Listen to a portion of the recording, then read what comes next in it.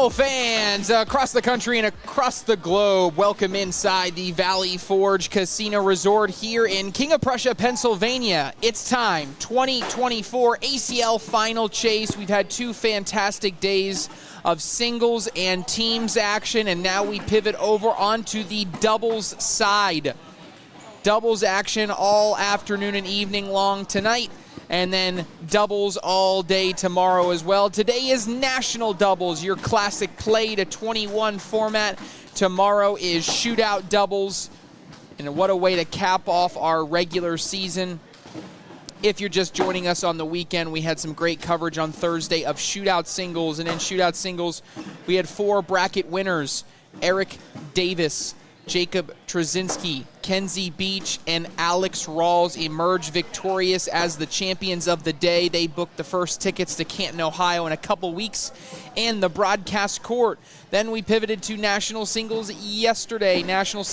We had two potential candidates for a singles sweep as Eric Davis and Jacob Trzynski also win their national singles brackets, and then Adam Hissner and Devin Harbaugh also round out the national singles finalists.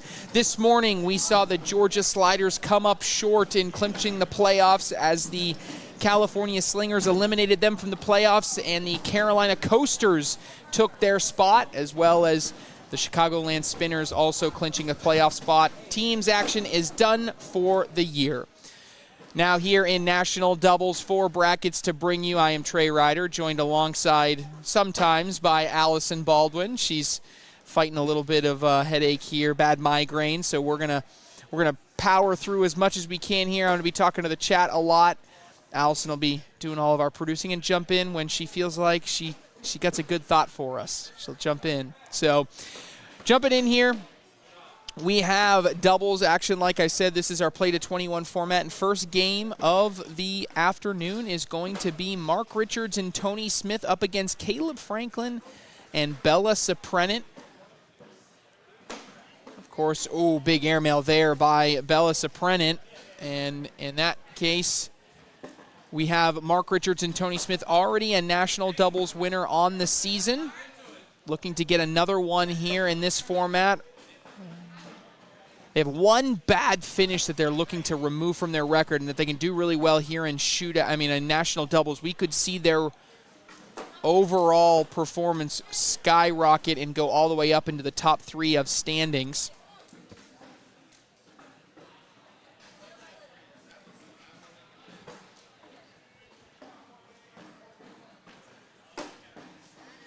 And, of course, here, we jumping in, as always, we have the chat here. We're on Facebook, YouTube, and ACL Cornhole TV. Court 1 is also live right now. They are on ESPN+.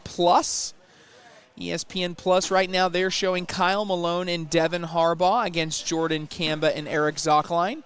Currently, Malone and Harbaugh up 12-2 in that one. After we get done with this first game, we will dive into the brackets when we come back from break going into the second game. We'll keep you guys updated, but make sure you download the ACL Fan Zone app. The ACL Fan Zone app is where you can see all of these brackets as Tony Smith has a beautiful push, actually peels his bag away. But the ACL Fan Zone app is where you want to see right on that main page, the banner. There is an ACL Final Chase banner. You click on that, it's going to bring you to a link to all the different events, and you will see national doubles A, B, C, and D, all right there at your fingertips. We're going to be bouncing back and forth between all the different brackets. Let's real quick watch that. I saved that replay, might as well show it here. Here's that Tony Smith push, gets position and his two bags in alongside partner Mark Richards.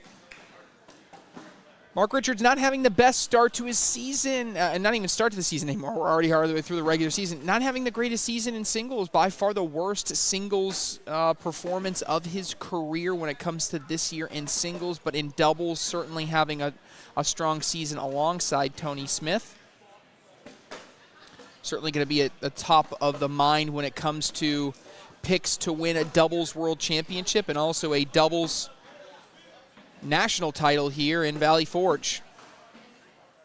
Scott Wells says bucket hat tone is dangerous. I agree. Bucket hat tone is dangerous.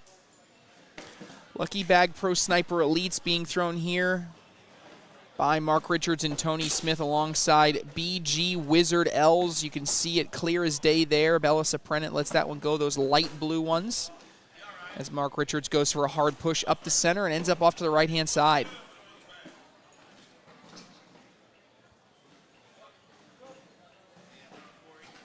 Bella's final bag is away, and that's in for a 10-10 wash. Score remains 10-1. If you're following along with the bracket, this is bracket D. D bracket, Tony Smith starting this one. 11.33 PPR, Mark Richards at a 9.33, Caleb Franklin an 8.67, and Bella Suprenant a 9. If we look at statistics across the entire bracket here,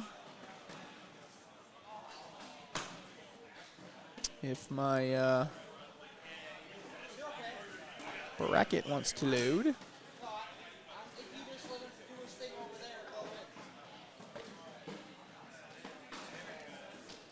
There we go. Right now, actually, Donald Cup leading the tournament with 11.04 PPR total in the tournament. Philip Lopez second at a 10.83 PPR for the tournament.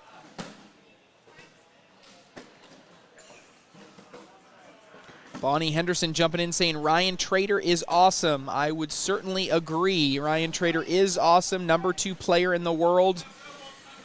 Had a really, really strong run. We thought maybe he was going to overtake Jeremiah Ellis by winning his bracket yesterday. Was not able to do so. Came up 1 game short against Jacob Trzynski, who in my mind was the best player, is the best player on the tournament thus far across all events. Shootout singles and national singles.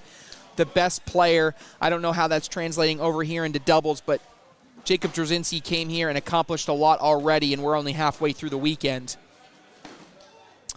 And then Ryan Trader, as you were saying, him and Alex Hicks got to make a little bit of a run here to at least make that MVP race interesting. Alex Hicks and Ryan Trader are right now 2-0 in their bracket. In Game 3, they're up 16-9 over Terry Mathis and Zachary Lewis.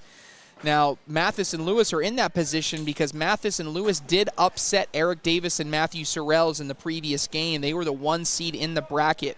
Thus far, they are the only number 1 seed that has been knocked down into the elimination bracket. Tony Smith and Mark Richards are the 1 seed here in this bracket D. Bella Suprenant taking some extra time to throw this one, seeing if she can get in that left side without the bag. She cannot. Takes Richards in with her, and that's going to be more points for Tony Smith and Mark Richards. They are now up 15-1.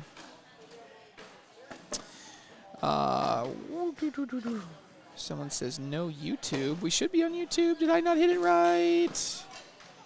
No, we're on YouTube. It says we're on YouTube. 244 people watching on YouTube right now. But I don't see anybody commenting. Let me see if there's a reason. If the YouTube chat is just quiet.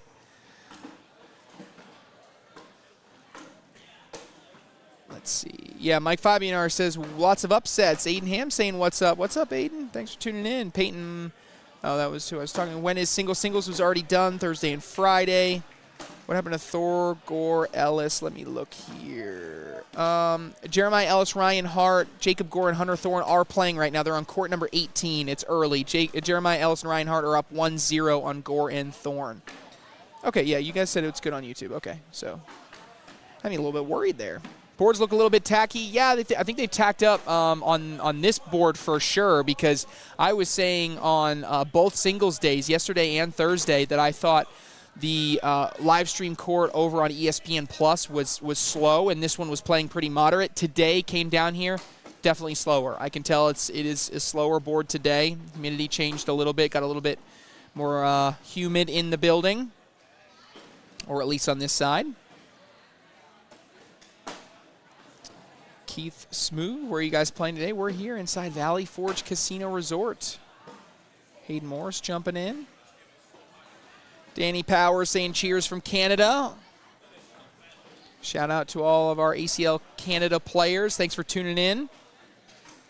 Adding a new event to the World Championships, we are going to be adding a USA versus Canada exhibition, a showcase. It's going to be a lot of fun. It'll be on Wednesday of Worlds. Stay tuned for more details, but love the continued rivalry. It's a friendly rivalry, I guess, that's blossoming between Canada and the USA. It'll be fun.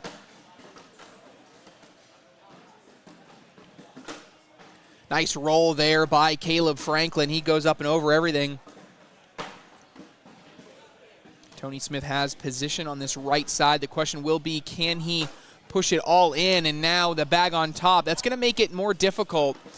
A lot of people would get excited for a bar of soap here, but it's going to be really hard because you're going to push those bags in. You're on top of the hole. You got to throw it hard enough. That's what I was worried about. That bag, based on where it had to go and where your bags had to go, is going to be very difficult. Franklin rears back. He goes to try to push it all in. He can't do it. Tony Smith going to try to roll around here for points. And it just sits behind there. That is a 7-7 wash. Score is going to remain 15-3.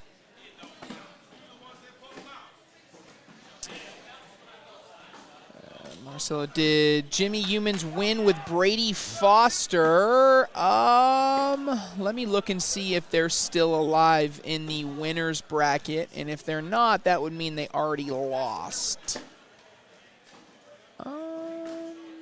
I am not seeing them. Oh, wow, Allison. Gavin Cano and Fisher Hamilton came back and won that game. Man, that was crazy. Rosie Streaker and Sam Finley were up 18-4 and 20-6 against Gavin Cano and Fisher Hamilton. Came back and lost. It does not look like Jimmy Humans and Brady Foster are still alive, so they must be in the elimination bracket. Keith Smoove, how can I join the ACL tour or tournament? Yeah, you can go to iPlayCornhole.com. If you click on the drop-down tab, there's a player info tab. That's going to give you all the step-by-step instructions. You're going to want to make a profile. You want to search for events, as well as find a local director near you, get plugged in, start playing in local ACL events, and eventually make your way to some of these larger events, opens. Got our final open of the season in Canton, Ohio. It's open for registration. Anybody can register for that once you make a profile. Mark Richards gets a couple more, makes it 17-3.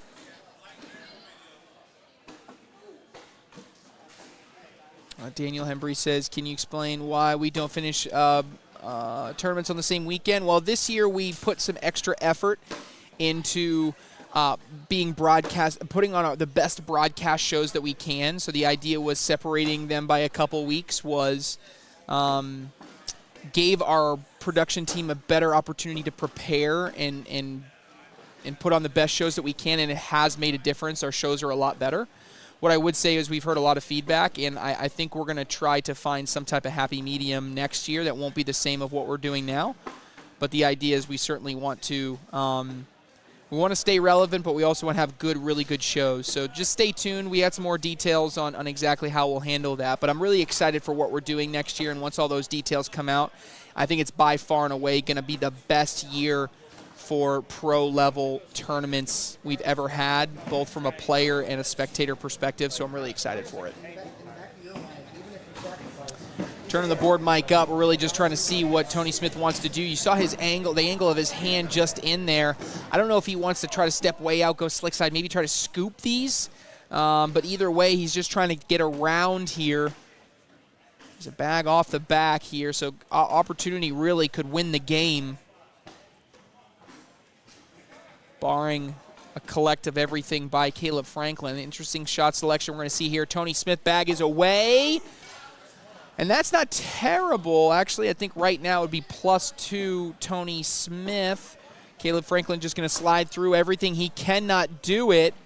And that's going to be, what, +1 Tony Smith and Mark Richards, if I do my math correctly. Backside Athletics helping us out. Bracket D, Brady and Jimmy lost. Bailey hires, how do you work for the ACL?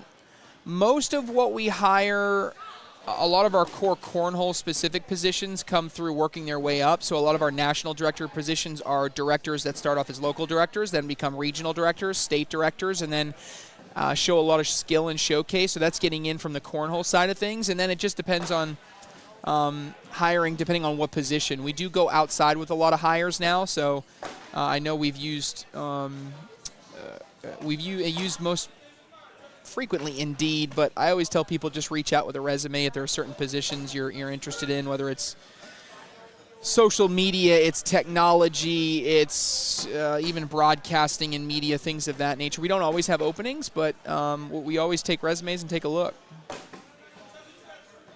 Michael Ross, how do I get Trey Ryder to show up at the Chuck Down Throwdown? Oh, man, make my schedule less travel heavy. That's the hardest part. Bella Saprenant tries to push everything in. She's not going to do it. Those are the final fist bumps. Mark Richards and Tony Smith in a convincing victory here in Bracket D. They advance into the winner's bracket semifinal where they will take on AJ Sims and Braden Wilson. We're going to dive more into the brackets when we come back after break. Then, after break, we have another fun matchup to bring you. Corey Gilbert and Dean Norton going to be taking on Brett and Matt Guy, live from Valley Forge and National Doubles. We'll be back right after this.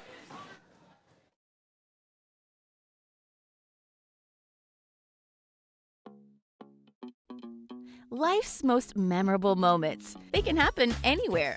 On sports' biggest stage, or even in your own backyard. For those moments, seek a world beyond home. Find furniture, decor, grills, playsets, yard games, and yep, even cornhole. Backyard.com has everything you need to make your backyard summer ready all year long. Backyard.com. Let's have fun. Ah, nuts. No. What's Planters nuts? It's not nuts. It's nuts. Because Planters nuts are good. Planters nuts. Nuts. You can dash, zest, mist, and infuse. But may we recommend the just make the damn drink method. Behold, the 7 and 7. If this is your cocktail, Seagram 7 is your whiskey.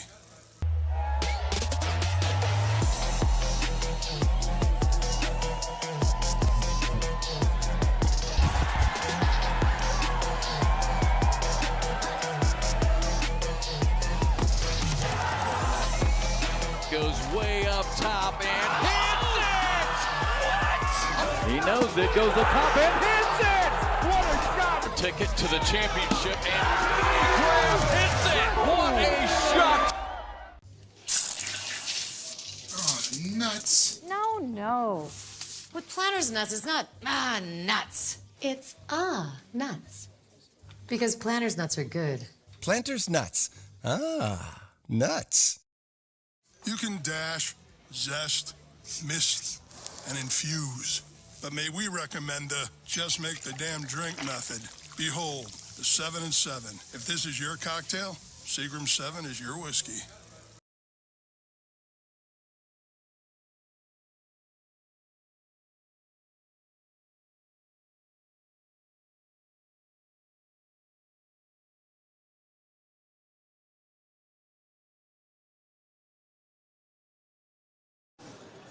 Welcome back, Cornhole fans, here inside the Valley Forge Casino Resort. It is National Doubles Day, play to 21, trying to get 4 bracket winners. And next up here on the live stream court, this will be a fun one. Allison Baldwin told me the board mics are staying on for this one. We got some good fun here. Dean Norton and Corey Gilbert going to be going up against Matt and Brett Guy. Like I said, definitely have some energy on the court here. Be interesting to see all 4 of these competing. But I promised brackets. I promised talking through them, so we're going to do it. Again, if you want to follow along with the brackets, the easiest way to do this, download the ACL Fan Zone app. The ACL Fan Zone app, right on the main page once you download it, there's a banner that says ACL Final Chase. Click on that. Once you click on it, it's going to take you to all the brackets, and you want National Doubles A, B, C, and D. Okay. Having said that, jumping into National Doubles A, Derek Holland and Alex Rawls are into the winner's bracket semifinal. They are waiting on the winners of Fisher Hamilton, Gavin Cano, Alec Ryan, and Nico Morales. So Hamilton and Cano are up there. So it's looking to be Holland, Rawls, Hamilton, Cano. On the other side of this bracket, we do have a winner's semi that is ready. Kyle Malone and Devin Harbaugh against Chad Hunt and Tommy Sliker. Jumping over into bracket B, I'm not going to dive into the elimination bracket yet. We can do that as the tournament progresses. So if I'm not naming somebody, they may still be in it, but they're just in the elimination bracket. On the B bracket, Jeremiah Ellis and Ryan Hart up 10-8 over Gore and Thorne. The winner of that plays the winner of this game in front of us in the winner's bracket semifinal. Over on the right side of the bracket, Frank Modlin and Jamie Graham up 20-4 over Carson Getty and Hunter Thorson. Winner of that plays the winner of Court 1 on ESPN Plus right now between Leston Allen, Adrian Johnson, Alan Rawls, and Chris Kingsbury. So if you want to watch that game, it is right now on Court number 1. In bracket C, next up for this court on deck is Alex Hicks and Ryan Trader versus Clayton Arch and Josiah Araguin. This is a amateur elite duo going up against Hicks and Trader, so that'll be fun to watch. On the right side, Ricky Gonzalez and Ernest Cisneros are up 13-11 on Dave Sutton and Matt Troxel. The winner of that plays the winner of Scheibner and Landis against Jack Gore and Sammy Soto. Scheibner and Landis up 20-14 right now. And then finally, bracket D, Mark Richards and Tony Smith on deck for court number 1 to take on AJ Sims and Braden Wilson. We just saw Smith and Richards a minute ago. On the other side of the bracket, Dylan Turpin and Cameron Kingfisher hot off their win against Tanner Halbert and Jacob Trzynski will take on the winner of Mike Ferreira, Damon Dennis, Steven Bernasette, and Philip Lopez Jr. with Ferreira and Dennis up 20-13. Whew, that was a lot. Well, I didn't miss much. Still 2-0, 2-0, Matt and Brett. Sorry if we had some awesome action I wasn't calling there, but there's an update on all of your different brackets there. All right, going back to the chat, a lot of different questions came in. Let's see if we can get, let's see. More non-pro elite players, some live court appearances at Opens, maybe. It's possible.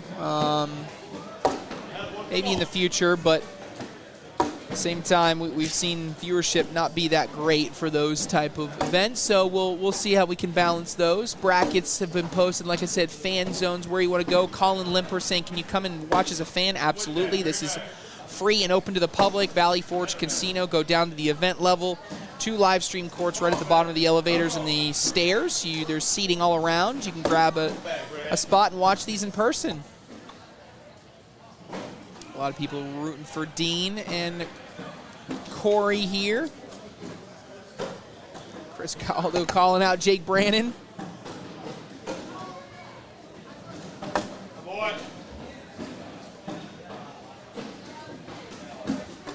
When will TV broadcast be out of the ACL DN? Well, those will be added in the coming weeks by Wally Kassler. We will be sunsetting the ACL digital network this fall. We will be bringing it to a close. It did its job for a while, and we'll be making a transition over to YouTube with a lot of the content that's on the digital network. So that should be music to a lot of people's ears. So stay tuned for that. More info to come there. Ghostfinger, Michael Kane jumping in the chat. What is up, Ghostfinger?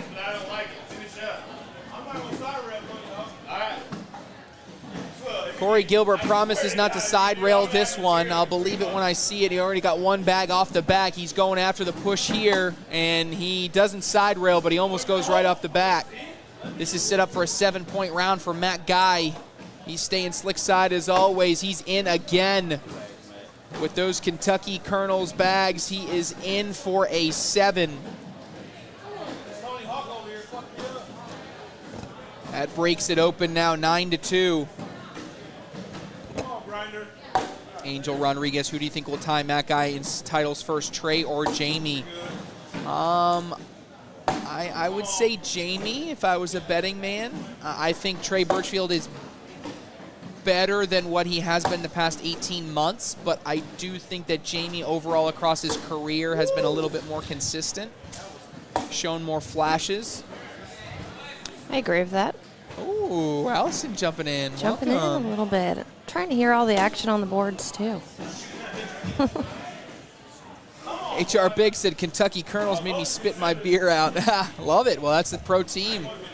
Kentucky Colonels did not make the playoffs. Teams play concluded here this weekend as well for the regular season. The Colonels missed out on the playoffs. They were in a loaded division. The Chicagoland Spinners and the Missouri Mays both made the playoffs from that division. The Texas Bully Baggers came one game short. Another bag off the back by Corey Gilbert after the missed airmail by Matt Guy. He's going up again. This time he hits it. Mercenary asking, are these games at 21? Yes, all day today they're playing to 21.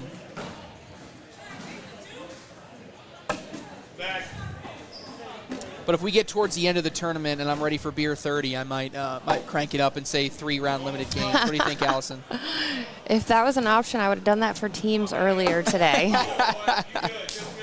Just kidding, everybody. Matt Guy is in there. Going to be 2 points, though.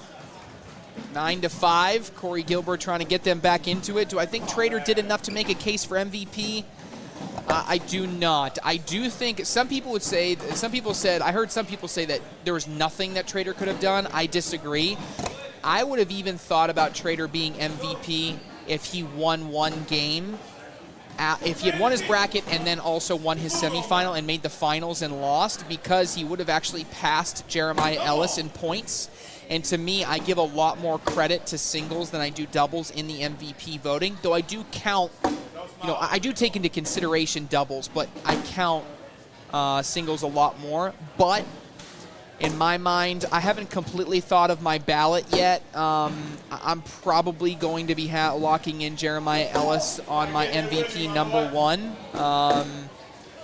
The only thing that would possibly completely sway that is if Ellis and Hart have a bad day today and Trader and Hicks go out and win the entire tournament. Not only they win their bracket, they win when we go out to Canton. That's a big if, but if it did happen, I'd at least think about it. I just think when you look at it as a whole, I think Trader is playing better right now, but I think when you put everything together of how Ellis has played across the entire pro season, Ellis has done just a little bit too much for Trader to overcome. So you think those are the two top, Trader and Ellis? Yeah, right now those would be the top 2 on my ballot. I think there's no Davis in there? Well, no. I would say on the ballot, I would have Davis and Trzynski both. Just because you have to have 4, you'll throw And then, them in there. But I don't know who the 5th would be right now. I mean, maybe Braden Wilson 5th. Yeah. Gavin Cano is on the fringe right now. I don't love what they're doing in doubles. He was a strong contender in the beginning of the year. Yeah, I fell off a little bit, but it also, I don't know if you can pass what Ellis has done so far. I mean, you can tie it. I mean, Trzynski, if he goes out and, if you go Davis, right, if Davis goes and sweeps singles, then he wins 3 singles events and a doubles event. That's more than anybody. Do you think about it? Now, in the rankings, he won't be higher, but do I at least think about it there? Maybe, but I don't know. There's a lot to consider. There is. Yeah, and Jake Wheeler jumps in and says exactly that. If Davis sweeps singles, would that be enough? It's part of the conversation. I still think it's too much because Davis's 2 wins would be in singles would be in round limited format. Again, I give just a little bit. I probably go 55 to 60% sway in national singles versus shootout singles. Now, some people would go even more dramatic with that and say, no, I think national singles is worth way more. I don't.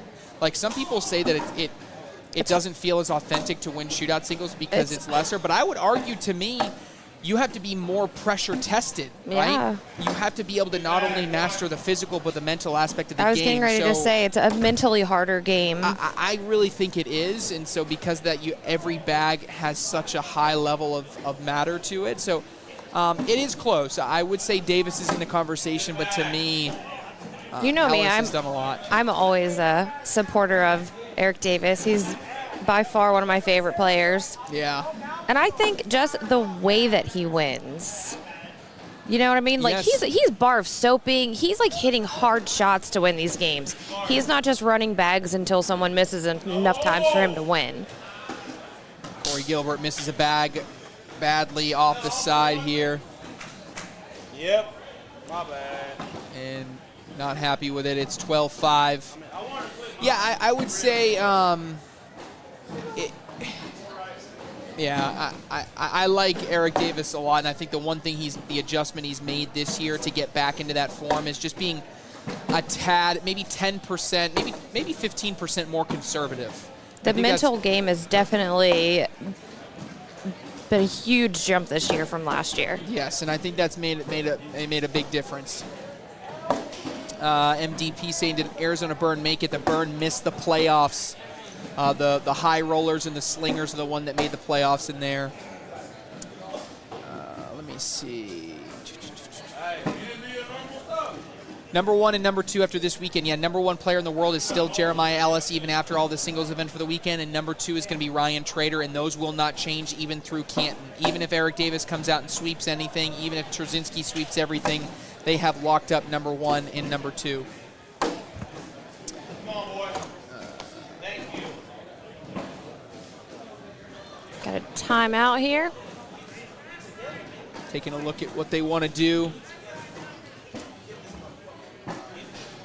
Well, I was going to say I wish that they were closer to the microphones, but after what I'm hearing, I'm kind of glad they stayed center court. I was just thinking of how I was going to process. I'm trying to think of how I want to translate what Dean Nort is telling to Corey Gilbert.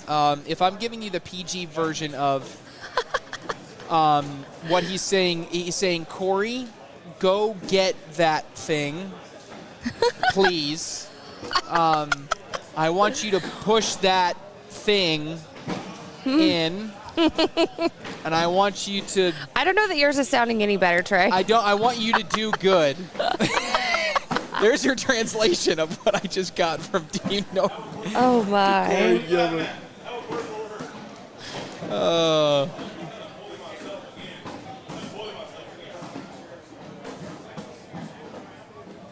Hey, go with your gut.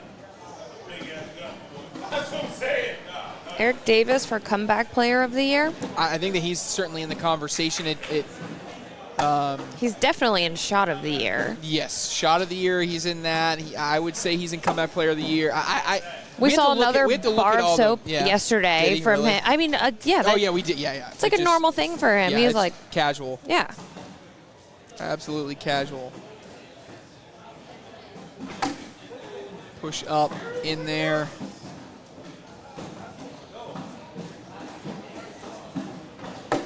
That guy, ooh, his bag. Oh, it falls. Nice bag right there by Matt Guy. He's sitting in there, and I don't know if you have another option here but throwing an airmail. I don't think a push is going to do anything. Yeah. Bump the right one. Now, hit that. No. Corey Gilbert. He's trying to think of something creative. Dean Norton's not playing around with the creativity. He's going up for the airmail. Oh, no. Oh, my goodness. How does that happen? Watch this again. Corey Gilbert is up. He hit it perfect. And he cannot believe they do not go. Wow. 3, yeah, 15-5. Wow. Scott Lovelace is asking about the Miller's Ale House tournament. Yeah, Miller's Ale House sponsored some tournaments across different locations across the country. Winners of those different tournaments at the Miller's locations will play in the Miller's Ale House Championship at the World Championships. That'll be at Wednesday at the World Championships. And then winners of that tournament get entry into the Pro Doubles event. So a really cool, fun tournament that we're doing, yeah, with Miller's Ale House. Yep, get an elite membership for a day and entry into a Pro Doubles event. Yep. 10 select Miller's Ale House locations coming to an end now. So we'll run it back next year, hopefully, with Miller's Ale House. It'll be a lot of fun. Are you going to play in the Commentator Cup if we have one at Worlds? I don't know. I don't want to embarrass myself. I just don't. I get so frustrated. Well, Corey and Chase are playing. I know, but like, people don't have expectations for Corey and Chase. People have expectations for me. They do? Why? You're not a pro. People think I'm decent, and so I got to show up and at least be decent. I've been bad in some. I'm either pretty good or pretty bad. We have to do it on a day where I don't have to commentate, so I can have a couple adult beverages, and that'll settle me down a little bit. Maybe Are there I'll going to play be then. any of those days where you're not commentating? Yeah, I'm doing the entire front half, and I do nothing in the back half. Wow. So I'm the first Friday through Wednesday, so that's 6 straight days of broadcast for me, but then I don't do Thursday, Friday, Saturday, or Sunday. Those are the pro events. Correct, because Anthony's doing all those. And I'm doing all the commentary from Friday to Wednesday, and then Anthony picks up Thursday and does Thursday through Sunday for the TV stuff. So we'll have Anthony in the first half of the week, and then we'll have you in the last half of the week? Correct, you got Gotcha. it. Matt Guy goes for the airmail, misses here. This has been a weird game. I haven't seen anybody celebrate any shot this entire game. Everybody's just been frustrated the entire time. Matt Guy goes in there. Come on, boy, my bad. Golly.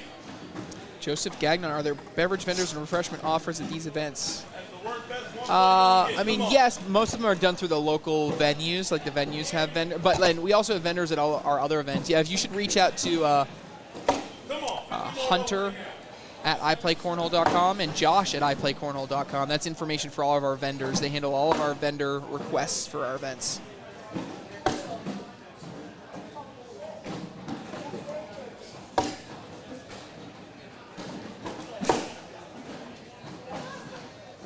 Back and forth here, 18-6, Matt and Brett Guy. Another bag in. A reminder, the winner of this goes on to the winner's bracket semifinal, and just across the board, Jeremiah Ellis and Ryan Hart get it done. So the winner of this game will play Jeremiah Ellis and Ryan Hart in the winner's semifinal of bracket B.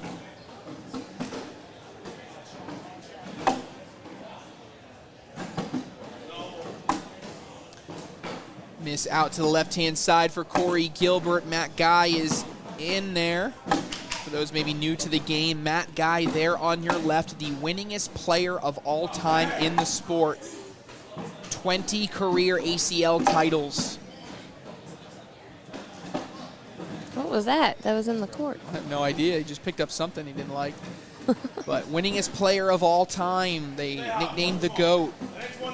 Playing alongside his son, Brett Guy, who's tied for 5th all-time in titles. He's got plenty as well.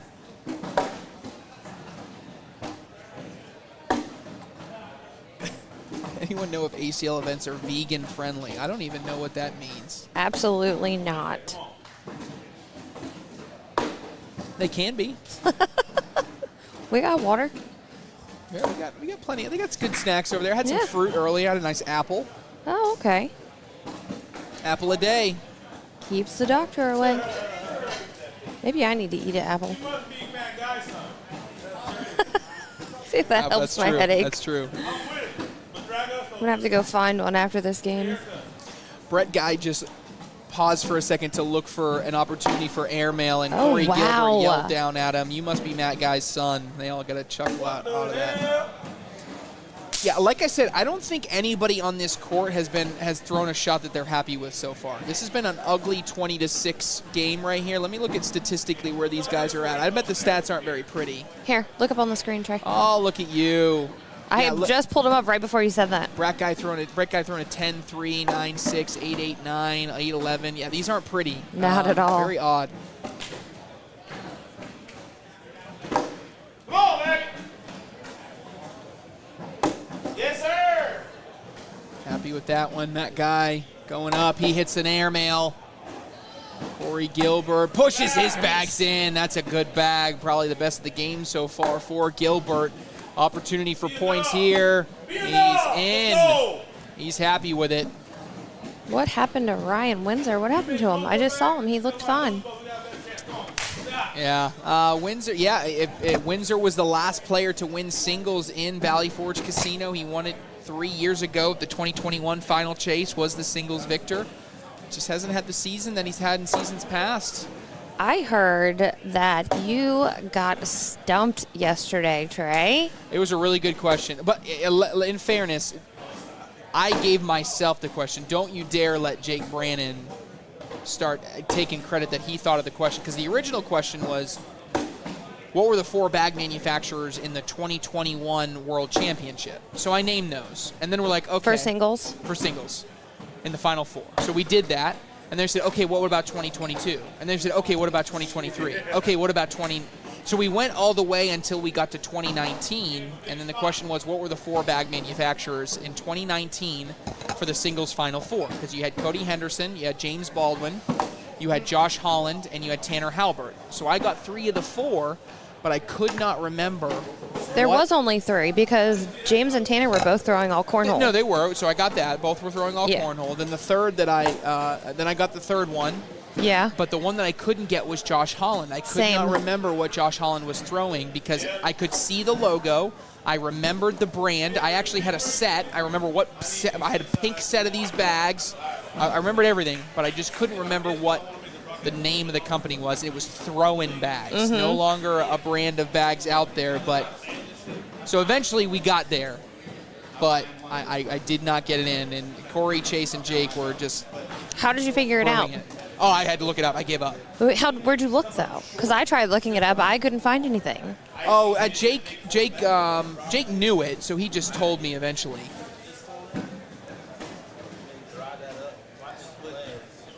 Corey Gilbert trying to figure out what he wants to do here. My screen is frozen. I did, dummy. You don't listen. Uh-huh.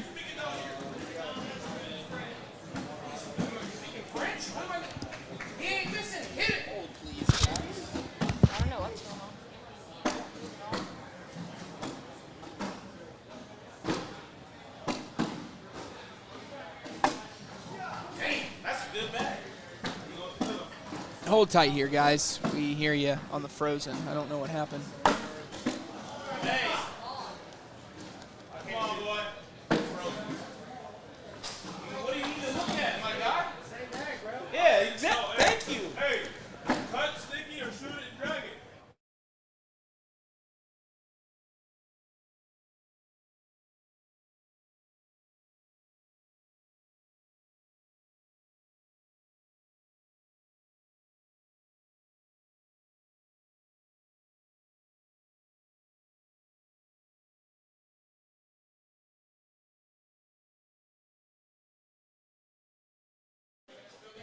All right, sorry about that, guys. Had a camera go out, reset it here. Now they're looking at what they want to do. Update, Matt Guy has a bag off the right-hand side. He has a bag in, and he has a bag on the board.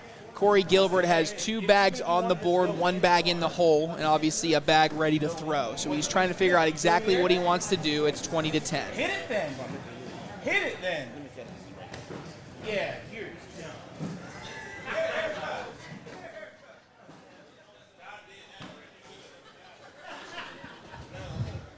Definitely one of the most fun teams to watch. Certainly. You gotta have something in here because you can't give Matt Guy an airmail for the win. It's not a position you want to be in. He's going for the cut in, does not do it, and now Matt Guy put a bag in, and it's over. Matt Guy away, and he is in. Count it. Matt Guy and Brett Guy out last. Dean Norton and Corey Gilbert, and they will roll on to face Jeremiah Ellis and Ryan Hart in the winner's bracket semifinal. Wow, big win there for Matt and Brett Guy.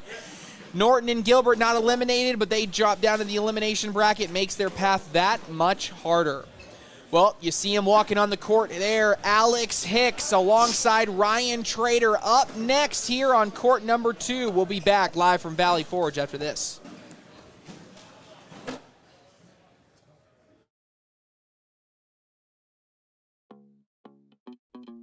Life's most memorable moments. They can happen anywhere. On sports' biggest stage, or even in your own backyard. For those moments, seek a world beyond home. Find furniture, decor, grills, playsets, yard games, and yep, even cornhole. Backyard.com has everything you need to make your backyard summer ready all year long. Backyard.com. Let's have fun. You can dash, zest, mist, and infuse. But may we recommend the just make the damn drink method. Behold, the 7 and 7. If this is your cocktail, Seagram 7 is your whiskey. Roll that beautiful bean footage. You've got the force field, the moat, the saucy sheriff. No matter your cookout plate strategy, Bush's baked beans make burgers taste better. I love me a saucy sheriff. Oh, nuts. No. With Planters nuts, it's not nuts. It's nuts. Because Planters nuts are good. Planters nuts. Nuts.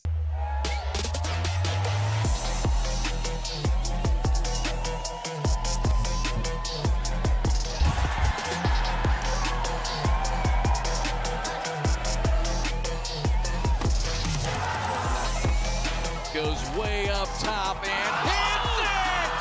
What? He knows it. Goes up top and hits it!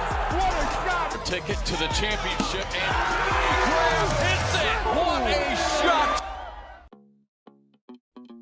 Life's most memorable moments. They can happen anywhere. On sports' biggest stage, or even in your own backyard.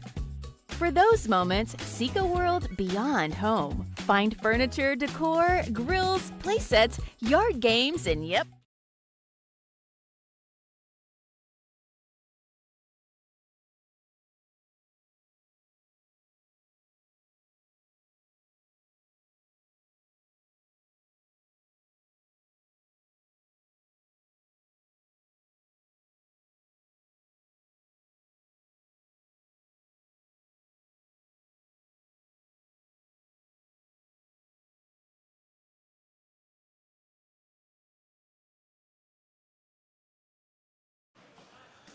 Welcome back, Cornhole fans, here inside Valley Forge Casino, here in King of Prussia, Pennsylvania, day 3 of the 2024 ACL Final Chase, last pro event of the season, the prelims.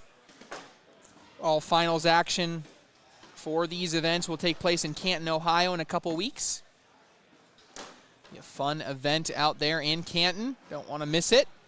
Singles qualifiers already locked in. Now we're looking for doubles teams, national doubles this afternoon into the early evening. Trey Ryder alongside Allison Baldwin bringing you all the coverage. Next up, we have a pair of youngsters. A lot of hype on these two. Alex Hicks and Ryan Trader taking on a pair of elite amateur players that have made a nice little run in this bracket. From the Carolinas, making the trip all the way out here. That is Clayton Arch and Josiah Araguin. And if we look at Alex Hicks's path, alongside Ryan Trader, they take down Austin Waskow and Quinn Reeves in Game 1. Eddie Grindersleeve and Gayla Batson in Game 2. Terry Mathis and Zach Lewis in Game 3. Then jumping down and looking at Arch and Araguin, we have they took down Isidro Herrera and Jalen Jones, big upset in Game 1. Mike Harvey and Ian Cripps in Game 2. Vincent Frisch and Austin Cameron in Game number 3. We're pretty much across the board into winners bracket semifinals now. So if we look at winners bracket semifinals, we have in bracket A, Derek Holland, Alex Rawls against Fisher Hamilton and Gavin Cano. Kyle Malone and Devin Harbaugh against Chad Hunt and Tommy Sliker. Bracket B, Jeremiah Ellis and Ryan Hart against Matt and Brett Guy. Alan Rawls and Chris Kingsbury against Frank Maudlin and Jamie Graham. This bracket, one of these, this bracket in front of us, or this game in front of us, is one of the winners semifinals. On the other side is Zach Scheibner and Gage Landis against Dave Sutton and Matt Troxel. Scheibner and Landis up 18-7 in that one. And then finally in bracket D, Dylan Turpin and Cameron Kingfisher have already won their semifinal, so Turpin and Kingfisher are into the King seat matchup. They're waiting on the winner of A.J. Sims and Braden Wilson against Tony Smith and Mark Richards. Smith and Richards up 13-0 in that one. I do not know what will bring you guys next. All of the winners' semifinal games have been assigned. So I'm assuming we'll either be bringing you an elimination bracket game or a king seat, more likely a king seat matchup depending on how long this game goes. So stay tuned for that. I don't think we're going to need the board mics for this game, Trey. Yeah, Joe, as equally much we needed the board mics for the last game, we don't need them for this one. Not at all. Someone said Baby Goat looking a little old. Adolescent goat. David Nguyen. I don't know why I found that so funny, but adolescent goat.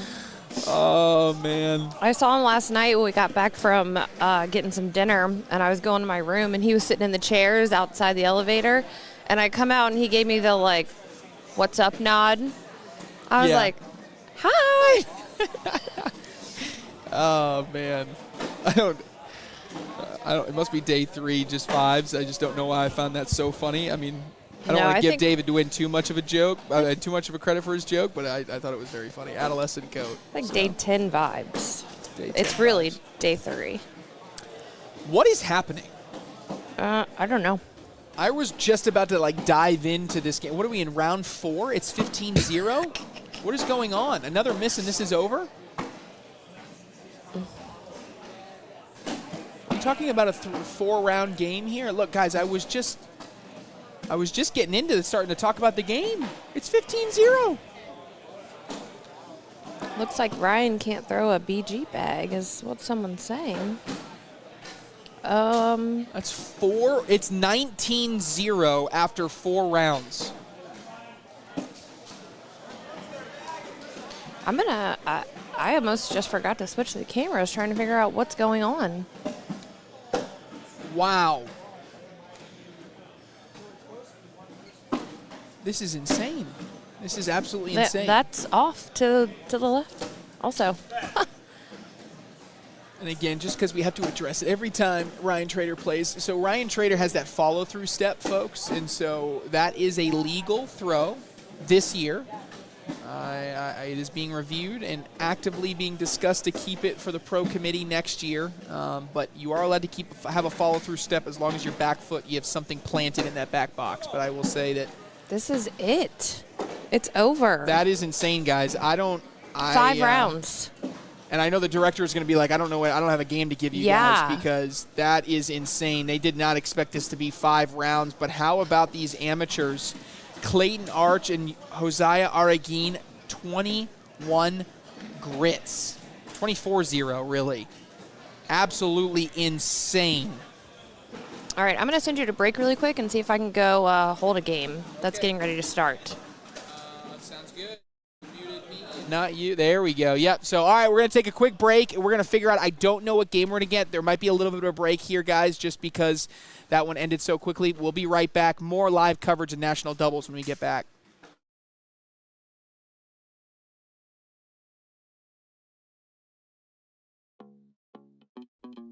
Life's most memorable moments. They can happen anywhere.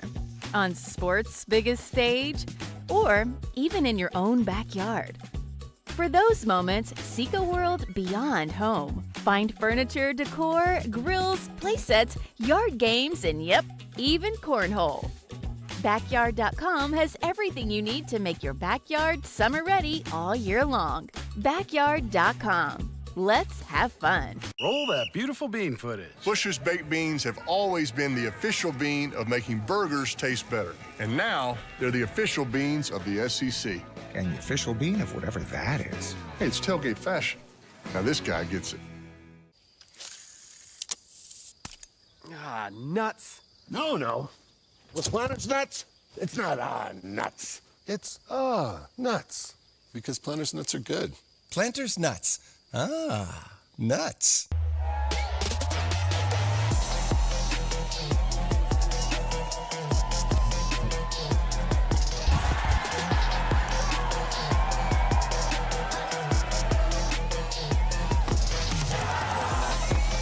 Goes way up top and hits it! What? He knows it. Goes up top and hits it! What a shot! Ticket to the championship and hits it! What a shot! Roll that beautiful bean footage. You've got the force field, the moat, the saucy sheriff. No matter your cookout plate strategy, Bush's baked beans make burgers taste better. I love me a saucy sheriff. Nuts. No. With Planters nuts, it's not nuts. It's nuts. Because Planters nuts are good. Planters nuts. Nuts.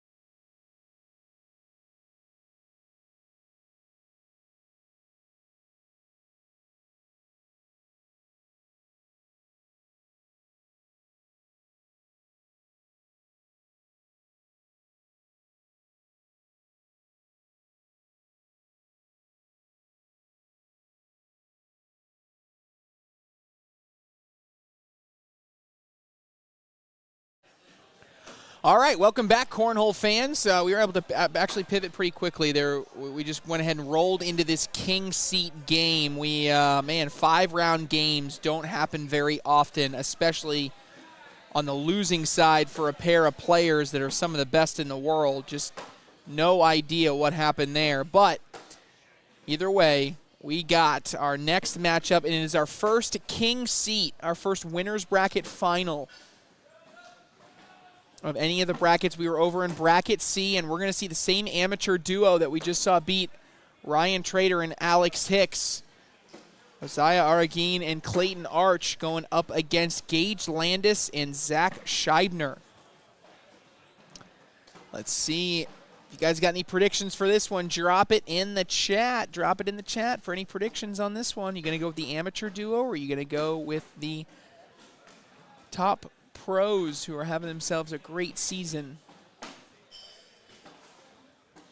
As we quickly look through the brackets here, I know I just did this, but might as well do it again. Bracket A,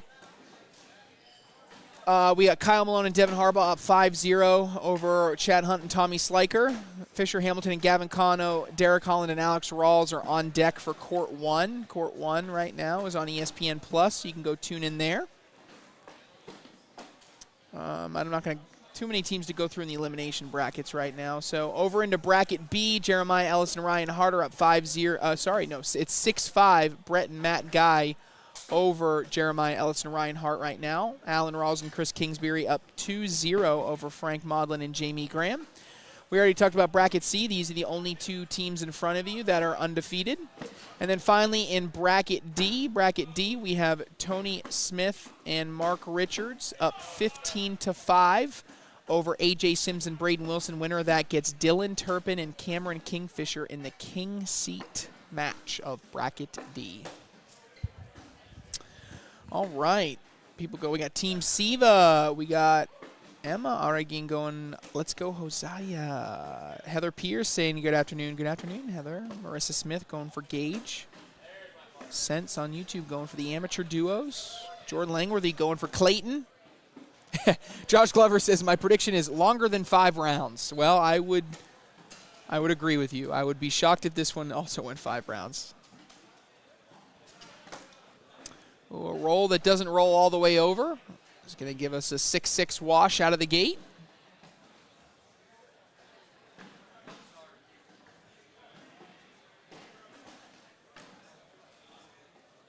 Clayton Arch.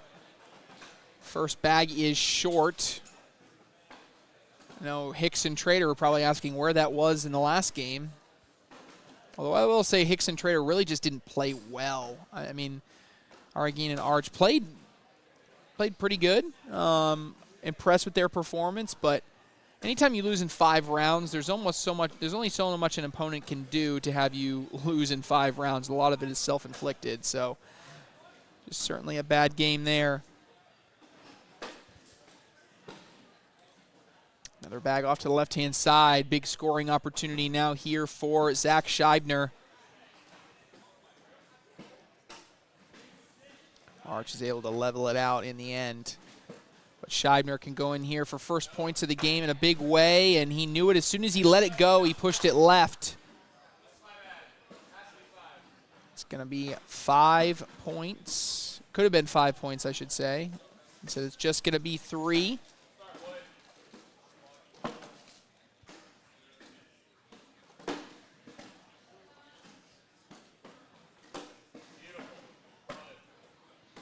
Block behind there for Gage Landis as Arreguin. Oh, he gets pushed out to the right. Landis trying to clean everything up, and he did. Side by side, those are as good as in.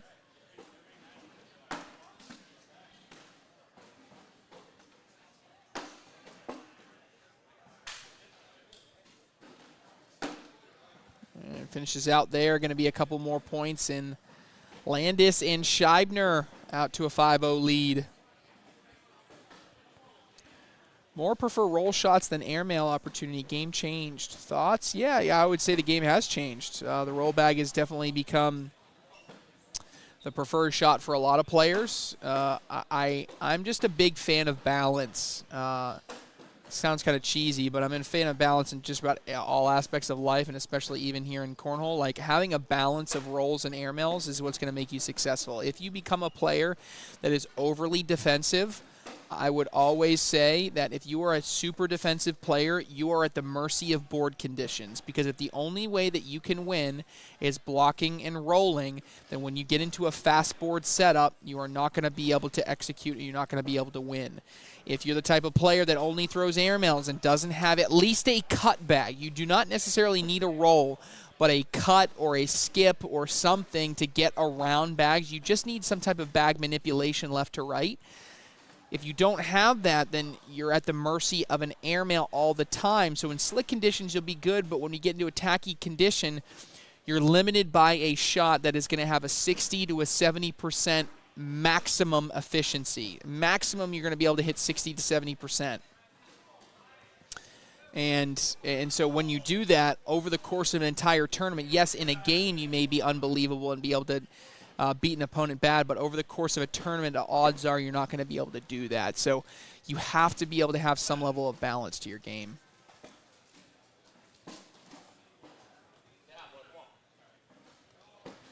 Tell Brooke to keep good mojo for Shibby. Brady Umstead, did Pennsylvania make it? I'm assuming that's in reference to the Pennsylvania Ringers, and they did make the playoffs. They squeezed in by 1 game. The Michigan Marauders brought them all the way to the brink, but the Ringers do get across the finish line. Keith Engel, who's with Trey on the mic? Allison is pushing buttons here. She's got a little bit of a migraine, so she's jumping in when she gets some good, fun stuff.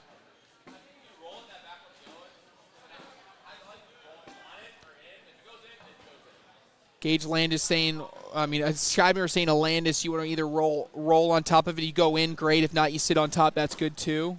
I think he's okay with that. It does leave the slide option open, and Gage Landis regretting his choice now that he sees the result. And Argy, nice bag there, goes in and gets a couple points there. Make it 11-4. Sends it down the other end, and Clayton Arch has struggled this game. I bet the DPR doesn't look good. Let me see here. Pull this up. Yeah, ooh. I don't even know if I want to say that out loud, but negative 4.5 DPR this game for Clayton Arch. Not great in this game, so he's got to straighten something out.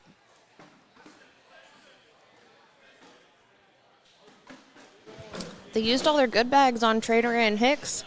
That's true. Chicken Diablo. I can't believe I said that online.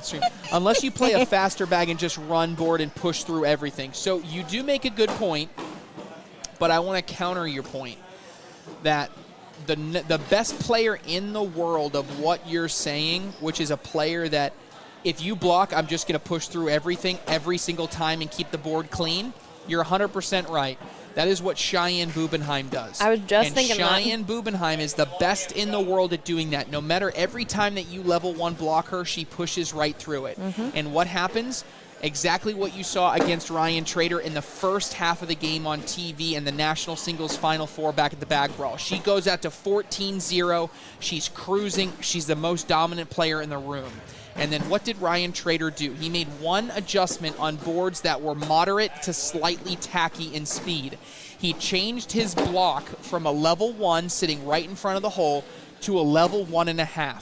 What that did was it brought that bag further back. And at some point, when you bring that bag further and further back, no matter how hard you throw it, you're either going to have to throw it really hard and go through a block every single time, or when you start throwing it harder, it either comes up short or you miss left and right because you have to throw it even harder. And that's the single adjustment that Ryan Trader made against Cheyenne Bubenheim to get across the finish line and make that 14-0 comeback and take her down. So Cheyenne Bubenheim, yes, with more of a two-dimensional game of a push through everything, an occasional airmail, and a deadly slide, can at times be the most dominant player in the room. But put on tacky boards. If you get a player that is elite level at blocking at the 1.5 position that can accompany that with rolls and cuts around it, you can make a kryptonite to that style of player. So that's the only exception I would say to that rule, or the only counterpoint I can make to your argument that a fast bag thrower that also has a really good push can still win. For that game, I was so excited to watch Cheyenne. I was hoping she won, of course. We have a Mexican joint not far from our house. When I say not far, I mean like it's a 30-minute drive. That's not far. That's for you. not yeah, far you're for in the middle us. of nowhere. Yeah, exactly. And so we go in there. We have them put it up on the big TV, and we're watching. And like you said, it was 14-0, and we go in there all the time. So the people working there know us. They're like, "Can he still win?" We're like, "Oh yeah, he could definitely still win." And they're like watching with us, like, oh my gosh, he's going to win. Yeah, he made such a subtle but significant adjustment in that one. 15-4 here. Clayton Arch wants a timeout here, wants to talk about it and see what they want to do. I do like a step out here. I think you have a clean lane on that left-hand side in between those two gray Siva bags that you need to take advantage of. Siva, shout out. Siva boy. Oh, great question, Mark Butters. I'm confused. How can amateurs play in pro events? Perfect opportunity for me to talk about the elite program within the ACL. So within the elite program, if you meet the minimum skill requirement, which right now is determined by being an advanced level player, which is determined by our directors, in the future it will be determined by a power rating score that we're going to be releasing here shortly. But if you meet the minimum skill level, you can register to become an elite player within the league. You'll sign a contract as an amateur player as well, and just like the pro players. And then there will be certain tournaments across the season in which you can compete in. And if you do well enough in those tournaments, you'll earn entry into a pro tournament. So it is kind of like a minor league aspect of it. And so anybody that meets that minimum skill level can join that elite ranks and compete in these qualifier tournaments. See BJ Turner, Siva boy. Yeah. Hey BJ. Wow, nice push there by Gage Landis. Oh, look at you with the replay. And look at me, I even toggled it to adjust my time. You're becoming an Hardeem expert. Goes through it, not able to hit it. Let's watch this again by Gage Landis. Going straight up and in, splits them, big bag.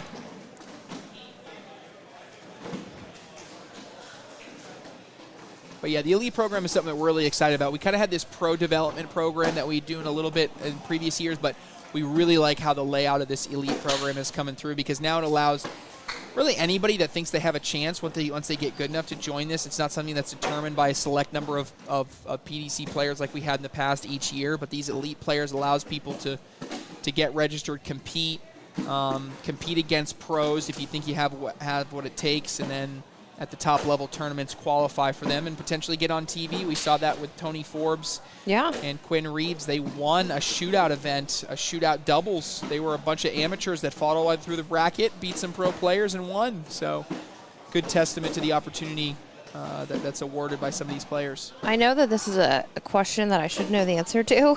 Is that the way Elite worked this year?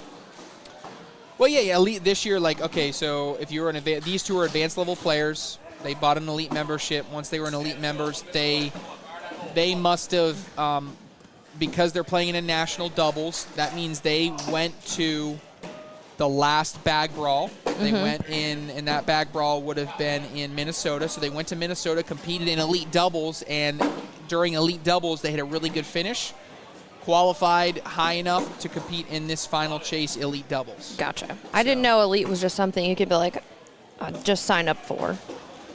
As long as you meet the minimum skill level. So right now, you have to be an advanced player. You can't be a competitive or an intermediate player and sign up to be an elite player. And that's the only requirement? You have to be advanced right now this year, yes. Gotcha, okay. Correct. PPR check at this event. Just came up short there, and now Aragine 9-2, Clayton Arch an 8-6, Gage Landis a 9-2, but Zach Scheibner with an 11.6. Zach Scheibner is cooking on the other end. Landis goes hard at it. And Aragine going to take a timeout. He wants to talk about it. I don't know if... So the downside here is if you go with an airmail and you miss, you're going to give up 2 points and you're going to lose the game on this bag. So if you go in, if you try to slide in the right side, and let's say you bunch up in the hole, you're only going to give up 1 point. So it just depends on how aggressive you want to be here. Someone's asking for the score of the Frank Maudlin, Jamie Graham, Alan Rawls, Chris Kingsbury game. It is 13-5 with Rawls Kingsbury up. And Brett Guy and Matt Guy are up 19-17 on Jeremiah Ellis and Ryan Hart. That would be a big one. Oh, the cut is not able to go in. That's going to be a single point, make it 20-4. Scheibner and Landis 1 point away from booking a ticket to the finals of this bracket.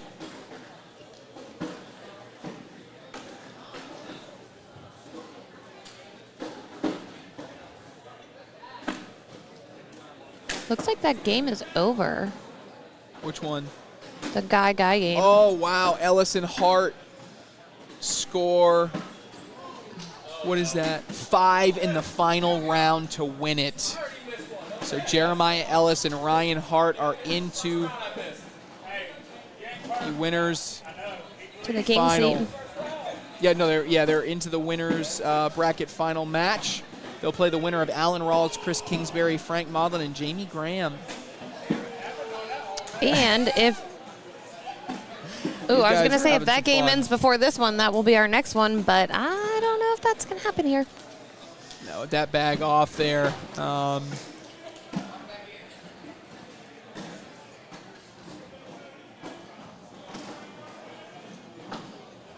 Zach Scheibner rearing back here. Bag is away and in.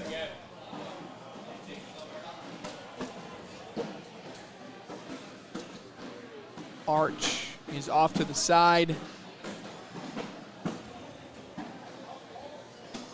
And Scheibner goes in here. Clayton Arch stepping out, trying to collect his bag. Not able to do it. That is going to do it. Gage Landis and Zach Scheibner have won the King seat here in Bracket C.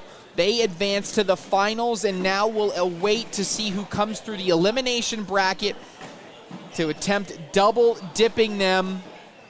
If not, they're on to Canton, Ohio for the Final Four of National Doubles. We're going to take a quick break. When we come back, we have another King seat matchup to bring you. This time, it's Tony Smith and Mark Richards up against Cameron Kingfisher and Dylan Turpin when we come back from Valley Forge.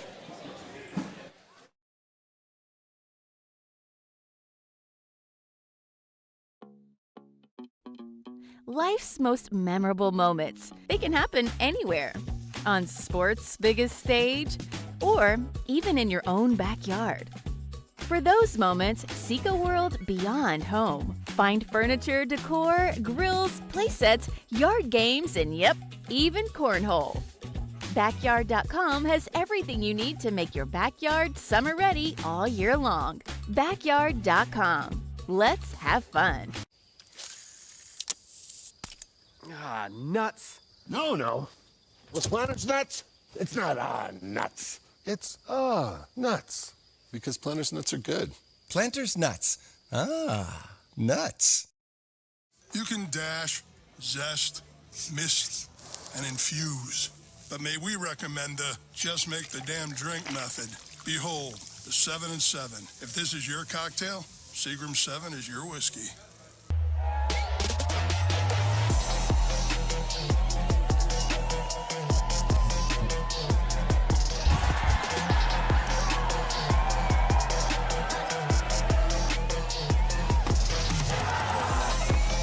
Goes way up top and hits it! What? He knows it. Goes up top and hits it! What a shot! Ticket to the championship and Graham hits it! What a shot! Oh, nuts. No. With Planters nuts, it's not nuts. It's nuts. Because Planters nuts are good. Planters nuts. Nuts. You can dash, zest, mist, and infuse. But may we recommend the just make the damn drink method. Behold, the 7 and 7. If this is your cocktail, Seagram 7 is your whiskey.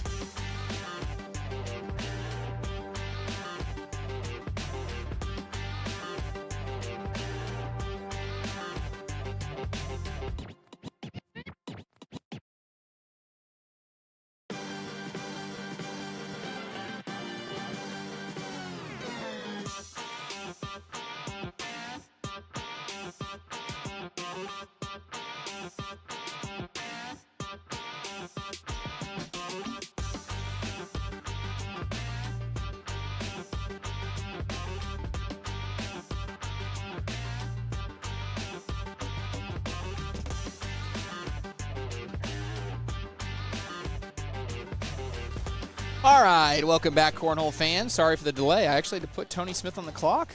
I don't like doing that. Don't make me do that. He was just sitting there eating pizza off his own little land. But we got him. He's here. Tony Smith and Mark Richards taking on Cameron Kingfisher and Dylan Turpin. This is our next bracket, winner's bracket final. So why don't we, while they're going some down and back since Tony just got here, let's go through the brackets again. Over into bracket A, 4 players left in the winner's bracket.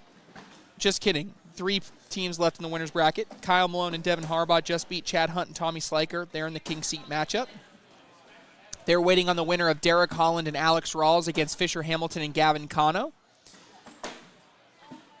Other teams left in bracket A, Alec Ryan, Nico Morales, Alex Lippard, Brandon Davis, Chad Hunt, Tommy Sliker, Jordan Kamba, Eric Zockline, and Jeremy Schermerhorn, Tony Mayball. So I know you weren't just watching, but the cameras were just shaking like crazy over here. And I looked, and Tony smacked his head on the camera. Oh, my gosh. Tony Smith. All right. Continue. Good old Tony. I looked over there, and he was like, I just smacked my head. Oh, whoopsies.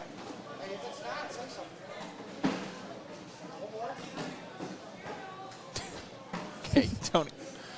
Boards have been in the same position all week, taped down to the ground Literally. on the pucks. Literally 50 games played on these courts. Tony Smith think they're not straight, but. And this is the second time he's played up here today. Oh my gosh.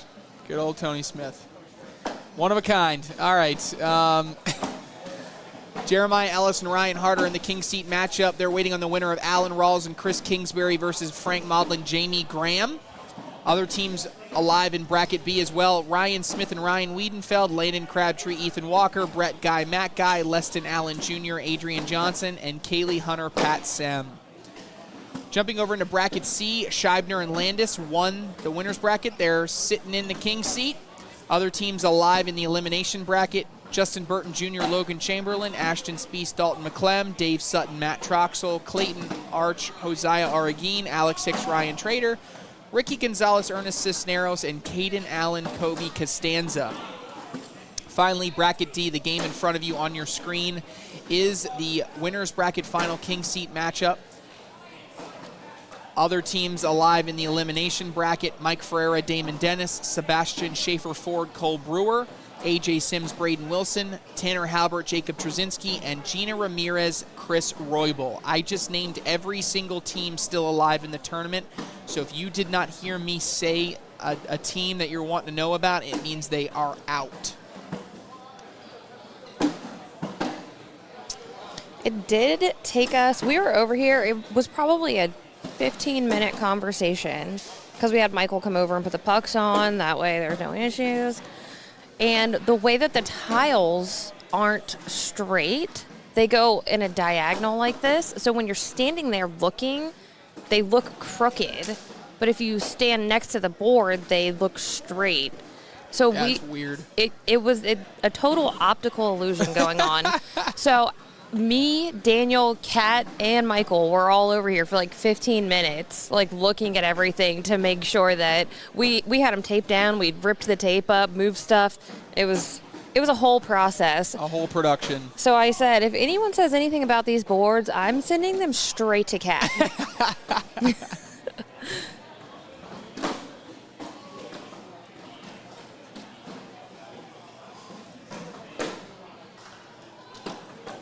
0-0 in this one, just getting underway. Bag short left there. Collected by Cameron Kingfisher. Charlie Van Arstal says, game of the weekend, Tony versus the board.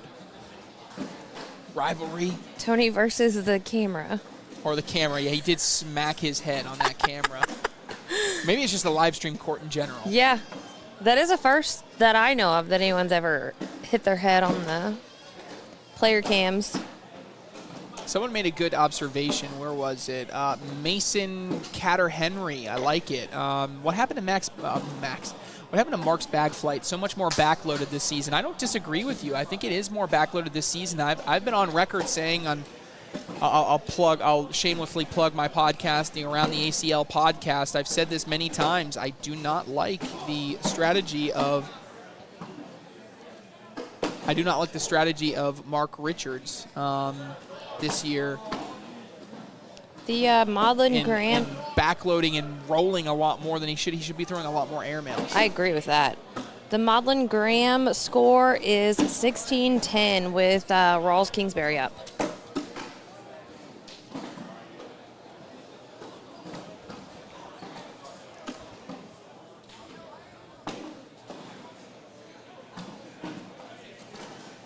All right. 3-0 Smith and Richards. Smith and Richards already winning a national doubles Final Four this year when they won a national doubles title. They came in second place in another national doubles. They also came in second place in a shootout double. So they have a really, really good resume. And if they can have another bracket here, another bracket win here, they're putting together a heck of a season. Will certainly be in contention for that #1 spot. And Mark Richards goes for a big push. He's way off the back. Yeah, they're not having a bad season, but you still hear all of these people saying, like, oh, they were supposed to be a super team, but they're not.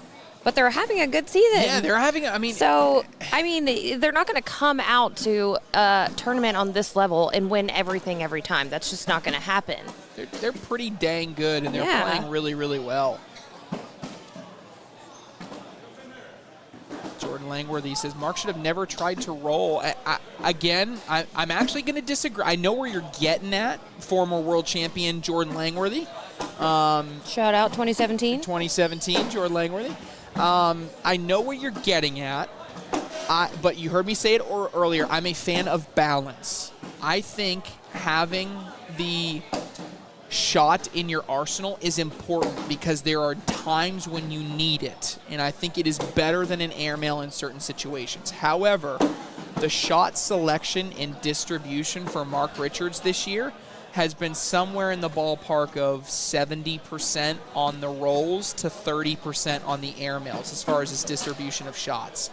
I want that to flip. Yeah. I would rather him be throwing 70% airmails because I think his airmails are really, really good, and they were deadly when he won that singles world championship. So I just want to see him get back to that because he had such a good control over his full shot arsenal. Yep. TJ McNeely says Tony Smith last year is the perfect example of a player can do when they learn the balance. 100% TJ. I totally agree.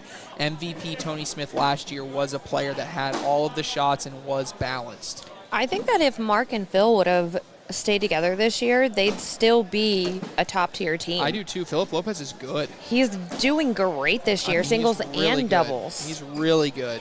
I think he's having a better year this year than he did last year. I agree. I wonder if Mark regrets that decision. Not that he doesn't like playing with Tony, but just because him and Phil worked really well together. They had done it for 2 years prior.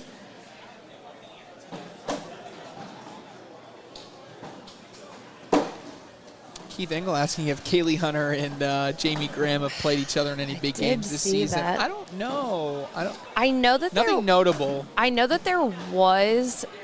If Kaylee won a game, then they would have played each other. But I don't think that she didn't win that game because I was watching that. Good call. I think I remember that as well, but I don't. Nothing of note. Yeah, no, not at all.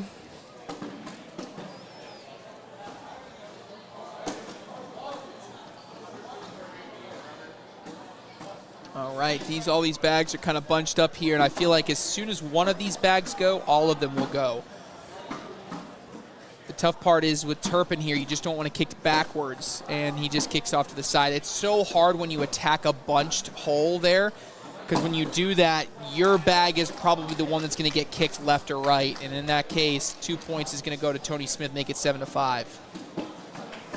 Justin Argo says Pat Sim is a very, very underrated airmail monster. I think you can take away the words very, very underrated now and just say Pat Sim is an airmail monster, especially after we saw at the last pro event for them to qualify to get to the broadcast court. Even though they didn't win that shootout doubles championship, for them to win that bracket, Pat Sim had to be electric with his airmails, and he was. He showcased to the world how good he was.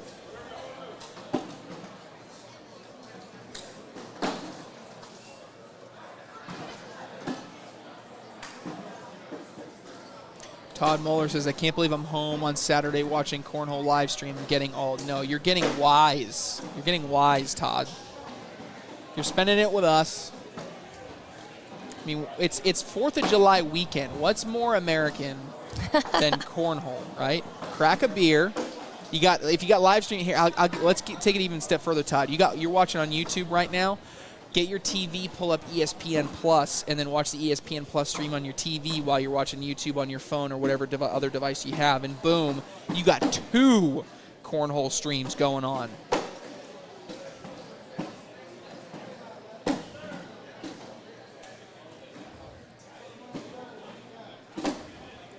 Left side there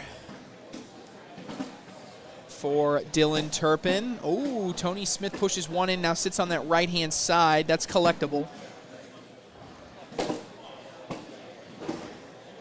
Corey Taylor asking for a PPR check. We'll give it to him right after this round.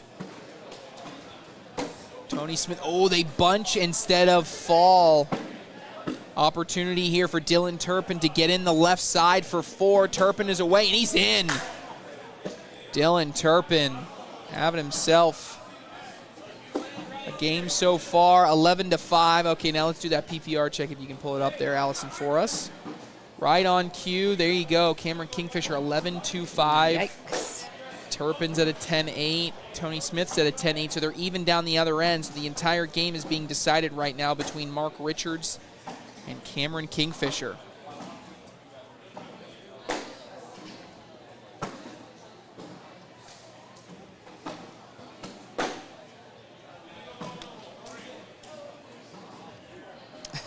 Isaiah Myers, I'm playing the cornhole video game while watching. There you go. Triple dipping. I love it. I've never played that. Yeah, I haven't played it. We're having talks about doing an updated version. My husband is in the game, and I've never even played. Never even seen it. James Baldwin. Airmail 100 rating.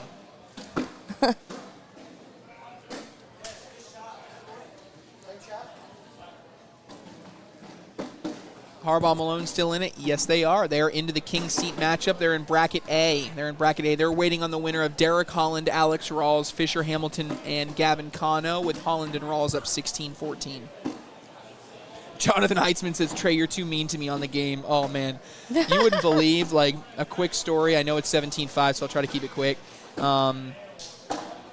know, when I had to go in there, I had to record 2,400 lines. Holy. 2,400 lines doing that video game, and each time I had to do it, like, I had to do each line with different inflections, and, like, sometimes I had to be mean, sometimes I had to be upbeat, sometimes I had to be, like, sarcastic. Like, it was a lot. It was exhausting, but it was I almost, like, went crazy for a second. Like, my eyes started going weird because I'm, like, reading the same line in different inflection. Big push right there by Tony Smith.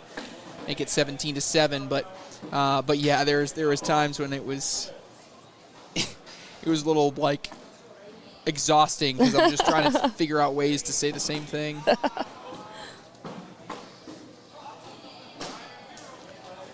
There's a good first bag there by Mark Richards.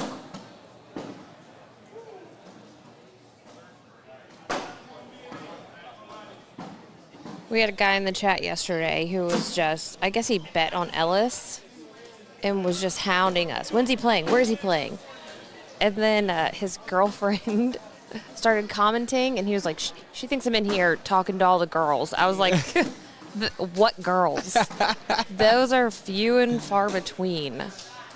So he, talking about spending all day at Saturday. Yeah. He was doing that yesterday. Talking to beautiful people. That's all you're doing.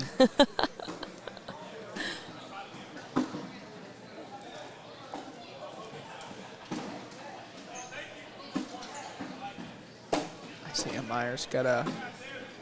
Yeah, we're talking about updating it. I mean, it's not something that gets continually updated, but, you know. You got Cheyenne Bubenheim throwing Game Changers. I mean, she threw Game Changers until last year. Yeah, I mean, she throws all cornhole. Yeah. But, you know, I get it. Look, there's a lot of... we just got to decide if we want to do it. We're having conversations about launching it if we want to. But multiplayer will have to be a part of the next launch. That's the main thing. We wanted it in this first one, and it didn't get done. We were kind of disappointed. But big push there by Tony Smith. That helps him out with a 4-bagger Dylan Turpin trying to do some damage control. He just goes in, but it's going to be 4 points. Getting back into this one, 17-13. They're saying that guy posted that he lost his life savings because Ellis did Wade. Did you see that post? No. Addicted to Cornell. Yeah, it was funny. He was like, Jeremiah Ellis isn't even that good. I just lost my life savings betting on him or whatever. So, I don't know. I mean, how serious it is, but I think he probably put a couple grand on him. Weekends like this, I don't have time to really do anything, much less pay attention to Addicted to Cornhole. Most of the time, they're just posting things that I don't want to read anyway. Taking a timeout here, deciding what they want to do. I think it's really just a reset timeout more than anything. Yeah. Because, I mean, there's not much strategy I think that you need for that front right bag. I mean, you just go around it, right? You just get a bullied out of the way to the right, make Mark Richards think about the miss he just had.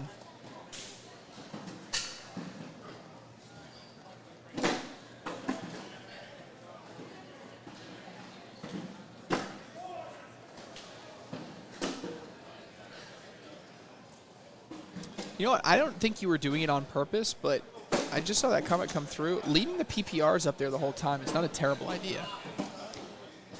Yeah. Maybe we'll leave it up and see what happens, see if we like it. Because they are updating. That was what I was getting ready to pay attention to. Because streaming is nice, right? I don't think I want to do that on TV just because it becomes a lot for a viewer to digest, but that's a big push right there from Mark Richards. Cameron Kingfisher. Oh, he's off to the left-hand side. And that is going to tie up this bag game at 17. Well, the stream likes it. We'll leave it up for now. All right. 17-17, and Tony Smith first pushes the first bag to the left.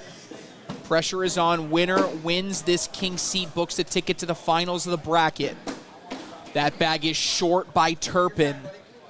Each player with now a bag out of play, with Tony Smith having pole control in front. He goes for the roll, but he ends up too deep and to the left.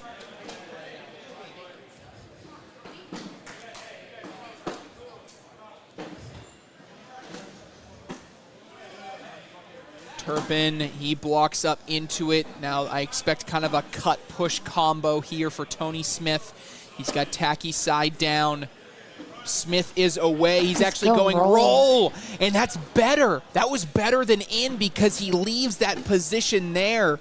And now if Turpin wants to get points, he's going to have to try to push everything, which is very risky. He's going to go after it. Turpin is away. He knocks in Smith, and that is going to be 2 points for Tony Smith. Shout out Tony Smith outsmarting me in that scenario. I would have tried to take my bag, which would have left the push opportunity for Dylan Turpin easier.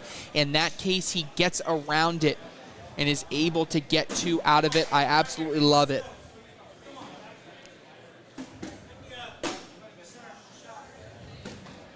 Everybody loves the bag flight cameras. Yeah, the bag flight cameras are nice.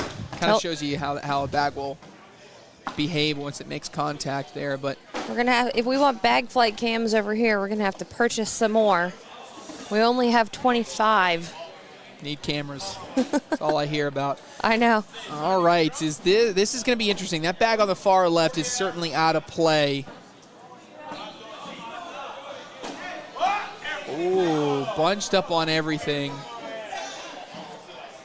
Tony Smith is calling for kind of a lay on top or a block. And he's going to lay behind. He misses it. And now, all right, so that far one on the far left is out of play. Far right is out of play. If you are Kingfisher, if you can get everything in front of the hole and the bag in your hand in, that looks like a +4 for the win. An alternative to that, I don't know an alternative where you would win. I mean, a backside airmail where you only took your back left bag, but I don't see that happening. All of those 3 hanging in the hole are all on the sticky side. Now here's the scary part. What you don't want to do is you don't want to go slick side hard at it and accidentally hit the bag on the right while pinning the bags on the left, because if you do that, you could give up 2 points and Smith and Richards could end up winning. And Tony Smith is nodding, saying that's exactly what's going to happen. I think he's fingers crossed over there.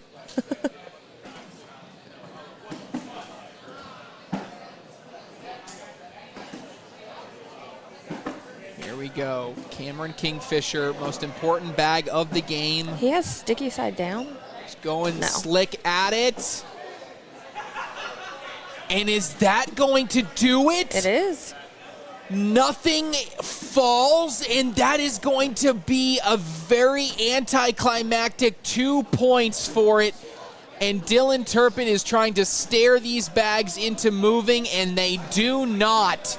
Tony Smith and Mark Richards on that bunch up on the end come back and win it.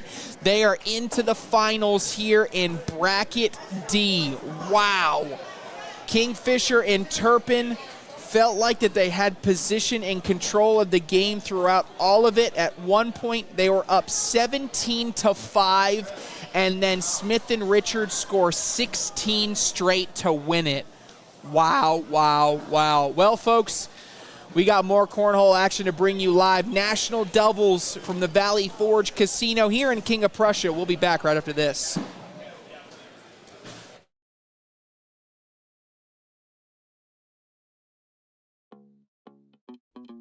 Life's most memorable moments. They can happen anywhere. On sports' biggest stage, or even in your own backyard. For those moments, seek a world beyond home. Find furniture, decor, grills, playsets, yard games, and yep, even cornhole. Backyard.com has everything you need to make your backyard summer ready all year long. Backyard.com. Let's have fun. Roll that beautiful bean footage. Bush's baked beans have always been the official bean of making burgers taste better. And now, they're the official beans of the SEC. And the official bean of whatever that is. Hey, it's tailgate fashion.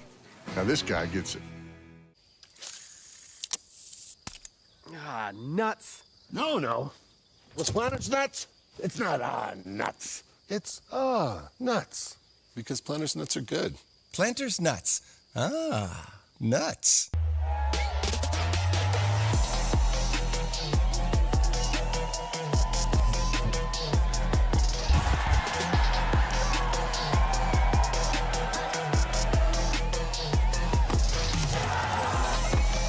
Goes way up top and hits it! What? He knows it. Goes up top and hits it! What a shot! Ticket to the championship and Graham hits it! What a shot! Roll that beautiful bean footage. You've got the force field, the moat, the saucy sheriff. No matter your cookout plate strategy, Bush's baked beans make burgers taste better. I love me a saucy sheriff. Nuts. No. With Planter's nuts, it's not nuts. It's nuts. Because Planter's nuts are good. Planter's nuts. Ah, nuts.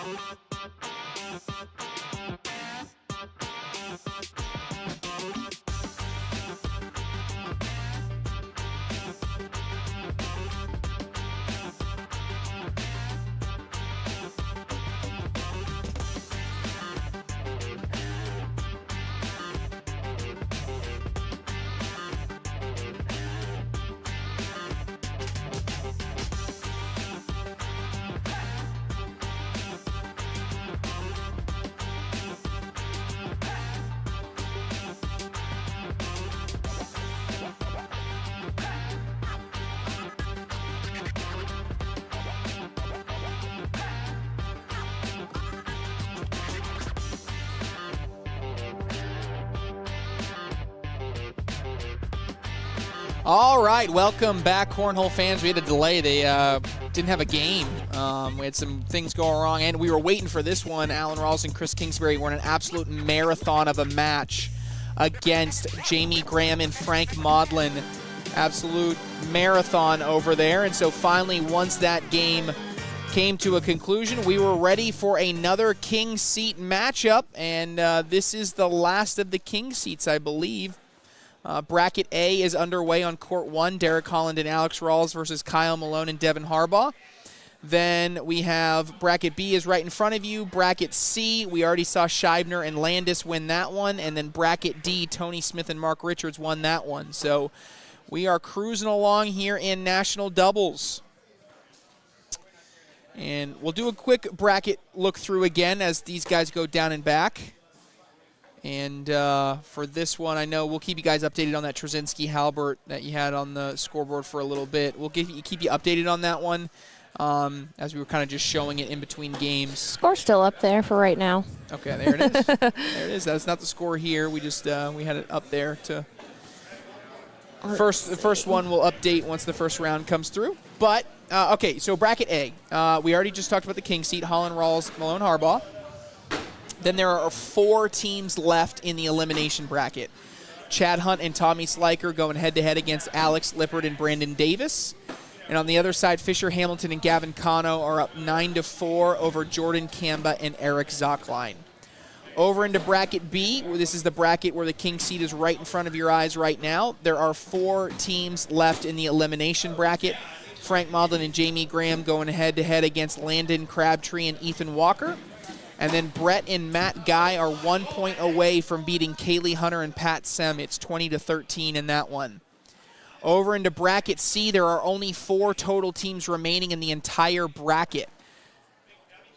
Right now, on deck for court number 1, that's ESPN Plus, is Justin Burton Jr. and Logan Chamberlain against Alex Hicks and Ryan Trader. The winner of that goes to the 3rd place game against Clayton Arch and Hosea Aragin. Winner of that gets back to Zach Scheibner and Gage Landis. And then finally in bracket D, we saw Tony Smith and Mark Richards win the king seat. Down in the elimination bracket, there are 4 teams remaining. Tanner Halbert and Jacob Trzynski are going up against AJ Sims and Braden Wilson. Right now that score is 11-6. The winner of that... What? Oh, man. I've never seen that happen before. I'll take it off. Apparently I'm sabotaging Alan Rawls. Hold on. My bad. I've never had that happen before. Alan Rawls came up to me and said my lanyard was reflecting in his eyes. That is funny. And hey, I took it off. I don't want to be a distraction. That was probably one of the most wild things I've ever heard sitting over here. Please take your laminated lanyard off. It's reflecting in my eye. That's funny. Wow. So Tanner Halbert and Jacob Trzynski up 11-6. Actually, let me check that score real quick. 11-6, yes. 11-6 against AJ Sims and Braden Wilson.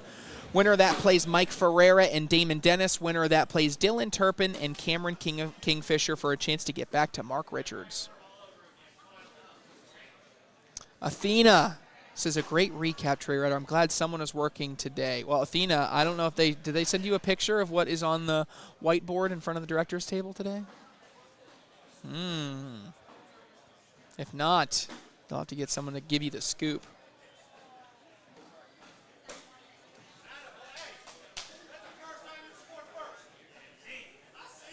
Jeremiah Ellis immediately yells down to Ryan Hart. That's the first time you've scored first. Board mics are on now. Board mics are on. Battle of the whiteboards. How much are the Ellies paying you to sabotage the match? Which match? Why would the Ellies be paying me to sabotage? Oh, like the other direction? I got you. I can't be bought. I cannot be bought, Jonathan. You broke out your sabotage lanyard for this game. Yes, apparently. Yeah, that's true. Maybe that's what it was. The lanyard was the sabotage. That's funny. Score just come across. Brett and Matt Guy do eliminate Kaylee Hunter and Pat Sem, so they are into the 4th place game of bracket B. I'll keep you guys updated in case any other games go final as we're making our way through this one. Philip B playing the finals today or be in a few weeks. It'll be in a few weeks, so we'll do the final 4 of shootout singles, national doubles, and shootout doubles all in 2 weeks. Canton, Ohio, Hall of Fame Village. Hall of Fame Village. Yeah, women's doubles and women's singles. We'll also have finals there. But if you're in the Canton, Ohio area and want to come check that out, tickets will go on sale very shortly for the broadcast. Ryan Hart Actually got slick side down here, trying to cut around there.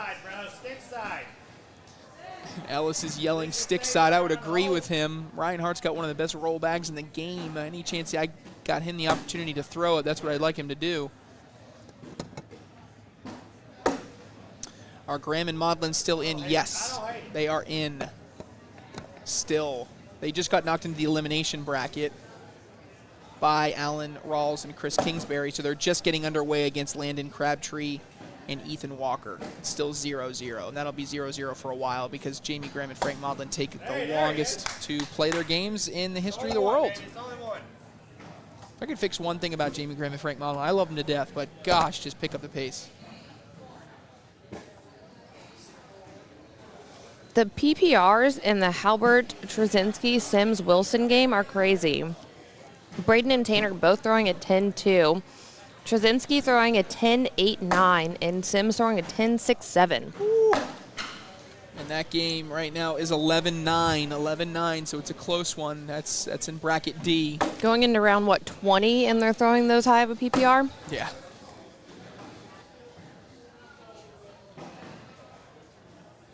Alan Rawls lined up. He ends up way off to the left. Now Ellis has position. Both bags sitting in front of Rawls now.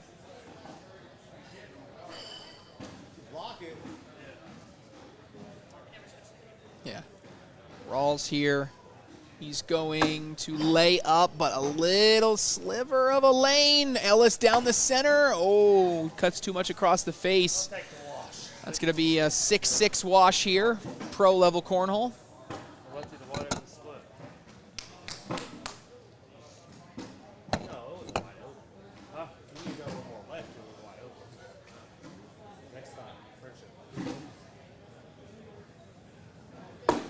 First bag right there, right in there for Chris Kingsbury. Look at this, Rams for life. I'm going to block you, buddy. Block. Block. No more commenting for you. He's right, though. I'm retiring, Trey. I won't be here tomorrow. Score's not right on TV. Score is right on TV. Score is what they scored it.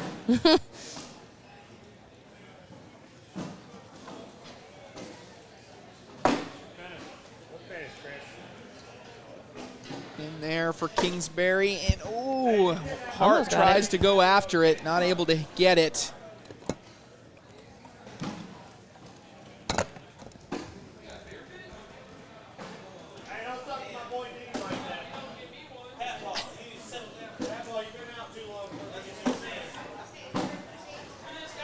It's a big difference, but you know, an interesting thing to see when it comes to Ellis and Hart is they're always loose. They play loose. Yeah, they have fun. They have to have fun to have success in these tournaments.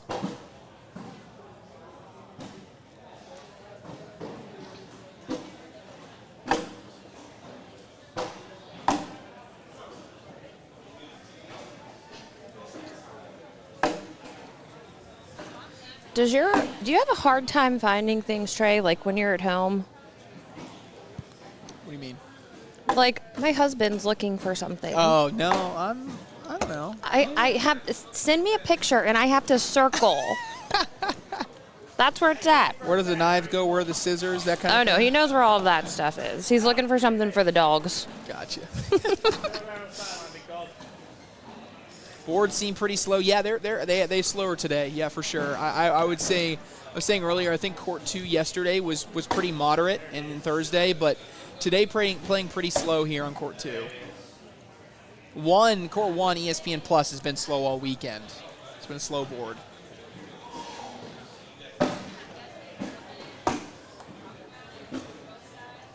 Ryan Hart, bag is away and in. Question will be, can Chris Kingsbury collect this bag on the left? Getting towards the World Championships, that's really where Chris Kingsbury had one of his big breakouts last season, made it all the way to the Pro Singles World Championship final. It was a shocker. Made it all the way to the World Championship final, of course, beat Tony Smith in the semifinal, ran into Jamie Graham, and Jamie Graham wasn't losing to anybody.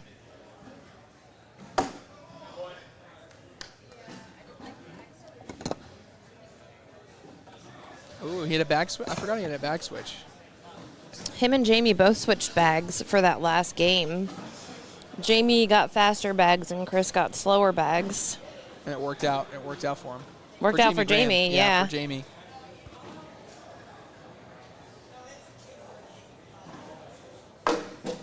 First bag in there for Rawls. I forget I can't follow the bag when I watch Alan Rawls, and then I don't have time to turn my head and look all the way back before Jeremiah Ellis throws his next bag.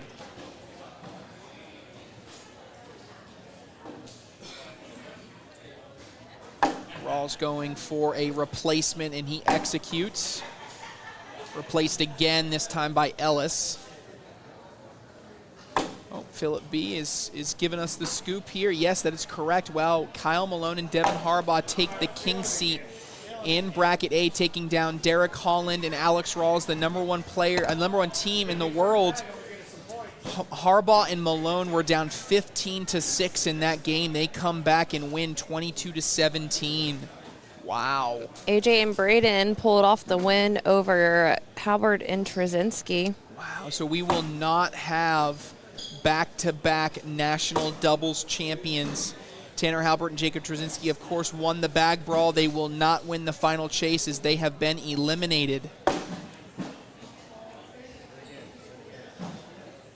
Next up on court one, wow. Justin Burton Jr. and Logan Chamberlain against Alex Hicks and Ryan Trader. That's going underway now on ESPN+. The lowest PPR in that Halbert Trzynski game was a 9.85. Braden throwing a 10.46 and AJ throwing an 11. My goodness.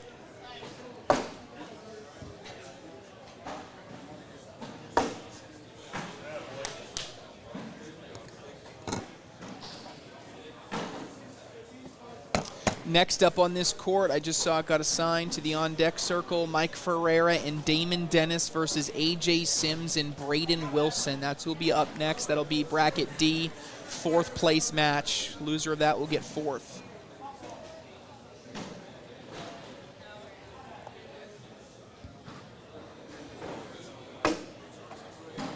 First bag in here, still 5-2. Rawls and Kingsbury lead.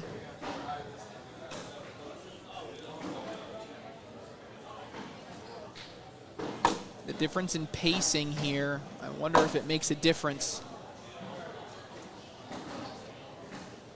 for Jeremiah Ellis, as Rawls and Kingsbury certainly are a team that is much more methodical than he is.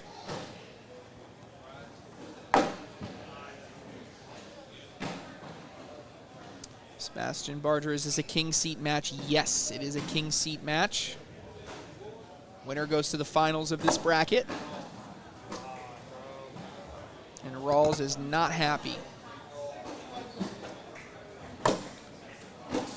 Ellis tries to roll up and over. He does, but doesn't go in the hole. All the way up to the back edge of the board.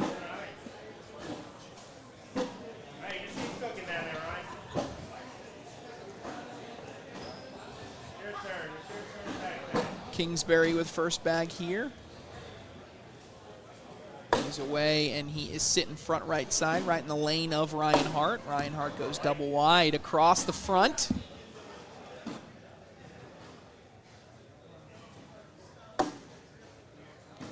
Blocks behind here. Now, is this where we see that signature Hart roll? Yes, but he rolls too deep. A little long, you all right? Hey, head up, boy, head up.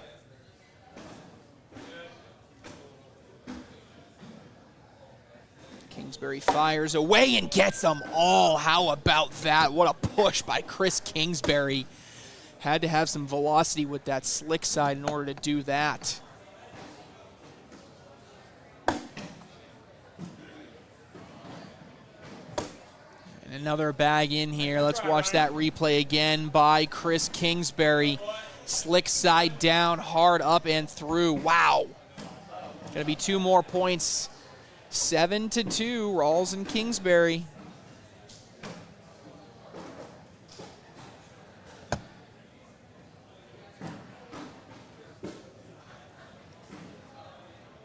First bag by Rawls here, and again, this is one of those things, that slow, methodical approach. Another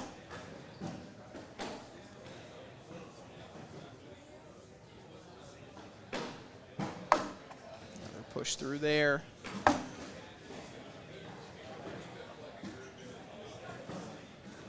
Rawls gets around it. Can Ellis get that bag? I think it's out of play. Ellis can't get it. They're bleeding twos right now. 2 more for Rawls and Kingsbury.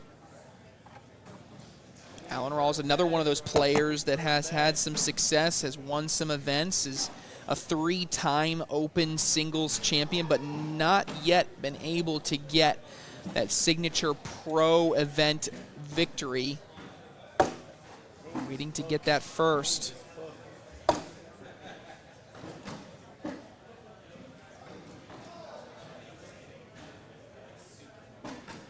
Beastman Nightbird says Kingsbury actually moving at a better pace, was so slow throwing. Actually, good point, Beastman Nightbird. Heck of a name. Love that. He has, now that you say that, I kind of noticed it. I noticed actually something similar with Damon Dennis, because forever the running joke has been, if you got to play Damon Dennis, you better be ready for a marathon. And then I actually started paying attention very recently. And actually, we're getting Damon Dennis next, so you guys can either see that I'm right or I'll be completely wrong, and you guys can all yell at me for it. But I've noticed that Damon Dennis has even picked up the pace. Now, that's different and not the case when there's a decision to be made, like a timeout. Like if a timeout has been called, or if he wants to think about a decision, he will take a long period of time. But on average, he's taking a lot. He's moving at a lot faster pace.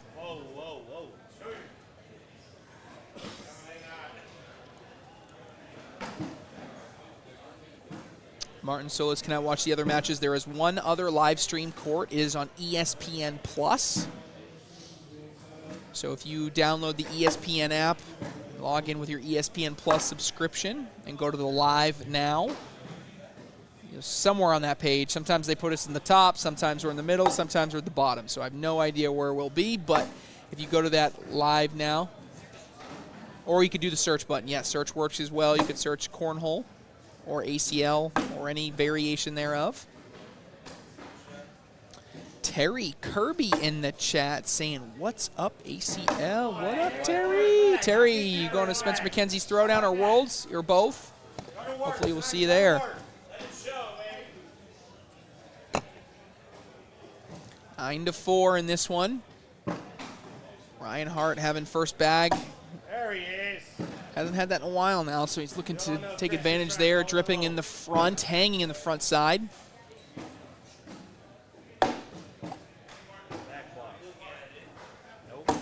Anthony Eastridge asking about the junior tournament at Worlds. I haven't seen the roster list yet, so not sure how to feel about it just yet. I know there's been someone else who's asking about senior doubles as well.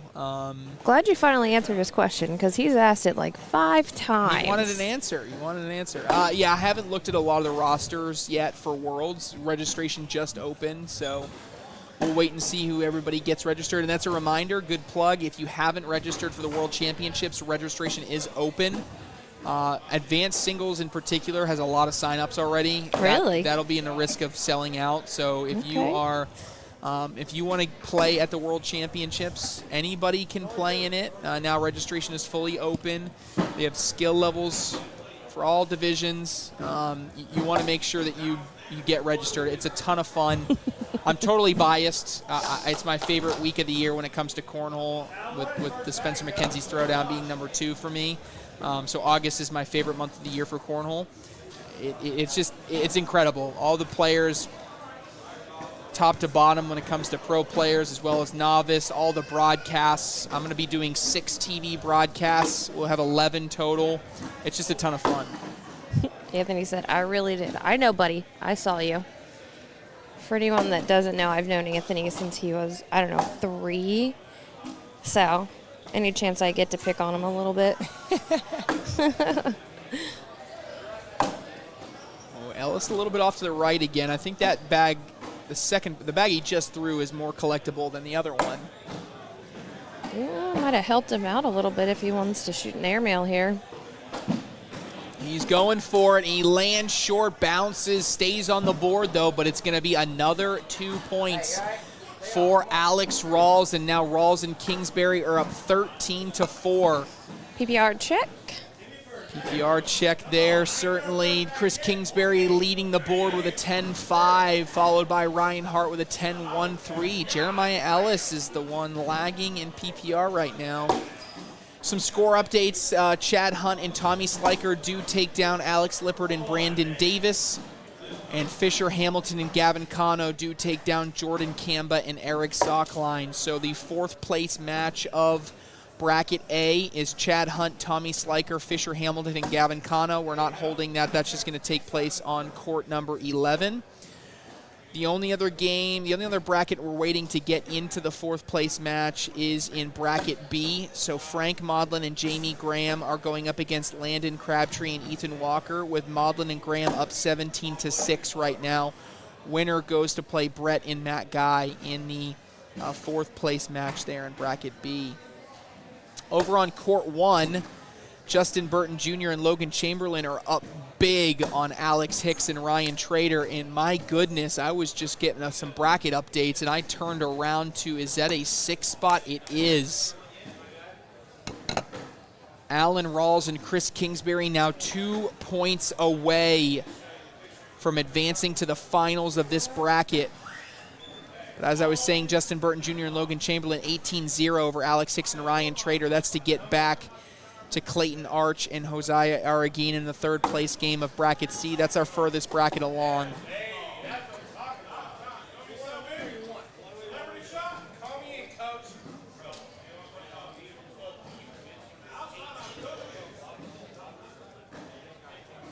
Sorry, guys, I'm listening, and I will report.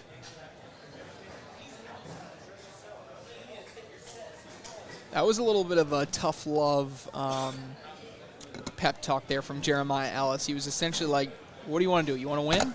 Okay. And if you, then the follow-up thought was, if you want to block the hole, block the hole. Yeah, he said, you know the game that he plays, you know what shots he doesn't have, use that to your advantage. Yep.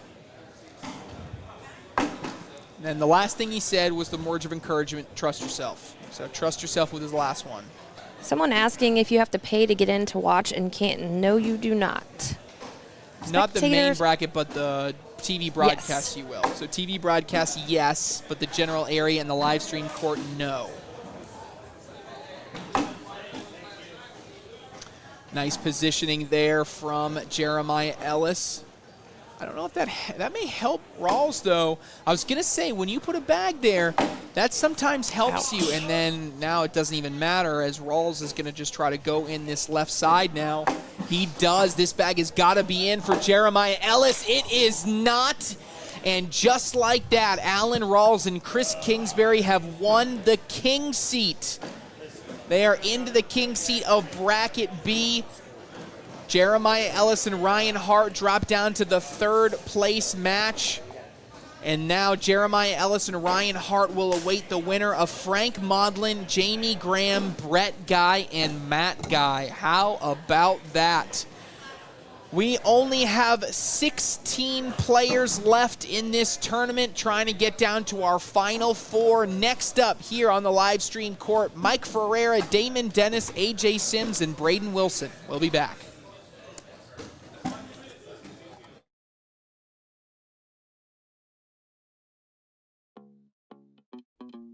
Life's most memorable moments. They can happen anywhere. On sports' biggest stage, or even in your own backyard.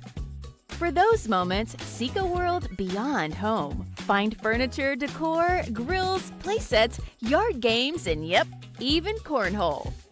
Backyard.com has everything you need to make your backyard summer ready all year long. Backyard.com. Let's have fun. You can dash, zest, mist, and infuse. But may we recommend the just make the damn drink method. Behold, the 7 and 7. If this is your cocktail, Seagram 7 is your whiskey. Roll that beautiful bean footage. You've got the force field, the moat, the saucy sheriff. No matter your cookout plate strategy, Bush's baked beans make burgers taste better. I love me a saucy sheriff. Oh, nuts. No, no. With Planters nuts, it's not nuts. It's nuts. Because Planters nuts are good. Planters nuts. Ah, nuts.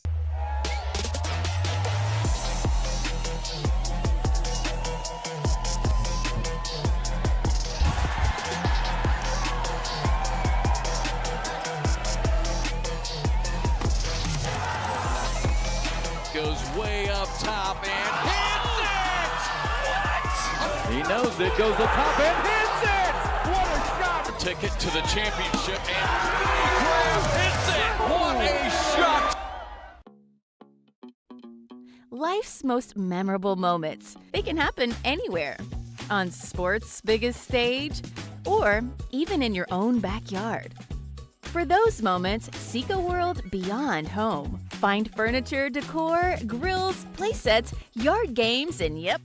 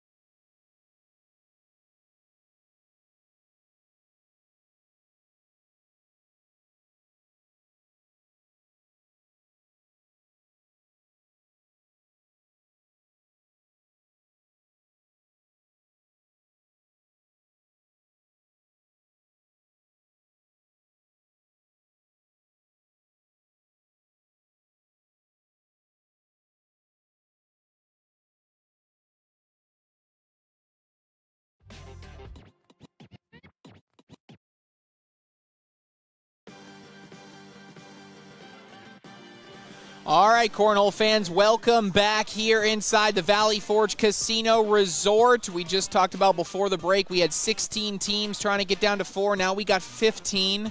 While we were in commercial break, we had one team get eliminated. That was Alex Hicks and Ryan Trader. They get taken down by Justin Burton Jr. and Logan Chamberlain. So now it's Justin Burton Jr., Logan Chamberlain, Clayton Arch, and Josiah Araguin on court 1 right now, third place game of Bracket C. Everything else, we got 15 teams left trying to get down to 4. So we'll keep you guys updated as we go. Next up, fourth place match here of Bracket D. Loser gets 4th. Winner goes on to take on Dylan Turpin and Cameron Kingfisher, of course, for a chance to get back to Tony Smith and Mark Richards. And to start the game, a nice little nifty bag there by AJ Sims. Let's go ahead and play that replay. Look at this thing. A little nifty. What's a little shimmy? It's a little shimmy at the end there. Blocked there by Braden Wilson. And first bag of the game by Damon Dennis. He's completely going against what I was just saying about he had sped up his delivery. That one he took about 8 seconds to throw. So that's on me, team. Braden Wilson goes after that bag. Ends up off to the left-hand side. Still probably going to go in. And it does. And now Damon Dennis has got a bag left. He got a bag right. Braden Wilson and AJ Sims, reigning champs of the shootout doubles championship. They won that on Braden Wilson's game winner. If you haven't seen it, first of all, where are you? Where have you been? Second of all, you can go directly to our Instagram. It's actually pinned in the American Cornhole League Instagram. The game winner, over 5 million views now. He's everywhere. Yeah. Oh, yeah. It's everywhere. 5 million views on that video. But Braden Wilson and AJ Sims now looking to win a bracket in national doubles to round out a really strong season. That win in shootout brought them into the top 10. Now looking to make even more of a deeper run here. Braden Wilson, a top 10 player in both singles and doubles. I think you were asking me about who's on my MVP ballot. Braden Wilson he's probably number 5, but he may be 5 of 5 on the ballot right now. Someone's saying we should get some mics on the players. That may be in the works. Yeah, working on it. It's tough. It's not the easiest thing in the world, but we're going to do some testing, I think. In Ohio. In Ohio. Yeah. There's going to be some testing of miking, so we'll see how that works out. Score updates, bracket A, Fisher Hamilton, Gavin Cano, 4-0 over Chad Hunt and Tommy Sliker. Then Frank Modlin, Jamie Graham, Brett Guy, Matt Guy, and bracket B just getting underway. No score there. As well as no score with Arch and Aragine, Burton Jr. and Chamberlain, court 1 on bracket C. Oh, scoreboard, Allison.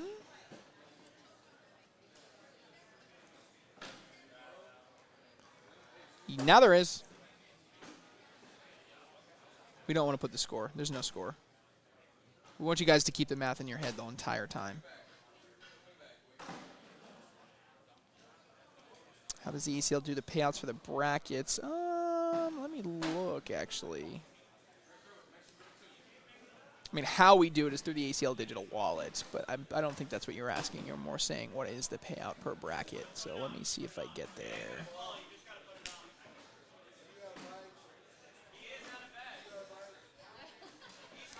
Braden Wilson trying to hide his bag from Damon Dennis here.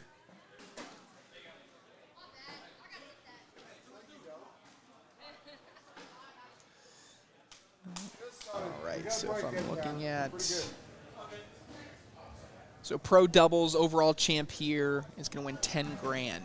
Second place will get 6 grand. Third place is tied for third is 3,500 each. So yeah, $10,000 first place tournament, $40,000 bracket total. So doubles pays out 40 grand total. There you go.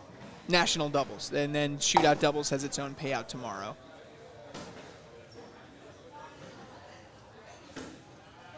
Hey, that one fell. That's amazing. Mike Ferreira couldn't believe his bag fell.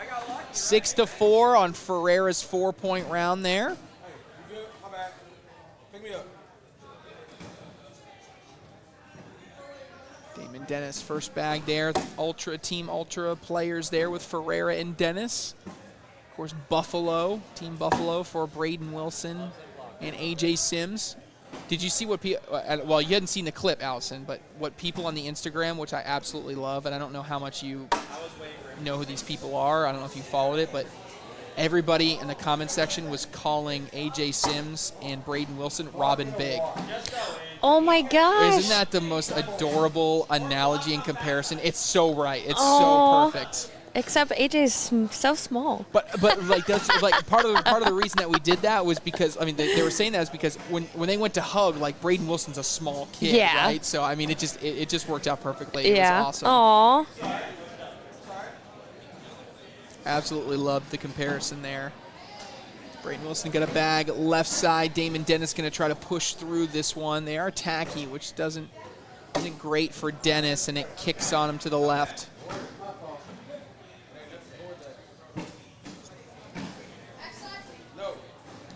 Immediate no. Braden Wilson asked backside, and AJ Sims immediately said no, not even letting him think about it.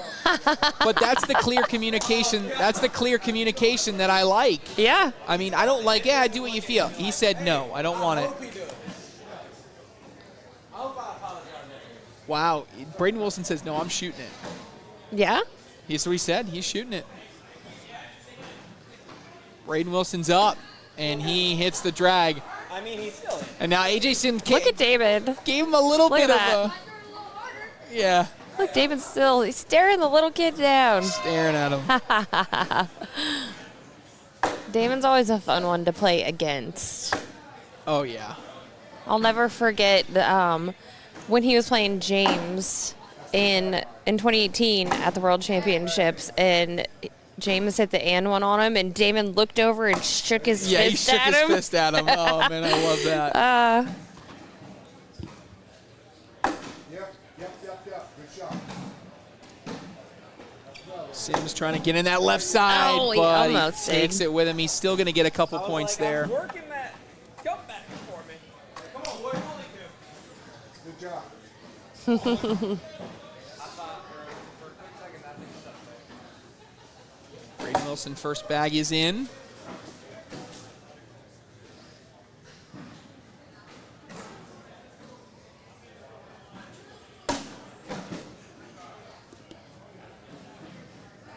do we have candy? Well, we have candy. Of course we have candy. Of course we have candy. The rule is if Braden Wilson plays on the court, he can't have a victory beer. No. He's underage, cannot have a victory beer. So every time Braden Wilson plays on the court, we tell him he can have candy if he wins. And you know what I love about Braden? If he does not win, he won't take the candy. He will not take the candy. Yesterday, he lost on the court. We offered him candy. He said, nope. I didn't win. I didn't win. I didn't earn it. Is what he said. I didn't earn it. So if he wins on the live stream court, it's all because of us that we give him candy and motivate him. Isn't this where James threw that insane 30 out of 40 in the finals? That is actually not. We were in Rock Hill. Weren't we? No. 38 out of 40 was the Pro Invitational alongside Kamba. Oh. So kind of a trick question. We were in Pennsylvania. We were in the Philadelphia area, but we were actually in Oaks. Remember we were at the convention center? Yep. During COVID. That's where he hit that insane 38 out of 40 when it was when he won the Pro Invitational with Jordan Kamba. So Zim, you're half right. You're kind of half right. Your comment, you were like, I don't see how he can get that bag in. And then he hit it, and you're like, well, okay then. Yep. Oh, good times. Ooh, is Ferreira going to go with an airmail? He is. He's up.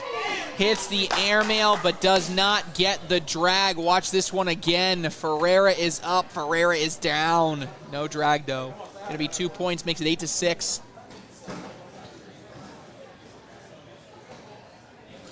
Independence Day weekend. Yes, Zim. It was 4th of July weekend. Absolutely. Yeah, we were just talking. It was on 4th of July, I believe. I believe because the Pro Invitational was on it that year. I don't remember. No, because I think USA Forces was that, but it was the same weekend, yes. Yeah, we were just talking the other day about how last year was the first year in 10 years we've been home on the 4th of July. Crazy. Absolutely crazy. It's the first time I got to spend 4th of July with my 5-year-old. Yes. Braden Wilson going after his bag. He already went for a backside airmail earlier. Something tells me he's going to go with an airmail drag to try to get that bag with his bag number 4 if it doesn't fall by this bag by Damon Dennis. Doesn't fall. Oh, AJ Sims this time wants him to hit it. Wilson's up. Oh, hits the bag and goes off. That's going to be 3 points and, more importantly, a lead change.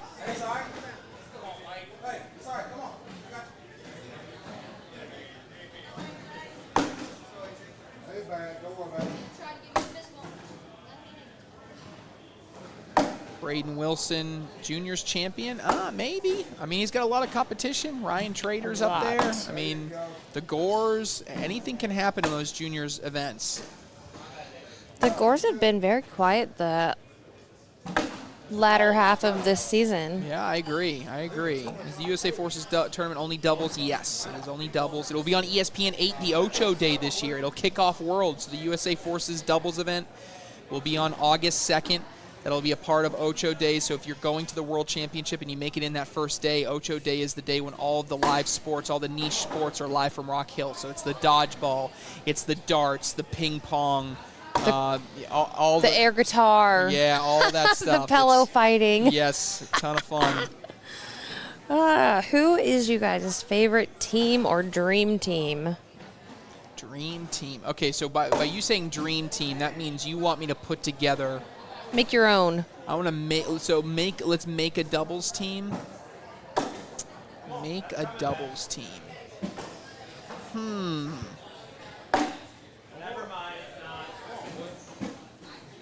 Man, that's a good question.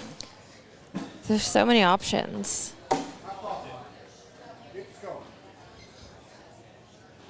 What about Jacob Trzynski and Jeremiah Ellis? There's. I'm not saying they would play together, but I'm saying entertainment value. I think there's too much personality. Too much personality in that one? What about... They need like a yin to their yang, where that would just be a lot of everything going on with the two of them. So Ellis and Birchfield, Cheyenne and Eric Davis, Power and Ellis, Hissner and Ellis, Graham and Ellis. Graham and Ellis might not be bad. Ellis and Trader. Someone said Smith and Davis. I think that would be an interesting pairing. Woo! How about that backside airmail by A.J. Sims there? And kind of answered there by Ferreira. Let's watch this one by A.J. Sims again. Clean backside. Wow. Someone said Ellis and Rubin. Rubin is an interesting one if he ever makes a comeback, right? He's going to be a hot commodity. What about like a Rubin and a Harbaugh? I don't know why we're still talking about Jay Rubin. I know.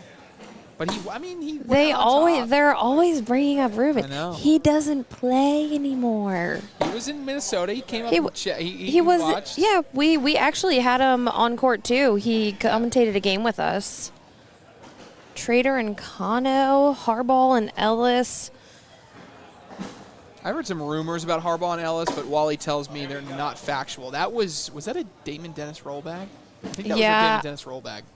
Wally's convinced that the bromance between Hart and Ellis is here to stay, and they're not going to switch it up, which they're doing really well. Why would They you? are. Yeah. Hey, I would say I always tell people the grass is not always greener. Switching a doubles partner is always not going to mean that you're going to guarantee to get better. Yep.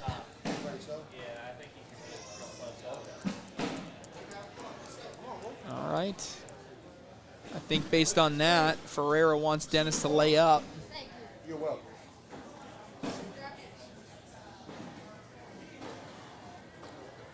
Dennis staying slick side, but he always throws slick side, so I don't know if that makes too much of a difference. I love that positioning from Dennis. Braden Wilson. You literally bring up James Baldwin all the time. Not about playing in a super team or a dream team. Or cornhole at all. I bring up James recently Baldwin a lot. Yeah, but he hasn't played. Yeah, but that's my husband. Yeah, exactly. You bring up a lot of things that aren't necessary a lot, Bubba. Rams for Life doesn't like you. That's your I know. That's your enemy's burner account.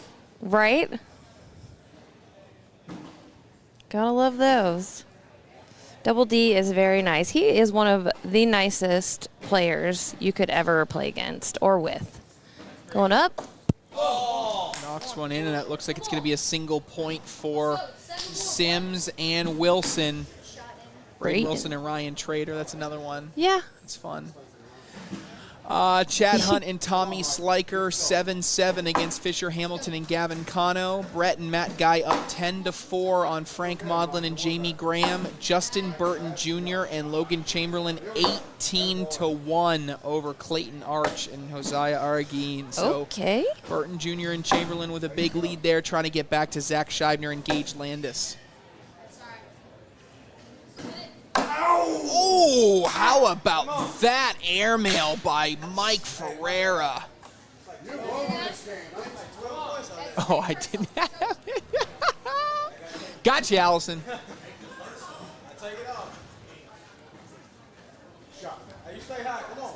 There we go. We gave you guys a replay of the wrong angle. You're welcome. You guys should have been paying attention. Guys should have been paying attention there in the chat. You guys got us distracted. This is all your fault. It's all the chat's fault. First bag by Dennis is a little bit short right.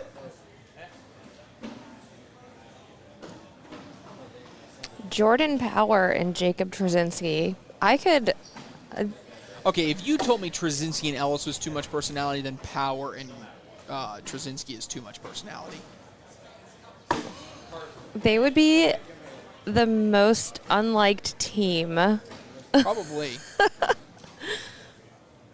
Wooten and Belvin. Aw.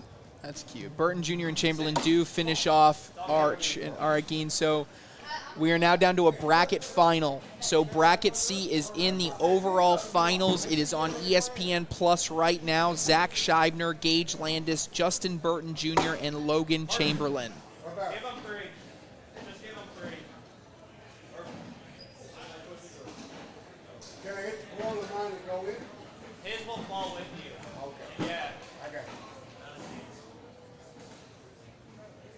Dennis is away, and he's going to lay up there. Pick me up, Mike. Come on. That's my fault. Down to 14 teams.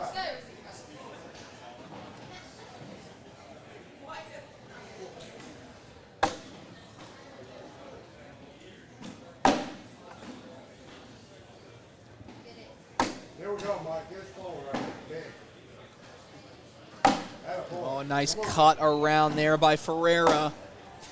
He's going to have to do it 2 more times as it's 17-9. There's another. Sims is away on bag 4. It's in. Can Ferreira go in for 4? Yes. Big 4 bags there from Mike Ferreira. Going to make it 17-13.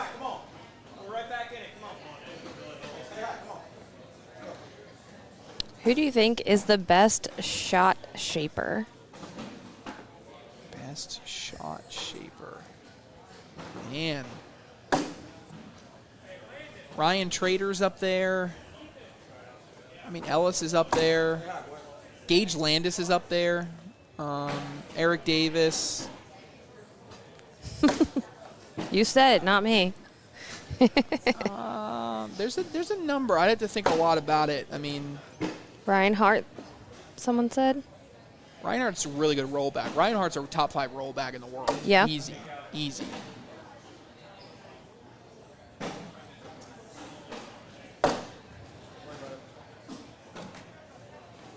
Bag on the far right there. Open door opportunity. Dennis ends off to the right. Not happy with that. Wilson trying to go away just to make it a wash.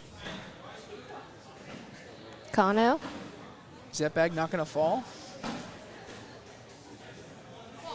It's moving. It was moving that whole time. Damon wanted him to pull it. My fault. I just happened it. 17-13. My fault. There you go. Braden Wilson and AJ Sims looking to get to. They're 4 points away from getting to the 3rd place game of this bracket. Loser of this finishes 4th in the bracket. That is good for 13th overall. That's pretty good. Yeah. Hey, you come in right there. Or, hey, just come fast slide down the middle. Don't chase that bag. Just get closer. Sims wants, Wilson wants Sims hard up the center. Slick side, and he's able to collect his own bag on the left. I didn't see that happening. And a miss here. This could be in for the win. Sims is in. Is it for the win? I don't. 2, 3. Wilson counted out loud to make sure that was enough. How about that? Watch this again by AJ Sims, the game-winning bag. How about it? Sims and Wilson into the 3rd place game to take on Dylan Turpin and Cameron Kingfisher. That's the only game available, so that's the game that we got up next. They're not going anywhere. Back with that match when we return from Valley Forge.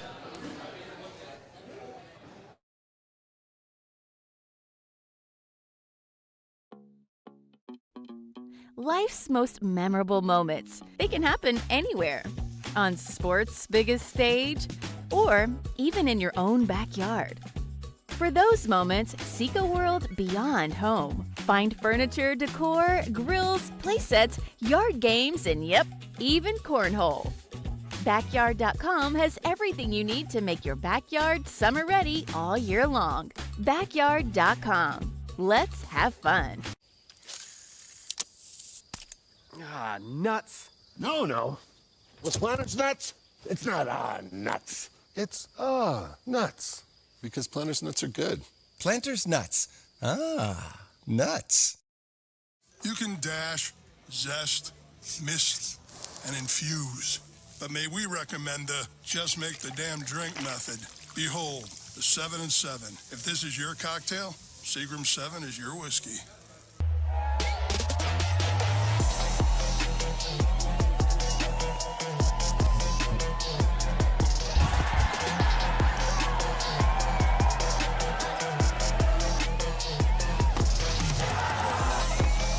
goes way up top and hits it! What? He knows it, goes up top and hits it! What a shot! Ticket to the championship and Graham hits it! What a shot! Oh, nuts. No, no. With Planters nuts, it's not nuts. It's nuts. Because Planters nuts are good. Planters nuts. Nuts. You can dash, zest, mist, and infuse. But may we recommend the just make the damn drink method. Behold, the 7 and 7. If this is your cocktail, Seagram 7 is your whiskey.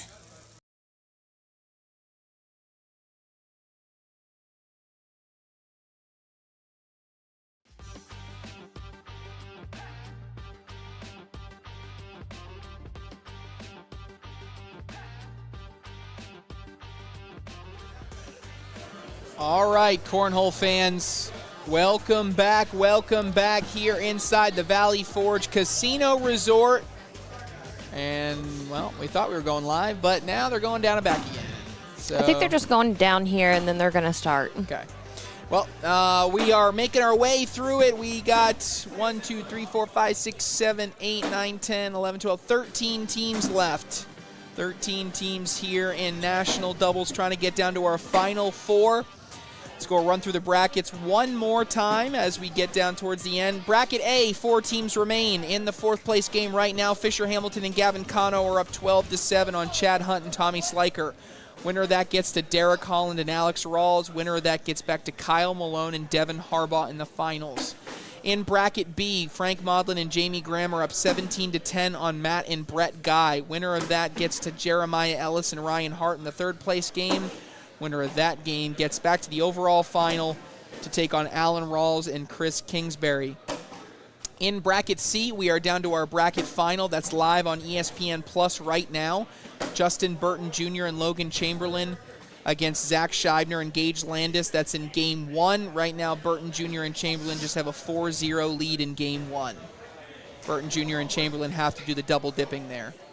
And then finally in bracket D, that's the bracket that we have right in front of us. This game in front of us, Dylan Turpin and Cameron Kingfisher versus AJ Sims and Braden Wilson.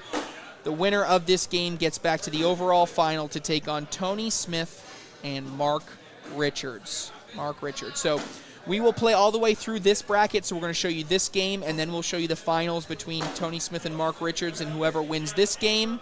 And then we will take one of the 2 bracket finals, either A or B, whichever one is available or depending on where the games are at that time, pacing-wise.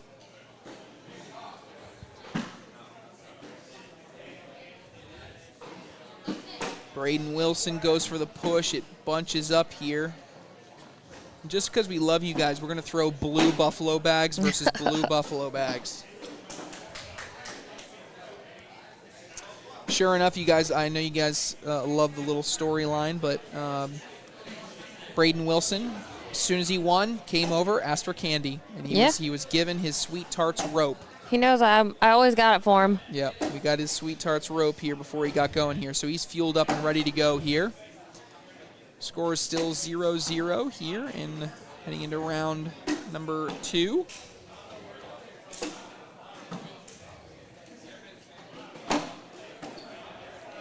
And another wash. We're going to stay at 0-0.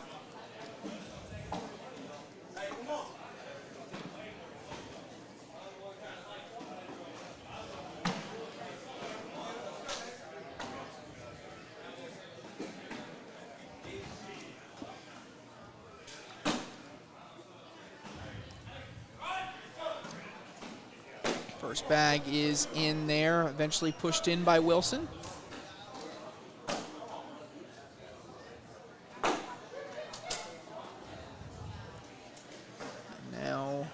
Question will be, will Cameron Kingfisher go after that bag on the left-hand side with an airmail? Braden Wilson immediately, as soon as he let it go, said, oh no. Kingfisher going after it, and they bunch up. First points of the game are going to go towards A.J. Sims, makes it 2-0. Jordan Langworthy, Trey, what bags did I win with in 2017? You won with our bag, Shelby Rider Cheetahs. cheetah bags, pink. They were monograms. yours? They were Shelby's. I thought that they were. No, they were Shelby's. Oh. Shelby's pink, gray, and white monogram cheetah bags. I thought they were, what's her name? I thought they were Jen's. Mm-mm. Had SRJ monogram on it. Shelby Johnson Rider. Yeah, that was an easy one, Jordan. Layup.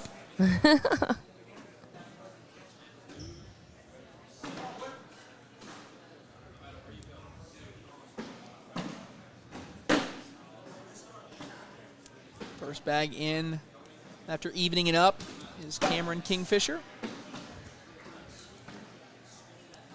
All right, score update.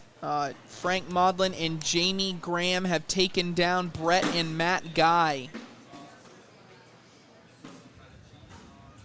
And actually, they're putting that on deck for Court 1. So they have asked for that game on deck. So I know someone in here wanted to see that match. That is Frank Maudlin, Jamie Graham, Jeremiah Ellis, and Ryan Hart on deck for Court number 1. Third place game of Bracket B. Fisher Hamilton and Gavin Cano are up 14-13 over Chad Hunt and Tommy Sliker.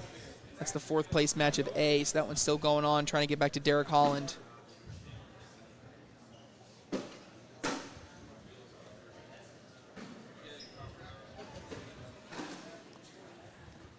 How many airmails did Jimmy McGuffin make in a row in Bag Brawl 2019? I think that was 24, right? In a row? Yeah. He had 24 in a row. Pretty sure. Court 1. That was 2014? No, that was 2019. Yeah. I was about to say, that was not in 2014. 2019. If I said 14, I meant 19. Yeah. Sorry. We were in Arizona, for that. Bag Brawl Outside. Outside, yep. Sticky conditions. That's why he was throwing all airmail. Where can you watch Court 1? Court 1 is on ESPN Plus. ESPN Plus, missed airmail there by AJ Sims.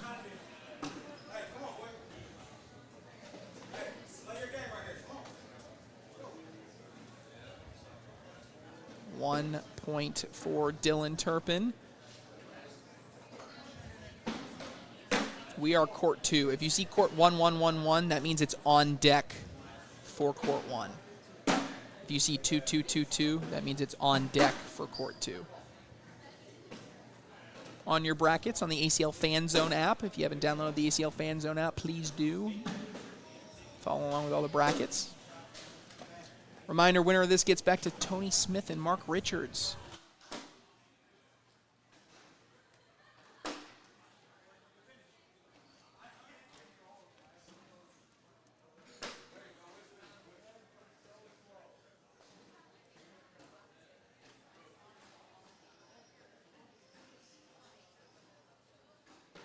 First bag here by AJ Sims of the round, and it's sitting in front. Still 4-3 game here. Oh, and they go side by side. Turpin bunches up here, and now how does Sims want to attack this? Wilson giving him some advice, and Sims tries to roll over, not able to hit it, and so now Turpin really just wanted to clean all this up. Slick side down. He's got the advantage with Wilson's bag back right. We might be kind of close to an even round now as AJ Sims sneaks in there. Puts a little bit of pressure on Turpin to collect this, though. And Turpin knocks one in and lands in front. That's going to be 2 more points for AJ Sims. Extends the lead 6-3.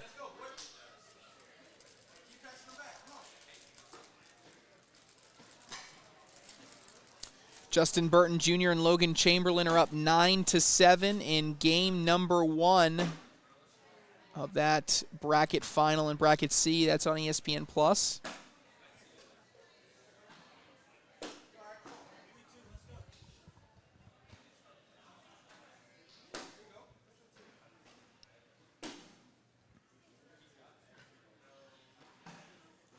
Braden Wilson going in for a 10. Kingfisher trying to get 2 points, and he does. Makes it 6-5. Cuts the lead back down to 1.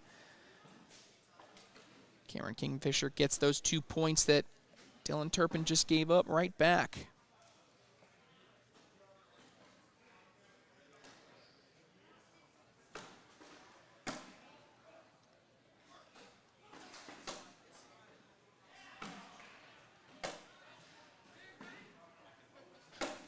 Volley going here.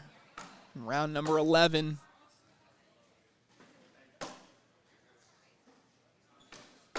Four-bagger by Turpin. Can it be answered by Sims? Yes. Double four-bagger wash. We stay at 6-5.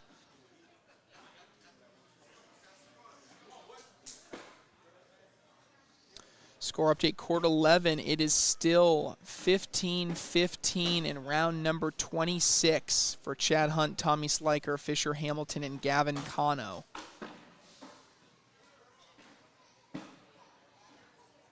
Nice roll right there, up and over by Kingfisher. Slick side down now for Braden Wilson going at it. He gets kicked off to the left. See if Kingfisher does the same thing. He's got another roll bag at shark fins on him, but he does get a block out of it. So it's not going to be easy for Wilson to get over on a roll, so he gets over on an airmail clean.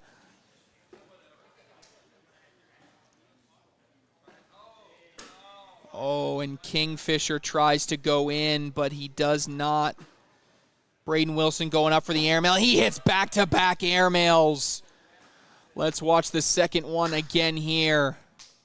Up for Wilson and down. Knew it as soon as he threw it. 7-5 our score. Is the Ellis game streaming anywhere? It is not, because it is on deck for court number 1. So if you want to see it, you have to go to ESPN Plus. It's on deck right now. As soon as that bracket final between Scheibner, Landis, Burton Jr., and Chamberlain gets done, it'll be on that court. And right now, Burton Jr. and Chamberlain are up 14-10 in game 1. These guys don't want to do much scoring down here. They're just throwing every bag in. 7-5 our score remains, heading into round number 13.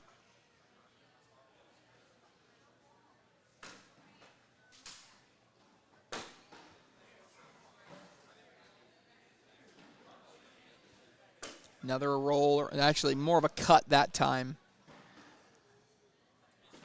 Cano did not lose. Him and Hamilton are up 16-15 on Chad Hunt and Tommy Sliker. Nope, they just took the lead back. Chad Hunt and Tommy Sliker are now up 17-16 on Hamilton and Cano. PPRs for this game, I take a quick look. Dylan Turpin throwing a 10-8-6. Cameron Kingfisher just at an 8-8-3. A.J. Sims at a 10-7-1 and Braden Wilson at a 9-3-3. So A.J. Sims with the high PPR of the game. What's the rule if you accidentally throw your opponent's bag? I don't know. I'd have to think of how that would be interpreted in the rules. Yeah, it would be deemed an illegal bag, so it would be removed. So that it would be almost treated like a foot foul. You threw an illegal bag, it would be removed from play. Any points you scored would be removed from the round. And then they'd actually physically have to go give the bag back to your opponent. It's kind of a weird scenario. Tony and Mark still in? Yes, they're still in. They're sitting in the king seat, sitting in the finals of the bracket. Nice airmail there by A.J. Sims. Winner of this game in front of us plays Tony Smith and Mark Richards. Answered by Turpin. Sims again. Turpin rims out. Sims going up again, and Sims hits another. A.J. Sims is feeling it right now. PPR leader on the court by far. There he is with an airmail, the final one. It's 10-9. 3 points, a valuable 3 points to give them the lead and to get to double digits.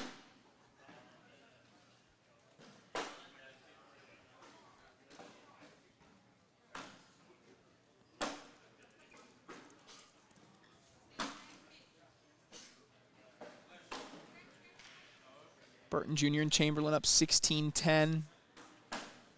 Chad Hunt and Tommy Sliker still playing. 17-16.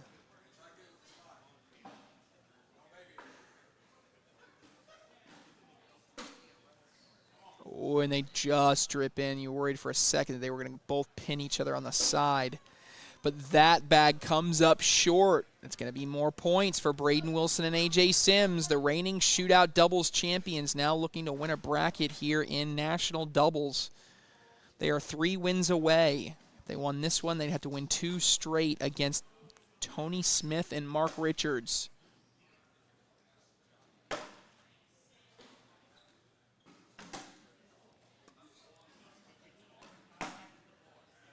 $1,100 of you tuning in on YouTube. Almost 500 on Facebook. Thank you guys for tuning in. This is a good opportunity. Make sure you give the stream a like. If you're watching and you're not already subscribed to the American Cornhole League on YouTube, please do so. If you don't already follow the American Cornhole League on Facebook, please do so. You help the entire live stream team grow by being able to do that. Completely free to do. It's a way you can support the team without spending a dime. Chat is giving me an update that Burton Jr. and Chamberlain are up 20-10. I can verify they are up 20-10 in Game 1. If they win that, we would go to Game 2. And then Allison politely reminds me that there are TV screens with that game all over the downstairs here. Where are Smith and Richards from? Richards is from Valparaiso, Indiana. Tony Smith is from North Grosvenordale, Connecticut. And I know before anybody says, how do you know those exact towns? It's because I've written it 17 times when they make broadcasts. So that's the only reason I know that. Ooh. Braden Wilson cannot believe what just happened. That bag went all the way, skipped over the board, or skipped over the hole and off the board. That evens it us up at 12 heading into round number 19. What happened to Ryan Trader? Ryan Trader had a deep run in both singles brackets in shootout and national. Some players were better than him on the day. Here in doubles, yeah, you got second in both brackets. Good call, Allison. In singles this weekend, so just came up a game short. Now here in doubles, they just finished, him and Alex Hicks just finished fourth in bracket C, which was good for 13th overall in the tournament.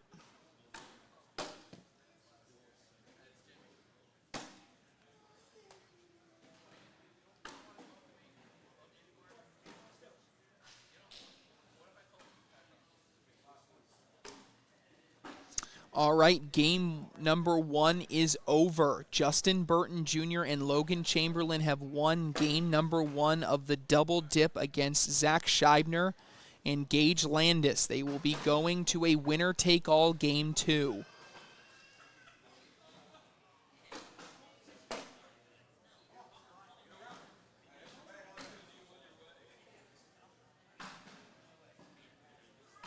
Wilson tries to get around. He just hugs that left side. As Kingfisher trying to roll. Oh, no, that time that one didn't look like a roll. That one actually looked like he was trying to block behind. Maybe a smart decision. With Wilson having 2 bags left. Wilson going up for the airmail. He's deep. Turpin wants a roll, not an airmail. A roll would guarantee points because if it doesn't end up off the back of the board, they're going to score either way, but he goes in with that roll. Nice bag by Cameron Kingfisher. Now Braden Wilson, some pressure on here to get a bag in. He goes airmail. He's off the back again. That's going to be a 6 spot. And just like that, on the back of this roll by Cameron Kingfisher, Turpin and Kingfisher are now 3 points away from clinching a ticket to the finals to take on Tony Smith and Mark Richards, and AJ Sims wants a reset timeout.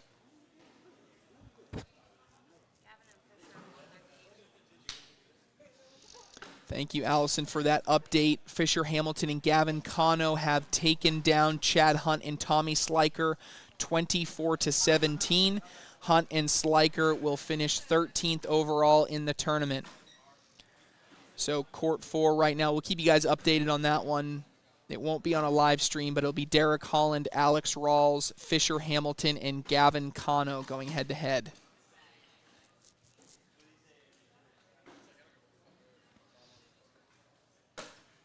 Nice bag, recovery bag there by Dylan Turpin. Brings his bag closer.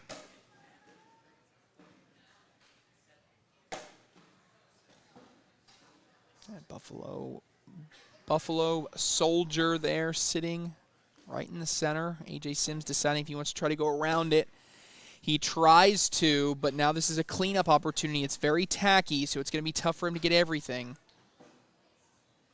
Slick side down here for Turpin, and he gets 2 out of the 3, but it's on slick side. It may come back if Sims tries to go in here. Oh, and it just holds up.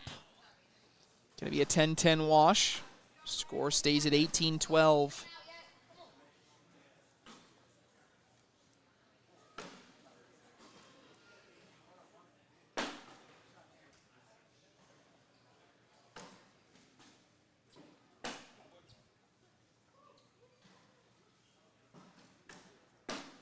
In by Kingfisher. Quick PPR check I'll do. Dylan Turpin a 10.45. Cameron Kingfisher a 9.5.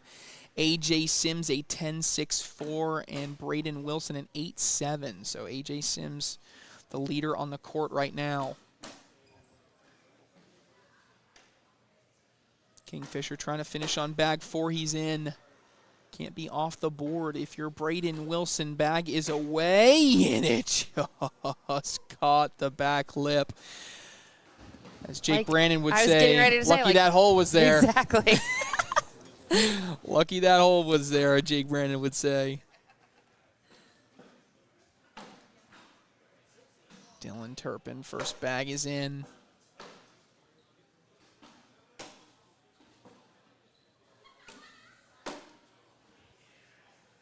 Bag is short. AJ Sims goes through it.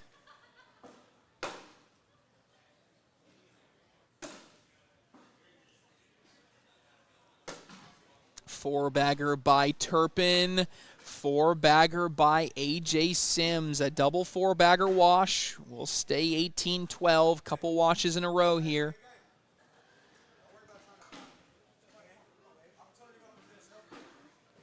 AJ Sims saying an opportunity will present itself. No need to force a block. And then as soon as that bag went left, he put his hands out and said, see, there it is. Sims still thinks that Wilson can collect that bag. No major step out here by Braden Wilson. Oh, but now he's off the side, and now things get interesting. That is better than in. He has pinned the bag. AJ Sims wants a roll cut here, and it rolls right in. Nice bag by Braden Wilson. Kingfisher does the same, and now this bag, you've got to get a bag in. He trusts his partner. He says, go and shoot it. Braden Wilson is going to go for an airmail here for drag. He is up, and he hits the drag. Could be a big momentum swing here as Braden Wilson had to have it. If he's off the board, they lose, and they are eliminated from the tournament, but he hits the drag, gets a single point. It's 18-13, and he gives first bag down to AJ Sims.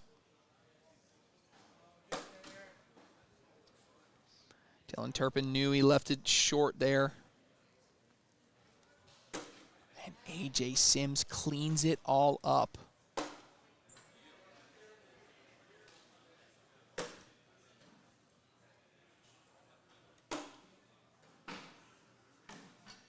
That bag again on the left-hand side is from Dylan Turpin. Can he collect it? He's staying tacky side down, attacking it. And that bag is going to hold up.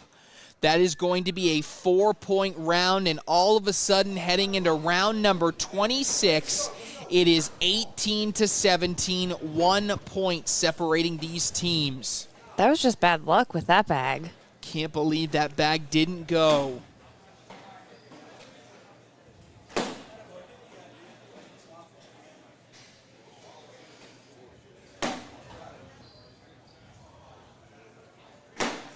Oh, and that bag is short left. Braden Wilson now has an opportunity for points. Whew, that one was violent going towards the hole. This has got to be in here for Cameron Kingfisher, and it just falls in. But that is a lead change. 2 points, 19-18. No more misses can be afforded by Turpin and Kingfisher. A reminder, Turpin and Kingfisher had a huge lead against Tony Smith and Mark Richards in the King seat. Smith and Richards come back. Again in this game, they had a significant lead against Wilson and Sims, and now Wilson and Sims are on the brink of a comeback. Good bag by A.J. Sims, answered by Turpin.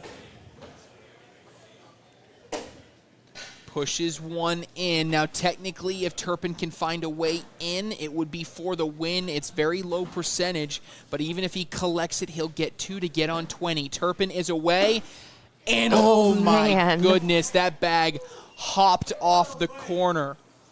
And Turpin cannot believe it that it does not go, but Turpin and Kingfisher retake the lead 20-19. Score update on bracket C. Scheibner and Landis up 6-4 in game 2 over Burton Jr. and Chamberlain.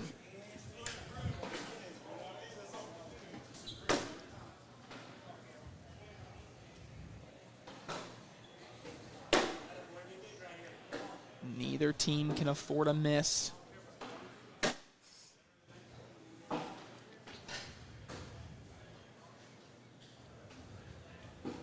Bag number 3 for Kingfisher is in. Wilson, bag number 3 is in. 4th bag in for Kingfisher. This bag has got to be in for Braden Wilson. Wilson is away, and Wilson is in a clutch double 4-bagger wash by both players on this end. Sends it back down to Sims and Turpin.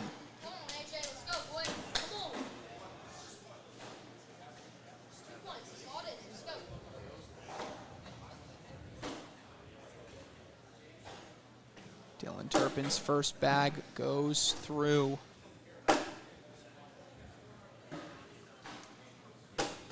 Turpin himself has been here many times on the brink of a broadcast. He's trying to get into that signature victory zone. Doesn't want to be the reason, but that bag is on to the right, and now this bag is in the hole for the win for A.J. Sims and Braden Wilson, and count it! The dynamic duo of Sims and Wilson, fresh off their shootout doubles victory at the Bag Brawl, now finds themselves in a bracket final of national doubles here in the final chase. Braden Wilson patiently waited for his dap and got his hand hurt by A.J. Sims there. He's earned another piece of candy, and we are on to the finals. When we return, Bracket D, Mark Richards, Tony Smith, Braden Wilson, and A.J. Sims. We'll be back.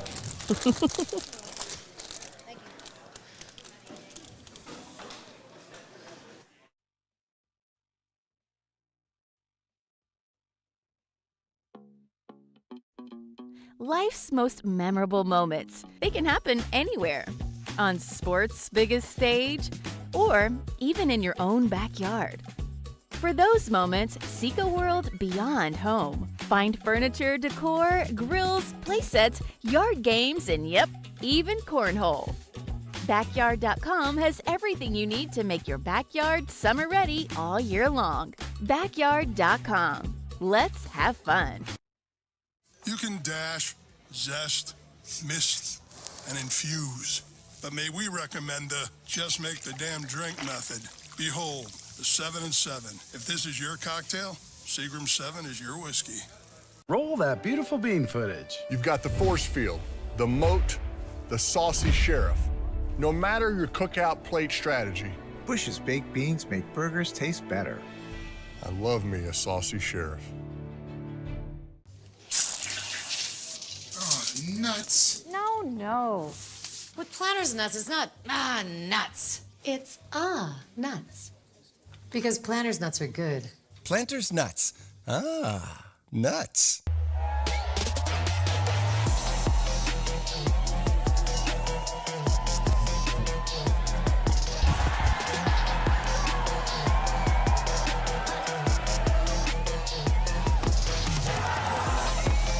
Goes way up top and hits it! What? He knows it, goes up top and hits it! What a shot! ticket to the championship, and Graham hits it. What a shot! Life's most memorable moments. They can happen anywhere. On sports' biggest stage, or even in your own backyard. For those moments, seek a world beyond home. Find furniture, decor, grills, playsets, yard games, and yep.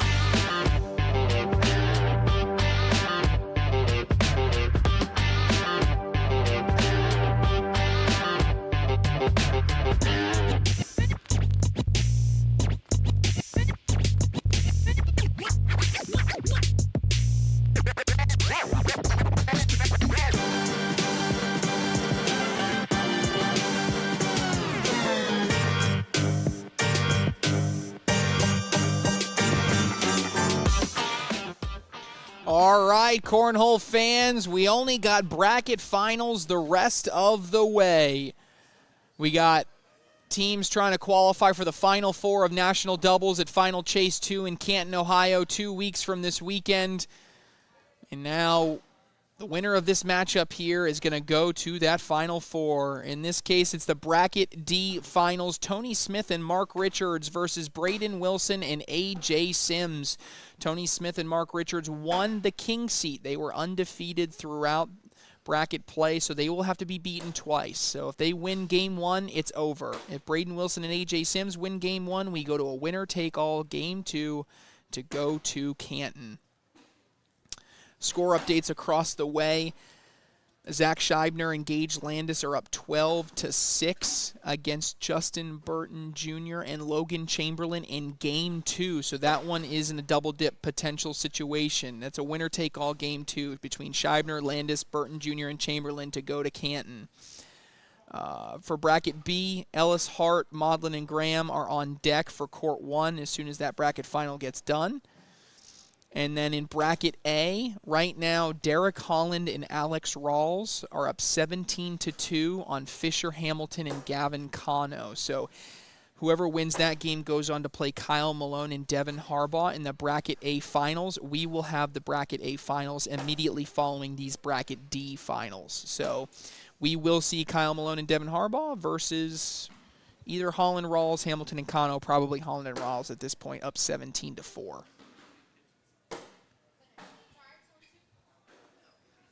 This is in to strike first for Mark Richards, and he's in. That's going to be 2 points, makes it 2-0. 2 down, 19 to go for a ticket to Canton for Tony Smith and Mark Richards.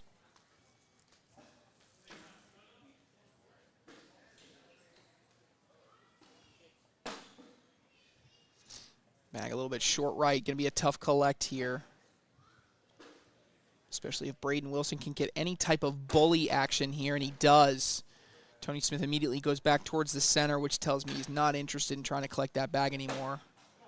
He ends up again off to the right-hand side.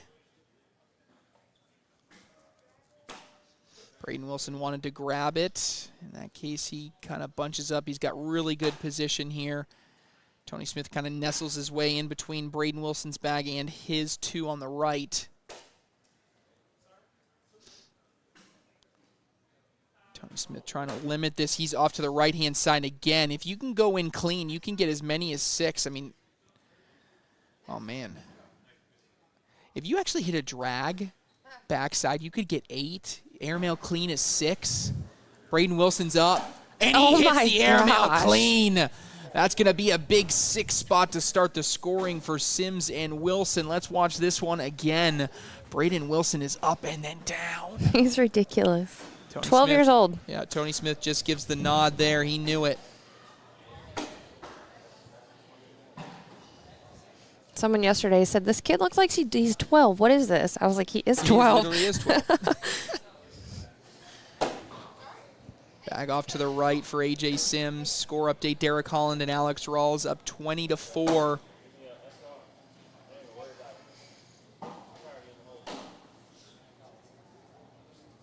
A.J. Sims stepping out. He's trying to go after his bag. It's just getting rotation right now. It's not getting any closer. I think he's abandoning it now.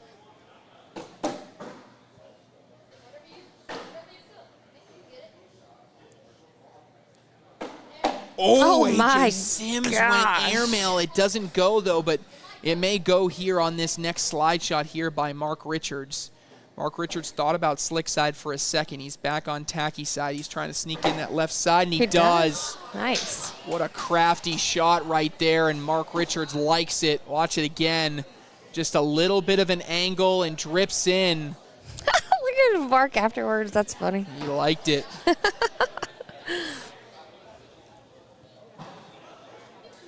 Is that Chris Roybal in the background? It is. Left side of your screen right there. Next to Tony Smith in that shot.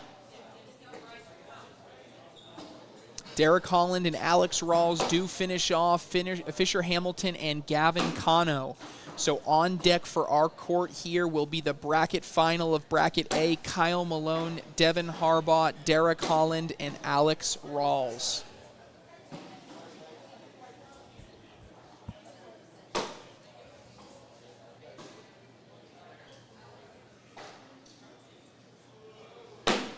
Tony Smith ends up to the right. Can Braden Wilson kind of split these for points?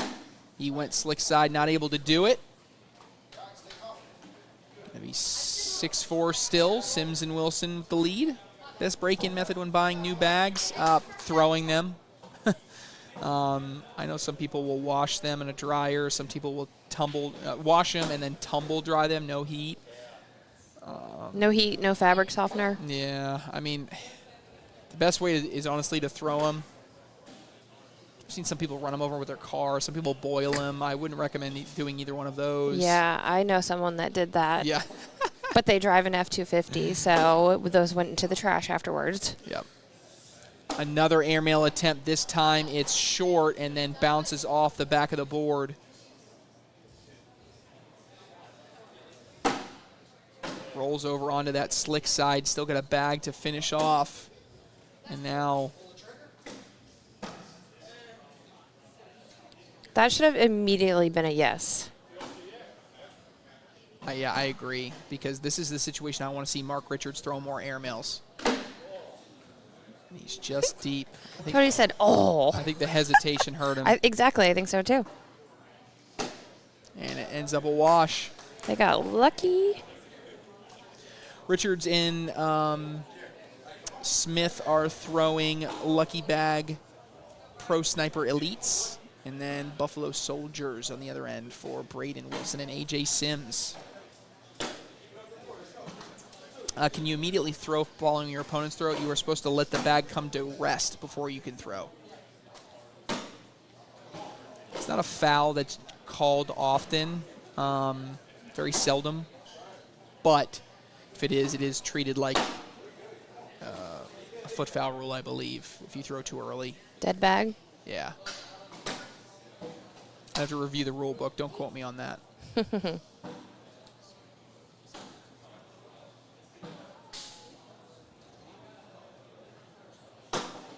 Tony Smith tries to roll up and over.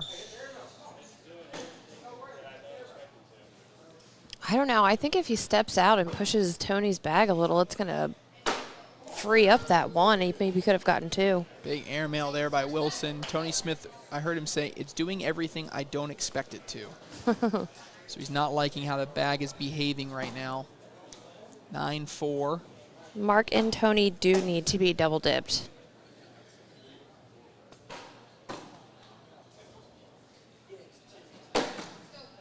Another bag off to the side. Wilson and Sims building momentum now. I see the commish over there watching court one. Another bag off to the right-hand side.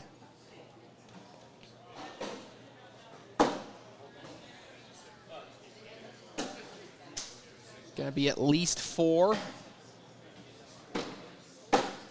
That's what it'll be. 4 more points. They get to double digits, 13-4. Yeah, score update looks like to be 16-8. Gage Landis and Zach Scheibner in game 2 against Justin Burton Jr. and Logan Chamberlain. And I just saw some clapping. Yeah, 8-4 more points. Zach Scheibner and Gage Landis 1 point away from booking a ticket to Canton, Ohio. Wow, what a good bag. Beautiful bag there by Tony Smith. Really wants to do the same thing again, and he does.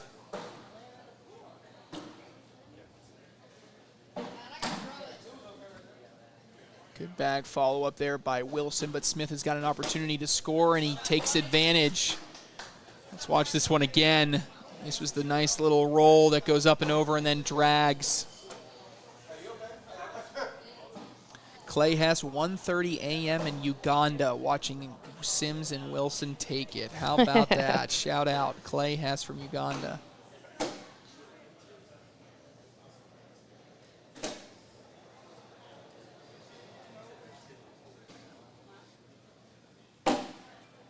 Level 1 block there by Richards, handled with ease there by A.J. Sims.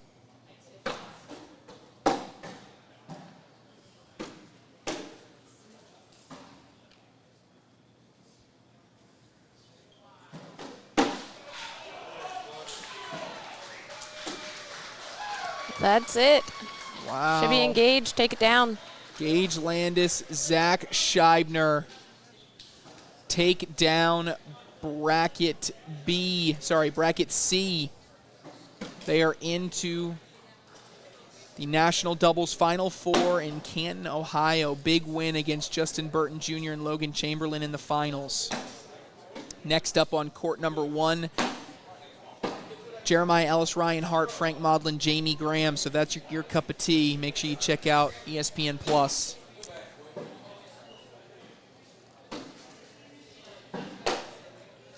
Push through right there by Tony Smith, and now Braden Wilson trying to figure out what he wants to do here with a 7-point lead. He pushed his in, but I don't know if it got pinned. Team Siva taking it down. Wow, Mark Richards wants Tony Smith to sit here. And actually, Tony Smith was trying to sit on top of his bags, but instead went in. So it's about as good of a miss as you can get. This is a big collect opportunity for Braden Wilson. He goes at it, but just then hops over the hole. Going to be 2 points for Tony Smith, make it 13-8.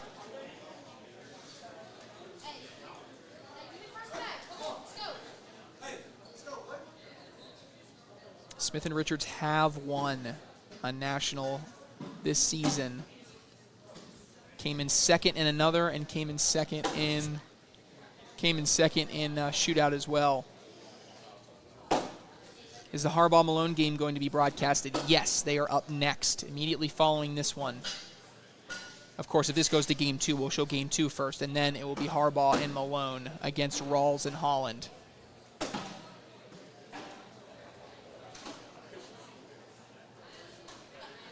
That is Tornado back there behind Braden and his fedora. Oh, like fedora. I like yeah, it. you've been wearing it all weekend. I like it too. I like it. It's spiffy. 13-8 still remains our score. AJ Sims not able to go in on that bag. In the hands of Tony Smith now, and he still frustrated. He can't get that bag all the way over.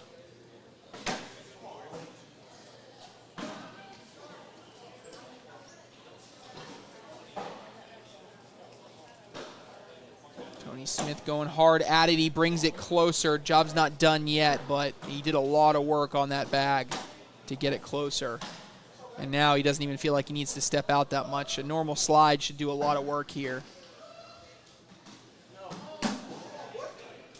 As soon as he let it go, he knew.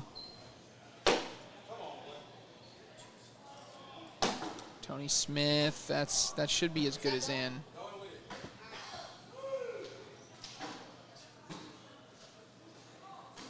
Wilson trying to go in, and he comes up short. Tony Smith says, we'll take it. Yeah, I think for right now, Richards and Smith got to feel like they're not playing very well right now. But the longer this goes on, they're gonna pick it up. So Sims and Wilson, they've had 3 or 4 rounds now where they had a fourth bag opportunity to get points and they haven't gone in. They got to start capitalizing on those because eventually Smith and Richards are going to heat up, and that's when it's going to be a problem. They've been waiting for a while where Braden and AJ have just been playing. So they're on their way to getting hot. Then they're going to be hard to stop. I don't like a roll here. He's going airmail. That's what I'm oh, man. I like the shot selection. Well, he's not using it as much as he was prior, so maybe a little rusty. And that time he hits it clean. Sims going for the airmail, and he's deep off the back. That's going to be a single point. Single point for Mark Richards. Makes it 13-9. And this is game one. Mark Richards and Tony Smith win this game 1. It's over. If Smith and Wilson win, or Sims and Wilson win, then it goes to a game 2. You got Mark Richards throwing a 9.14, Tony throwing a 9, AJ throwing a 9, and Braden throwing a 9.71. Oh my gosh, what a roll by Smith. It goes all the way over though. Might be out of play now.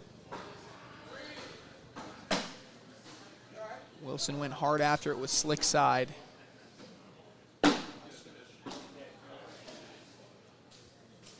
Braden Wilson going in for the wash. No.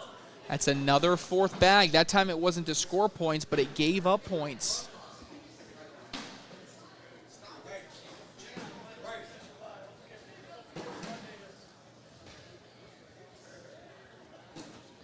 AJ Sims letting him know he's going to call a timeout as soon as he sees this bag go in, and he's going to call a timeout.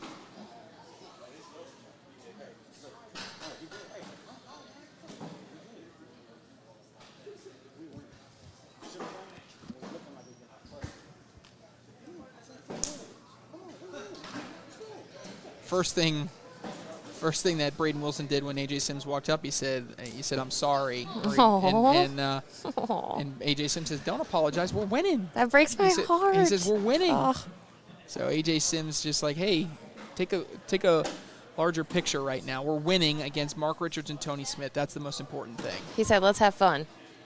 Yeah, let's have fun was the last thing he said.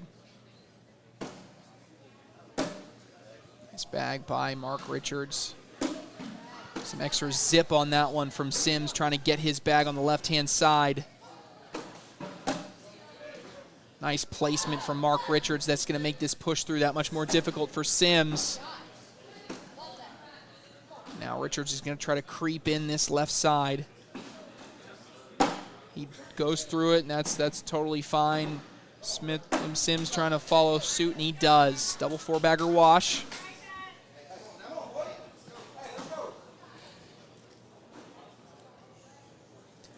Frank Maudlin and Jamie Graham up 8-0 on Jeremiah Ellis and Ryan Hart. Wow. Winner of that goes to play Alan Rawls and Chris Kingsbury in the bracket B finals.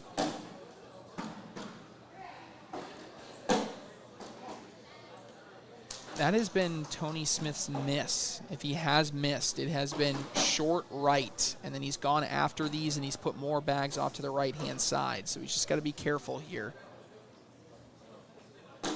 And that time he does his job.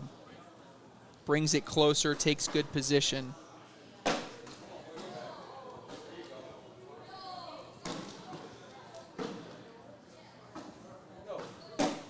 Oh man, and Tony Smith is clear off the back. If Braden Wilson can sneak in here, he can get as many as 5. And that's what he's gonna get. 5 points for Braden Wilson, gonna make this 18-11. Game number 1. Jake Brandon jumping in the chat, letting us know that Frank Maudlin and Jamie Graham are up 10-0 after 3 rounds. Wow, 3 rounds?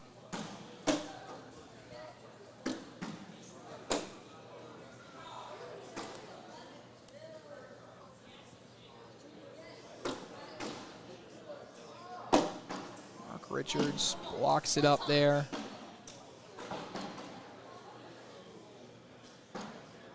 Going up. Oh my goodness, Gets how it. about that clean airmail drag there by A.J. Sims. Richards tries to collect, he kind of bunches up. Wilson wants to make Mark Richards. Oh, AJ's not loving that. Oh, he almost helped him. One bag does have to be in here. Oh, no. And it doesn't fall. That's going to be a 4 spot. That's going to... Unless they're telling me, is it moving? It's not moving. It is not moving, and that is going to do it. 4 points takes game 1. Wow. A.J. Sims and Braden Wilson win game 1. We're going to stay right here. We're not going to take a break. A little bit of a pep talk between players. We're immediately going to roll into game 2. Braden Wilson wins the spin. He's going to get first bag, and we're going to roll right into it, folks. How about that?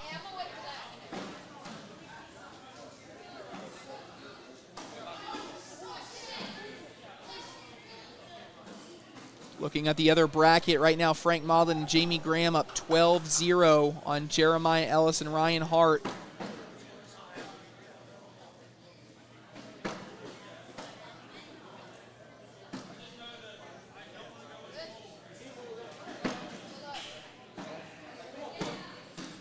All right, here we go, chat. We're into game 2. Winner take all on this one. Winner goes to the Final Four to join Gage Landis and Zach Scheibner. So far, both of the finals have gone to a game 2. Yesterday, we didn't have any of them go to a game 2. That means all of them are destined, right? Jeremiah Ellis and Ryan Hart finally get on the board. They get 4. It's 12-4 against Frank Maudlin and Jamie Graham.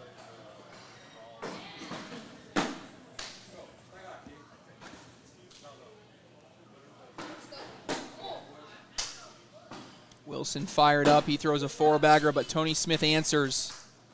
It was a lot cleaner of a board than we've had most of that last game. Yeah.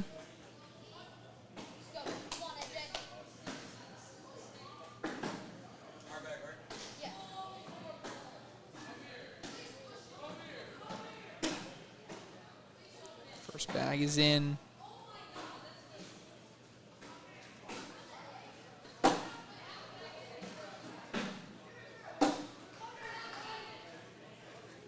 Reminder, we have one more match to show after this. We will show the bracket final of Bracket A.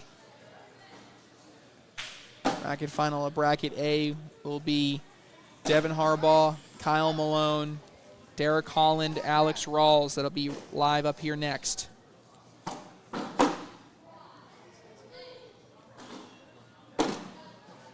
Ooh.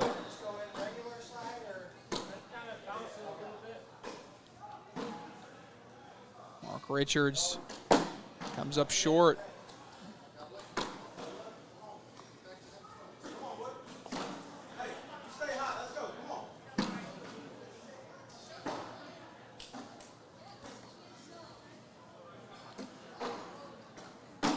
Braden Wilson, first bag in.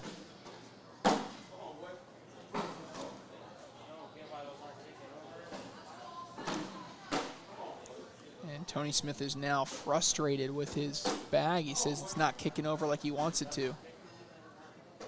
We saw him in this same situation yesterday in singles, and he kind of just gave up. Once he started getting frustrated and the bag wasn't doing what he wanted it to. Braden Wilson. Will it be 2 or 4? It'll be just be 2. Nice bag there by Tony Smith.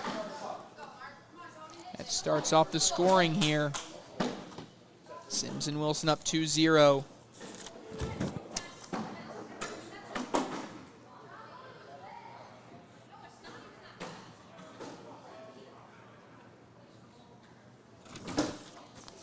Another bag that bleeds off to the right-hand side. Probably not collectible. insane airmail drag.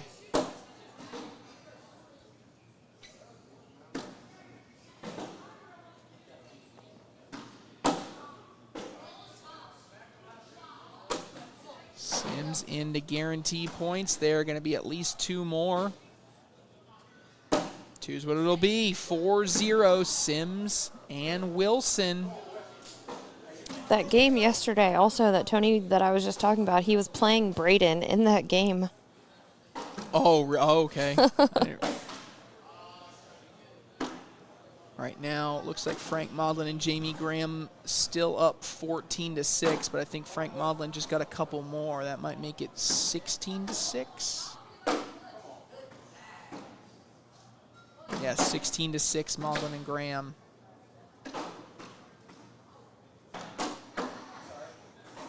First miss in a while there from Braden Wilson, it felt like.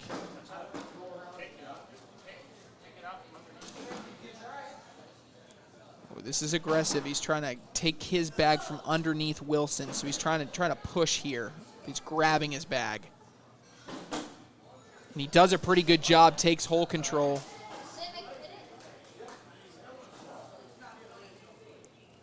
Interesting to see. Looks like Braden Wilson wants to sit behind and make him hit it. Uh-oh. But now he created a lane.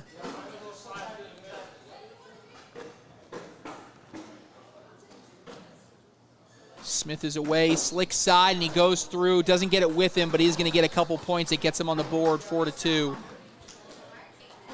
Is there anything tomorrow? Yes, it's shootout doubles coverage tomorrow. We'll start bright and early, 10 a.m. Eastern. 10 a.m. Eastern coverage of shootout doubles live from Valley Forge. Will be the last event, last major event of the weekend.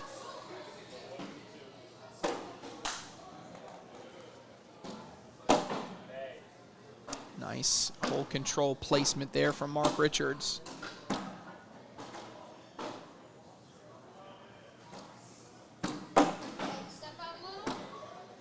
The chat is telling me Graham is on fire. Looks to be 16-6 over there. No, 18-6. The game prior to this, one of the games prior to this, Frank was throwing an 11. All right, big shot here from Sims. He goes after it, misses it, and goes off the back. That's a big round for Mark Richards. Hey, they're only up by 3. Hey, now you know. Go fast on it. Now we got the pep talk coming from Braden. I'm loving that. Braden Wilson says, now you know, throw fast side next time.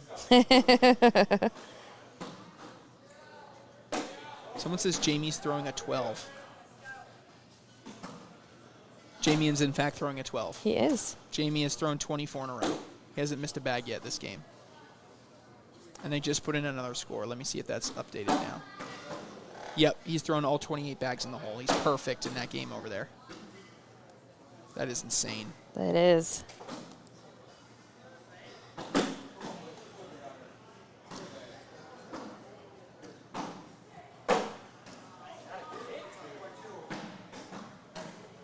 Tony Smith is frustrated. He keeps coming up a little bit short here, but this is still a really tough bag from Braden Wilson. He goes after it, pushes everything, but doesn't follow it all the way through. He's trying to push it in, but not able to get it. It's going to remain 7-4. Trying to get a little extra wind down there, blow that bag in.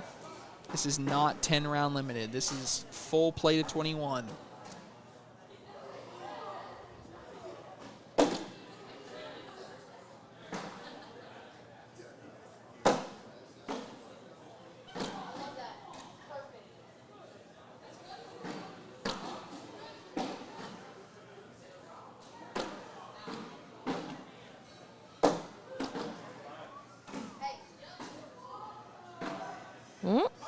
Stopped him in the middle of his throw. I don't know that I like that. Wilson.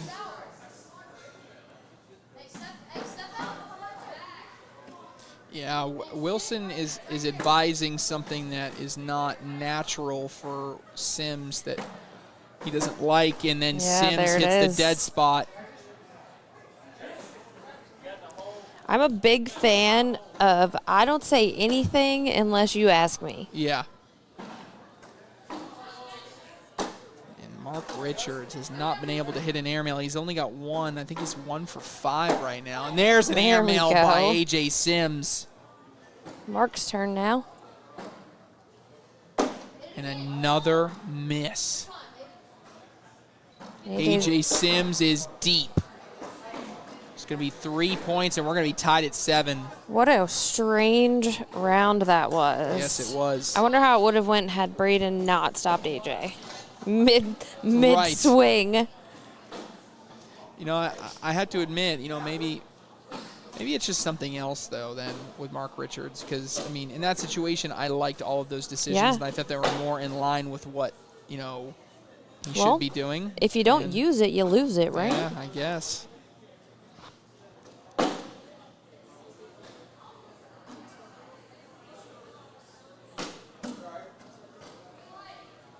Jamie finally missed a bag, somebody said.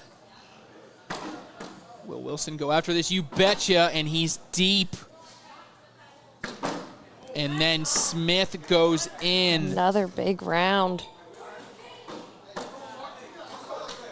12-7 now. Smith and Richards. Gotta stop giving up those crooked numbers.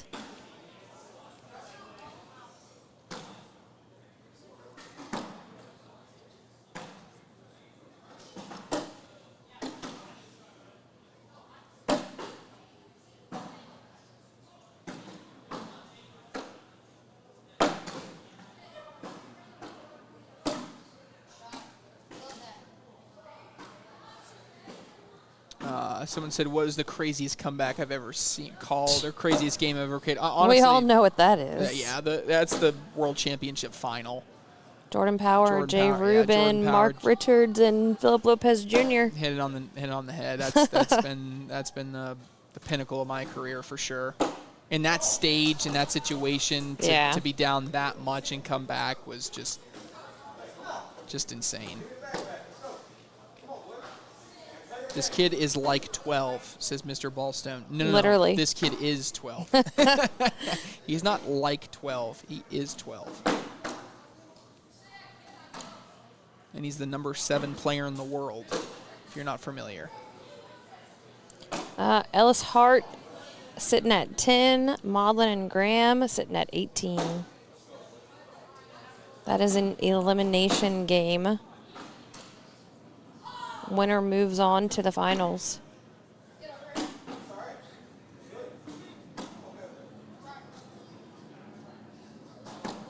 Best shot I've ever seen? Oh, gosh. Right, like, there's so many.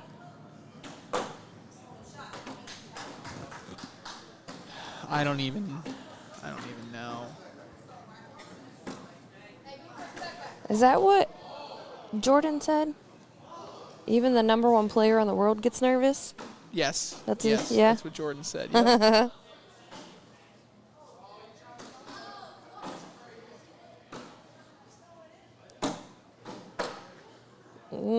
Stovepipe. That's certainly up there. I'm just big on significance as well. Like, it's got to mean something for it to be my best shot. And the only thing that downgrades the stovepipe for me is in a game that he lost. And he hits that shot and then loses. Yeah, so another one that I remember when T-Port hit that backside airmail in that final and went on to lose the game. Oh, and A.J. Sims goes for the drag but not able to hit it.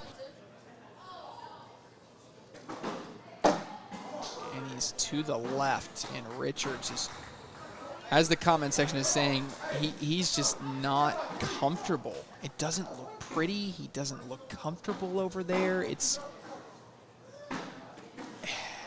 really just, it's not the same Richards from a year ago, or even 8 months ago. The most shocking moment you've ever seen.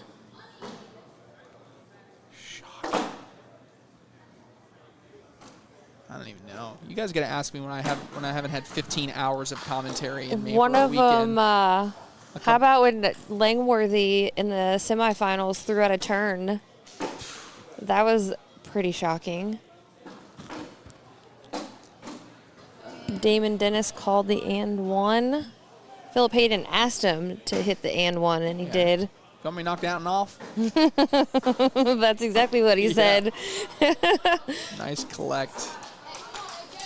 Or how about Matt, Guy, and Damon Dennis in the finals, the single finals, where both of them kept throwing. Bag Brawl 2021, they kept throwing bags off the back of the board. Yeah, everywhere. That might be one of the most shocking I've ever seen. You're right.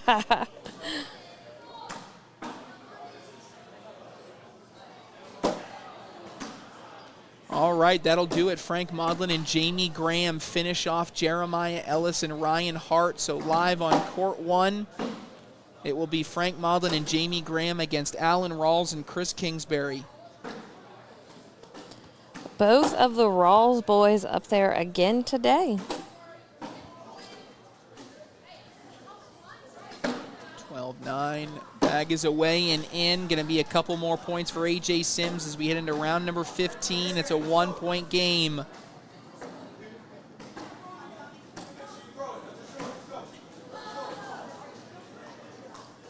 Brett had another really good, that shot in Vegas that Brett hit. Oh, yeah, that was a good one. Yeah, the 8-point airmail. And they went on to win that. So That was 2018? Yes, 2018. Cornhole Mania. How do we remember these things? I know. It just gets stored somewhere. In a, like, there's so many things. People are like, how do you remember all this stuff? It's like, I had to sacrifice. There's a lot of things we were in there my watching brain. it. Yeah, there's a lot of stuff in my brain that got moved out of the way.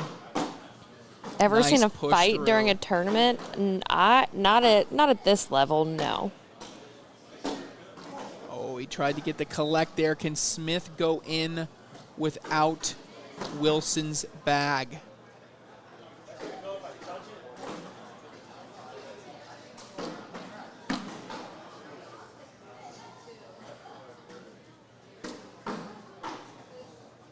Smith trying.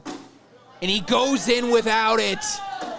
How about that, Tony Smith? I'm actually going to play it. Someone Watch says this Trevor Brooks was about to brawl last year at an event. What event is he not trying to brawl at? That's probably a shorter list. Another bag miss here for Mark Richards. It is 14-11. That was at that same Vegas. Trevor Brooks, remember he stopped and he was like walking around trying to get the crowd like, come on, come on. And then he opened, then he shaked the bag. Love you, Trevor, if you're watching.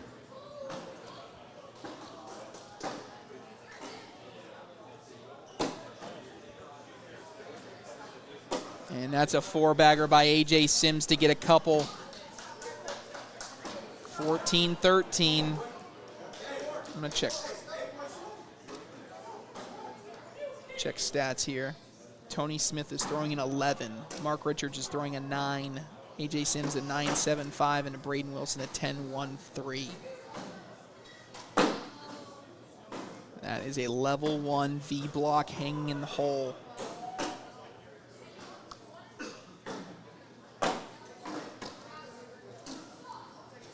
Braden Wilson get that bag is the question. I'm going to switch this question a little bit and ask you, what is the longest game that's ever been played? That bag is off the back.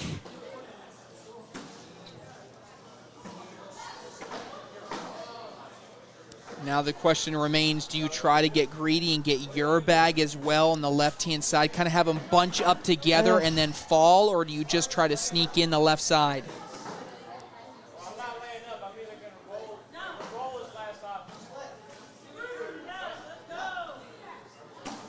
It's like, I'm not laying up, I'm going for it. So he's got slick side. He wants to go slick right at it, see if he can collect a bag on that left-hand side. Tony Smith is away, and he gets the bag. He takes the wrong bag with him, but he's still going to get a point out of it to make it 15-13. It looked like it almost was going to sit on the back of the hole. Yes. Longest cornhole match ever, Trey. Like time-wise, I think it was 2018, Damon Dennis, Cody Henderson. Cody, yeah. That was back before we had a shot clock. That's so why we have a shot clock. Yeah, that's because they literally just started, like, after every bag, they'd go take a walk. And they were just out stalling each other. It took like an hour and a half for the game. It was the most outrageous thing ever. Oh, so funny. I want to see Derek King. DK might be back one day. Ooh, one of the best games was Mac Eye and Baby Goat. Ooh, that bag is far right. That's going to be 2 more points for Richards and Smith. 17-13, 4 points away. Crunch time here.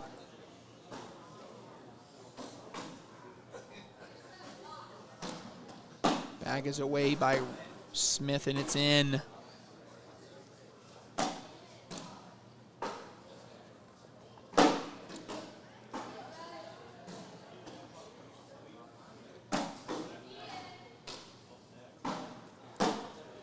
That bag, level 1 block. What does Wilson do here? Wilson goes around it. Nice follow through there by Tony Smith, a 4-bagger.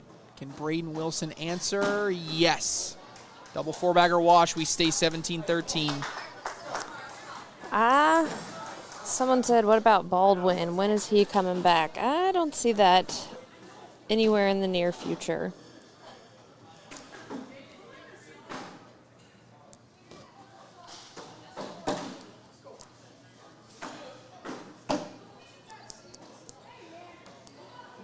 It's getting intense over here. Do we have a Game of the Year category? Yep. We do? Yep, Game of the Year and Shot of the Year. Gotcha. Someone's saying the Ellis Guy game for Game of the Year. That's what a lot of people are saying. Yeah, that was a great game.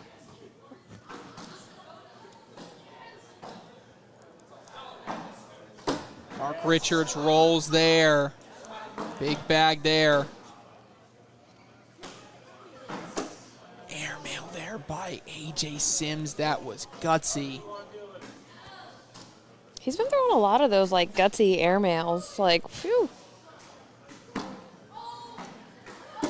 Oh, and what a push by Mark Richards. A.J. Sims trying to do damage control, is able to go in. Needed it, actually. I couldn't even say it fast enough. He had already fired it down, and now Richards and Smith are on the brink of another bracket win. Someone asking what Jamie's final PPR was in that last game. It was an 11.6. 40 bags thrown. After all that hate we were giving Mark Richards in the chat, he comes out with a very timely 4-bagger, and now can they get across the finish line? Both bags in here by these two players, another by Tony Smith. The pressure is on Braden Wilson to answer. He's in on bag 3. Tony Smith. Oh, and what does Braden Wilson do? You got to think he just got to slide through. Yeah, just go with it. Gonna take a minute. Someone says, can you guys focus on the game commentary more, please? Yeah, chat, stop asking questions. Wait a second. They're going to concede the bag. I don't like that. What, you don't trust a slide shot from Braden Wilson? I don't know what just happened. I don't Why like that. would they? I don't like that at all.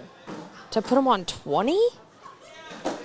I mean, I guess the logic is there's not much of a difference between 20 and 19, but I don't know. I don't like that at all. Look, if Braden Wilson's going to miss a slide shot, you're going to live and die by that. Yeah, I mean, you have to. That's what got you. I don't like that shot selection at all.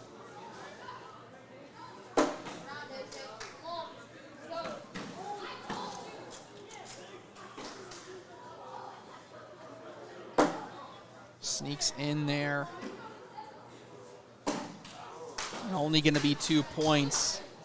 Look, no. I will go. I will go to the end of time in this. I don't care what anybody says. Some of you people are saying it's a super smart play. It's a horrible play. It's a slide shot for the win. If you miss a slide shot, well, then you just missed on the execution. There was no strategic advantage for you throwing that off the board at all. You were telling me that I don't trust Braden Wilson to slide a bag into the hole. If we're talking air mills and rolls, fine. That's different. Yeah. But just not. I don't like that at all.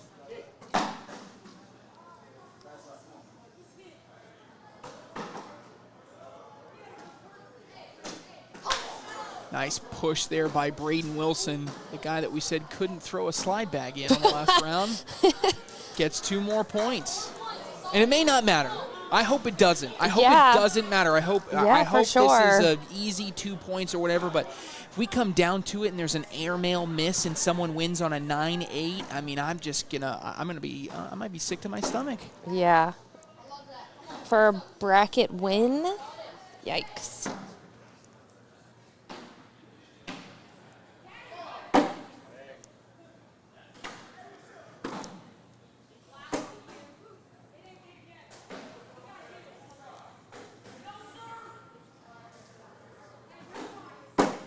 And another bag. Mark Richards has put a ton of bags on. Any miss he's been missing has been off to that right-hand side. He cannot afford another one. To put the pressure on, it's in, and now this bag has got to be in. Richards is away, and it is not. It doesn't matter. A.J. Sims and Braden Wilson win it. 4 points is enough to win 21-20. And the 12-year-old alongside A.J. Sims have won another bracket here, this time in national doubles. They will join Gage Landis and Zach Scheibner in the shootout the national doubles final 4. 2 more teams to qualify. We have next up, our last bracket final will show on this court. Alex Rawls and Derek Holland will take on Kyle Malone and Devin Harbaugh. Wow, wow, wow. We'll be back right after this.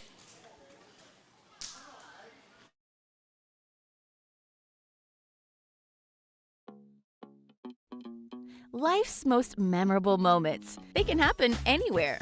On sports' biggest stage, or even in your own backyard. For those moments, seek a world beyond home. Find furniture, decor, grills, playsets, yard games, and yep, even cornhole. Backyard.com has everything you need to make your backyard summer ready all year long. Backyard.com. Let's have fun. Roll that beautiful bean footage. Bush's Baked Beans have always been the official bean of making burgers taste better. And now, they're the official beans of the SEC. And the official bean of whatever that is. Hey, it's tailgate fashion. Now this guy gets it. Ah, nuts. No. With Planters nuts, it's not nuts. It's nuts. Because Planters nuts are good. Planters nuts. Nuts.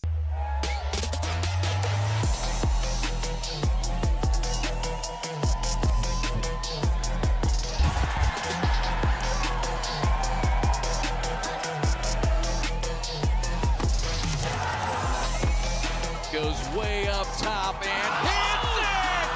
What? He knows it, goes up top and hits it! What a shot! Ticket to the championship and Graham hits it! What a shot! Roll that beautiful bean footage. You've got the force field, the moat, the saucy sheriff. No matter your cookout plate strategy, Bush's baked beans make burgers taste better. I love me a saucy sheriff. Nuts. No. With Planters nuts, it's not nuts. It's nuts. Because Planters nuts are good. Planters nuts. Nuts.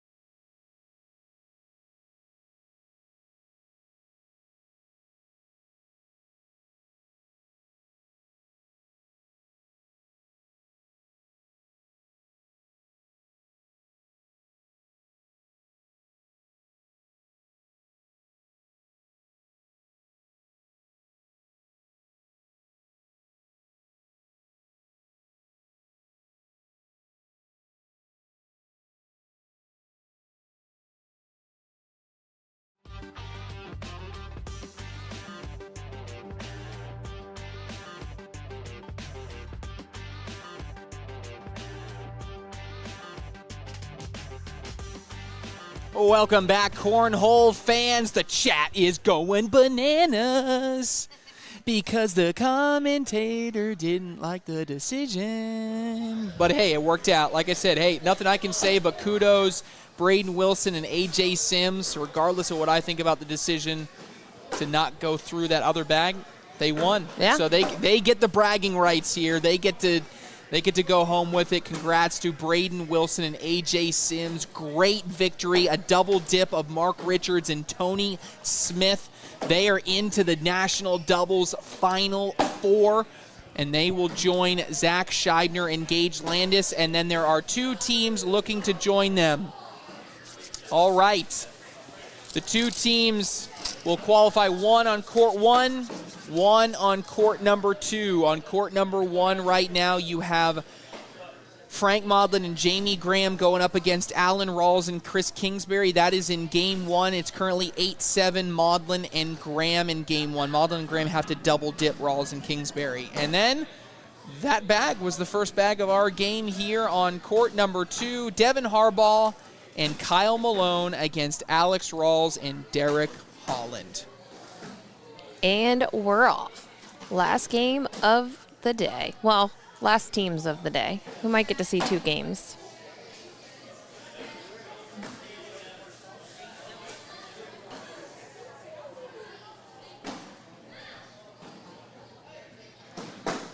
All right, we'll see. Hope we get as good of a game as we had that last one. I mean, incredible double dip, close game, back and forth. So someone made a good point in the comments, and they said that I guess AJ and Braden were in another previous game, and it was in a just put it on situation, and they did, and one of their opponent's bags ended up falling, and they lost the game.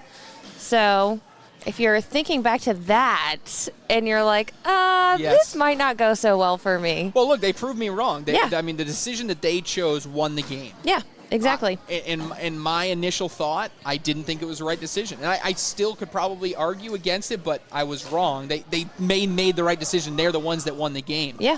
I wasn't saying laying up. I was saying go through it. Just because throw no normal I bag. don't like saying that 20 and 19 are the same. I could go back to every game in the history of Cornhole and show you all of the 1-point rounds. We're talking about bags getting bunched up, especially when you talk about how much Braden Wilson airmails. Yeah. And how much AJ Sims was airmailing. I just didn't want it to come down to a single airmail point, not wanting to be aggressive, and that's how you lose the game. I gotta trust Braden Wilson that he can slide a bag in every time. That's the trust I have to have in him as a partner. But in the end, last I'll say, they made the right decision. They made the right call. It's what won them the game. That's what it is. And I think that at that point, it looked like Braden was maybe not comfortable throwing it. If you're not comfortable with throwing it, then let's not. I didn't see that. You mentioned that in the break, and I didn't see that. If Braden was the one not comfortable, I definitely don't want to be the one to tell someone who isn't comfortable to do something, because we saw that not paying out earlier in the game, right? You want anybody throwing to be 110% comfortable. Alrighty, let's do it. Let's go here into this next one. 4-0, Kyle Malone and Devin Harbaugh. And this is in the king seat here is Kyle Malone and Devin Harbaugh. So Malone and Harbaugh have to be beaten twice. Holland and Rawls would have to win 2 straight games here. And will Holland go after an airmail here? He is. He's going up, and he hits the airmail. No drag. Going to be 2 more points just like that. Malone and Harbaugh up 6-0. Score update on the other one. Maudlin and Graham up 11-9 in game 1 against Alan Rawls and Chris Kingsbury.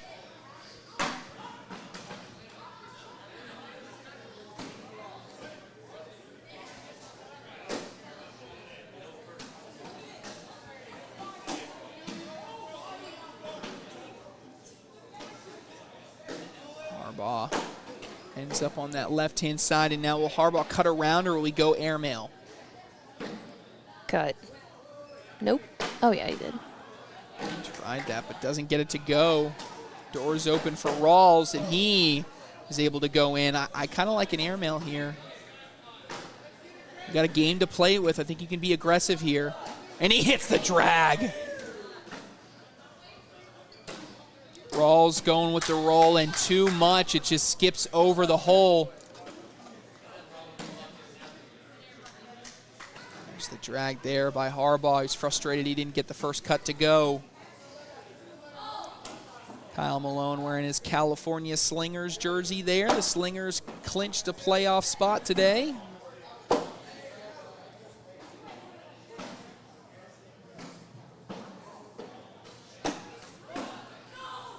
Dead center block there, and wow, Holland just goes around it. Just hops right on over it.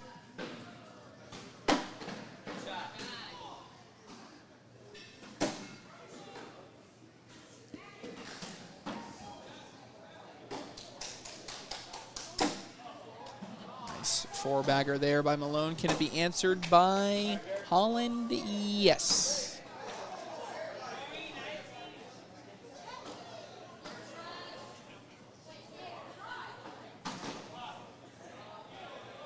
Harbaugh, first bag here. Maudlin and Graham up 14-9 now in that one. That's, sorry, 16-9. They just got two more. 16-9, game one.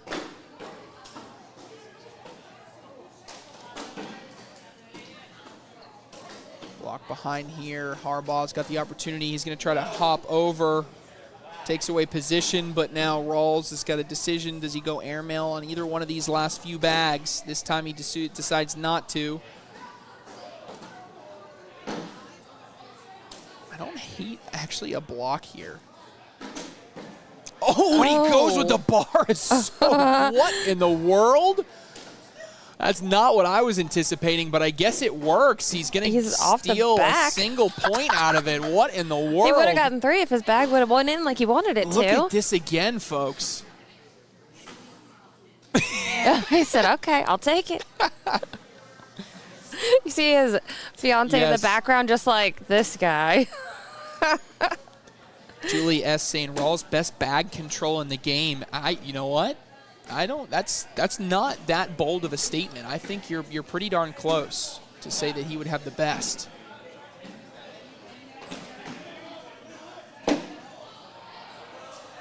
Seven 0.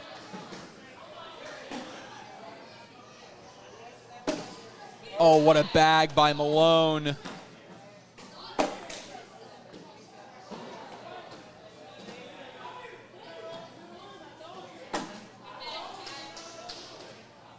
Malone finishes there, and so does Holland. Let's watch this one again. This is a nice little push here by Malone to get everything.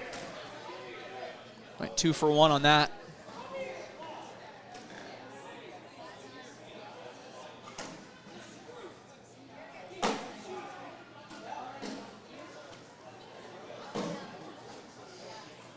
(16-10) in the other game. Does this become airmail time for Devin Harbaugh? He goes up, he hits one. Rawls going for a push, trying to push his own bag. He ends up off to the side. Harbaugh's going up again. This time he's off the back.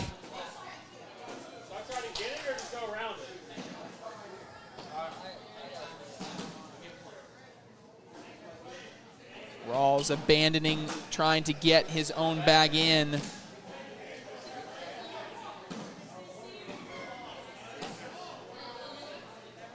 Harbaugh's up again, and this time he's off the back again. This is in for 4 for Rawls. No, he comes up a little bit short. That's going to be 2 points for Rawls.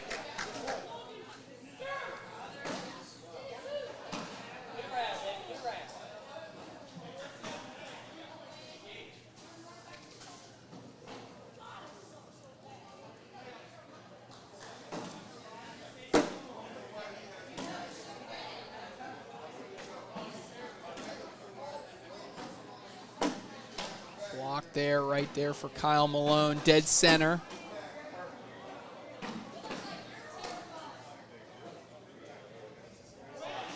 Malone trying to go up through, he does.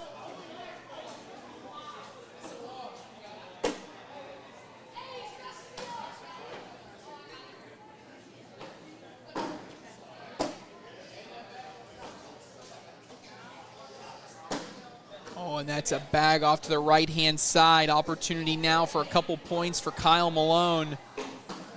Malone is away and in. Couple more makes it 9-2.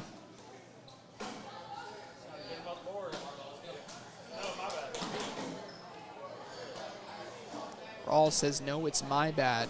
He thinks he's got to start scoring on this end.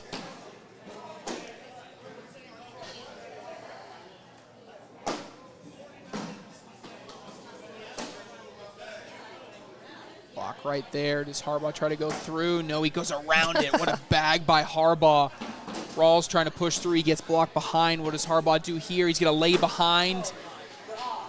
He's not happy with the placement of the block. Step out here for Rawls. He's going after it slick side, and he goes so hard he ends up on the back side of the hole. Going to be 2 more. And now Malone and Harbaugh are into double digits.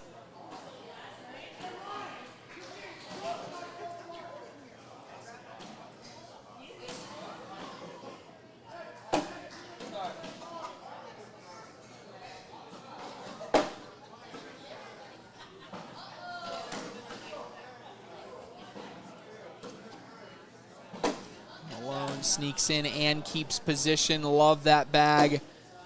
As Holland tries to take away position now. If you got a roll, love sitting on top here if you're Malone. Yeah, I don't see Derek Holland trying to throw a whole lot of bar soaps.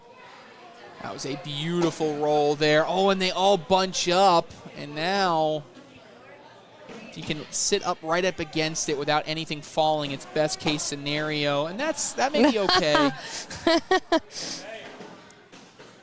I think you just got to land right in front of the hole. He said, we need some weird stuff. So he needs him to land short and then kind of hop afterwards, or else it's going to stay behind it. Oh, my goodness. Are you kidding me? What just happened?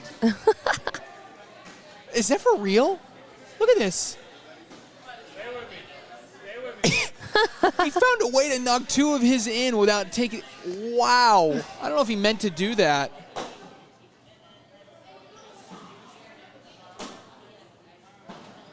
Sims and Wilson will play again in 2 weeks in Canton, Ohio. They just won. They did just win their bracket. You just missed it. I'm sorry for you, because they just won. They just won their bracket. It was awesome. Okay, is this an airmail opportunity? This is a make 'em clap opportunity. Oh, he gets one of them. Beautiful shot. Can Rawls get in? No. Rawls is beside himself. We'll watch this again. This one airmail here by Harbaugh. Well, Dancy did. Yeah.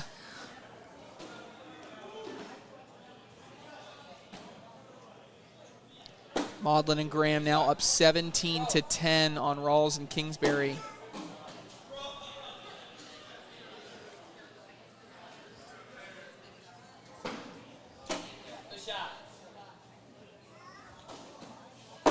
Holland tries to do his little hop, but it hops too much, and now Malone's at the advantage. He can try to cut this bag in and bring it in with him, and he ends up too much off to the right-hand side, but with that bag already off to the side, now he's got an opportunity, and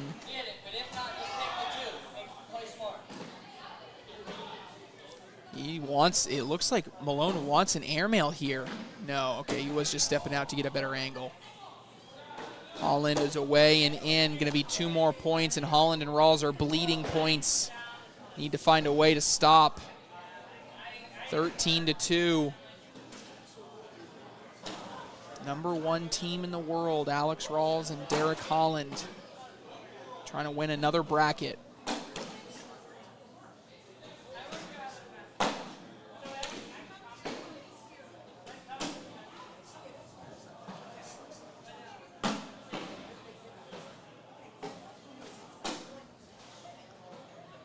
Harbaugh stepping out, trying to go at it.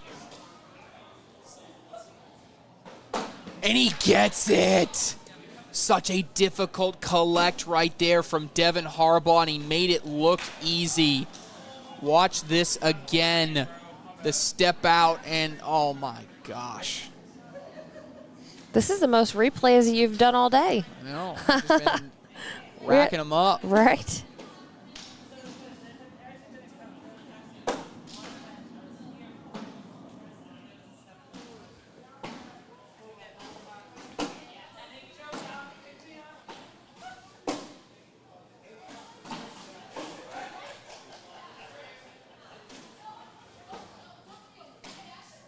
Cutting over and sitting in front.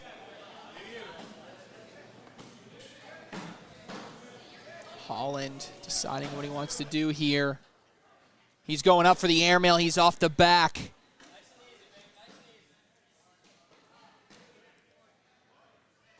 Malone's got slick side down. He's going after it in the center. Knocks one in. He's off to the side. Doesn't love it, but at the same time, he's still going to get +3 this round.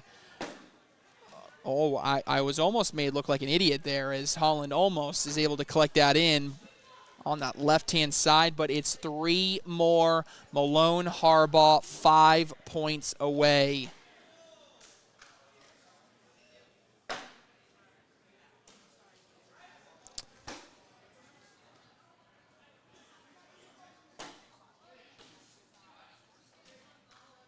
Right now, Kyle Malone throwing a 10.57, Harbaugh an 8.57, Holland a 9.29, and Alex Rawls a 7.87. Tom Cahill, that's why players play and announcers announce. You got it. Exactly. I learned long ago that I was going to be on this side of the table. Harbaugh going up. Woo! That was a little bit like he wanted backside there, maybe for an and one. I would have liked to stay. Oh my goodness! And what is that? Is that 4? Am I doing that right? Wow, 20-2. Trevor Brooks in the comments. We were talking about you not that long ago, buddy. Yes, Jamie Graham and Frank Mullen have to double dip. They just won game 1, now going to game 2. That's on ESPN Plus, and now with that bag in and that bag on the backhand side, this is a 4-bagger wins it for Kyle Malone and Devin Harbaugh, booking a ticket to Canton, Ohio in the National Doubles Final Four. There is bag 3. Good block now, and you can either choose to block behind, go all the way through, airmail, whatever you want to do. He's trying to go through. Now this bag has got to be in the left-hand side for Holland, and it is. Not quite game time yet, 20-2.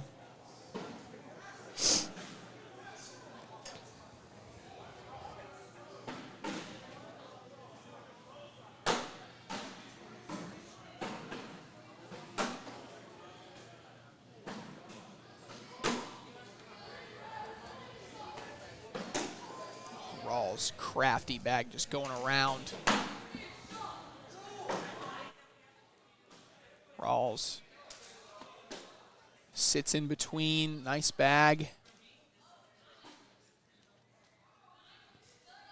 Slick side down here for Harbaugh. He's going hard at it. Oh, he goes clean off the back. This isn't in for 5.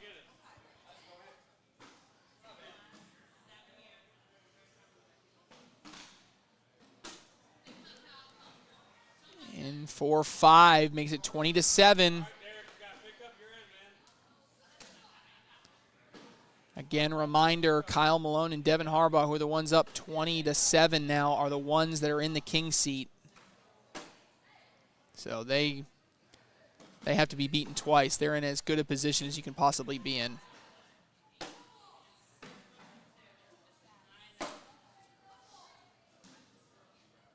First 2 bags in by Holland. Malone trying to answer. He's off to the left.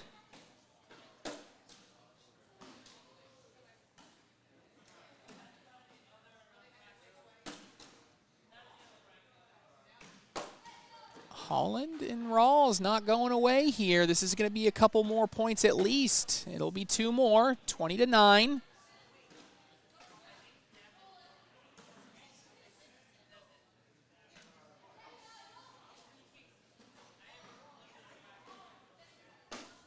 Rawls in good position.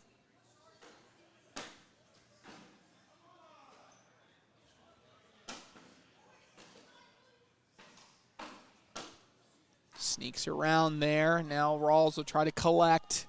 Slick side. He's got good position. I like it again. Harbaugh blocks directly behind, and now do you go roll or airmail? Decision time. If you got to go airmail, you better be in. And Rawls gets a drag. Harbaugh's going to go here. Slick side, try to collect everything. He only gets one in. It's going to be two more. They're on to 11. Watch this again. Airmail, drag, Alex Rawls.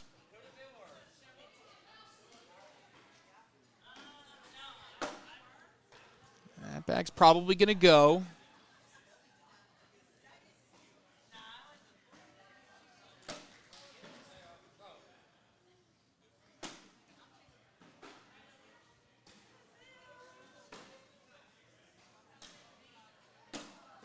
Oh, another bag off to the right-hand side. This is an opportunity for another 2 points.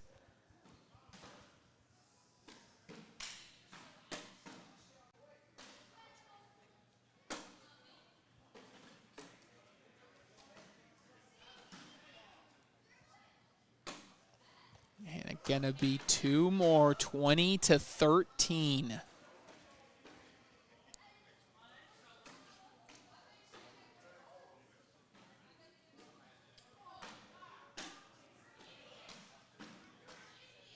Harbaugh gonna take a timeout. He feels some momentum changing. He just wants to get Rawls kind of out of a rhythm. I like the timeout, very strategic here.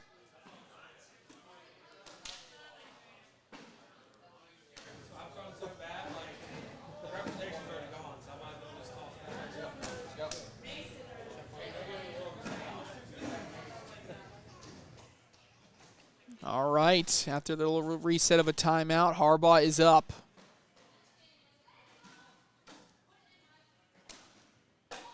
Harbaugh with a picture-perfect replacement bag. Rawls blocks behind. Harbaugh's going for the roll. He goes off the back. Rawls away. He knocks in and goes off the back. Each player with a bag off. Right now it's +2 Harbaugh. If Harbaugh goes in, he puts the pressure on Rawls. He does go in. Rawls has to make this push. Both bags have to be in. Rawls is away, and he hits it, staying alive. Wow. Harbaugh now to even it out. And he does, but he needed that, or that could have been all over.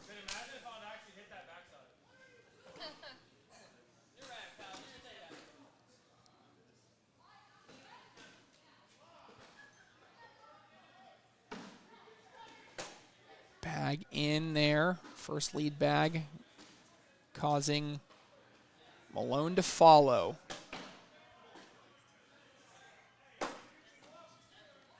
Ooh, Malone stepping out.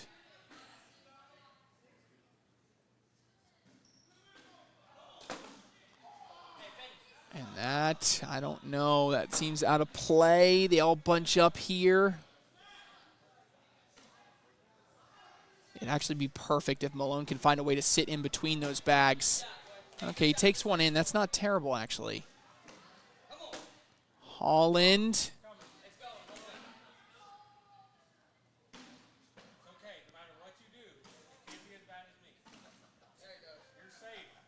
Okay, and that bag doesn't fall back with the bag that just fell. So now Malone just trying to get in here for for a wash, and he does. 20-13 still. Maudlin and Graham up 4-0 in game 2. Oh, and will that be it? Don't know yet. It's going to have to be a lot of work here to be done by Alex Rawls, but now it's short, and now that might be out of roll condition here for Rawls. He's got to start going airmail. He hits the first one, although Harbaugh still has a lane on the right side, so he's going to try this cut. He rolls on over. Rawls is going up again. He hits another. Does Harbaugh decide to try to go for a big push here in order to possibly set himself up for the win? This is a huge push. Harbaugh's away, and he gets all three of them! No way! And now Alex Rawls has got to collect this bag on the left-hand side. He does not do it, and that is a walk-off push for Devin Harbaugh to send him to Canton. Are you kidding me? Watch this again. One of the insane shots you'll see. Shot of the year candidate to send him to ESPN. Devin Harbaugh, are you kidding me? Wow. Ladies and gentlemen, if you don't like that, I don't know what to tell you. I do not know what to tell you. Woo! I need a drink after that. I need a drink after that. Wow, wow, wow. Well, that'll do it, ladies and gentlemen. That is it for our coverage of national doubles. The hero of the day, Devin Harbaugh. He wins his bracket alongside Kyle Malone. Braden Wilson and AJ Sims win their bracket. Zach Scheibner and Gage Landis win their bracket. The last bracket final still going on ESPN Plus. Still going on ESPN Plus. Tune in there to watch Frank Modlin, Jamie Graham, Alan Rawls, Chris Kingsbury. How about that? Is there a way I can go back and play that replay again? Yeah, hit play, replay. Just same one? Yeah.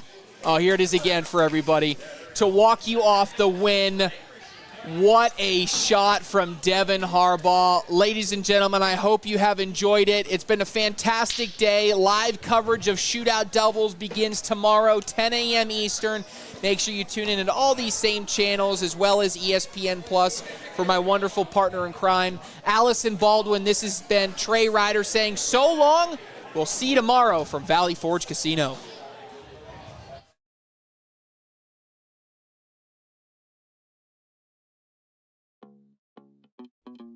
Life's most memorable moments. They can happen anywhere.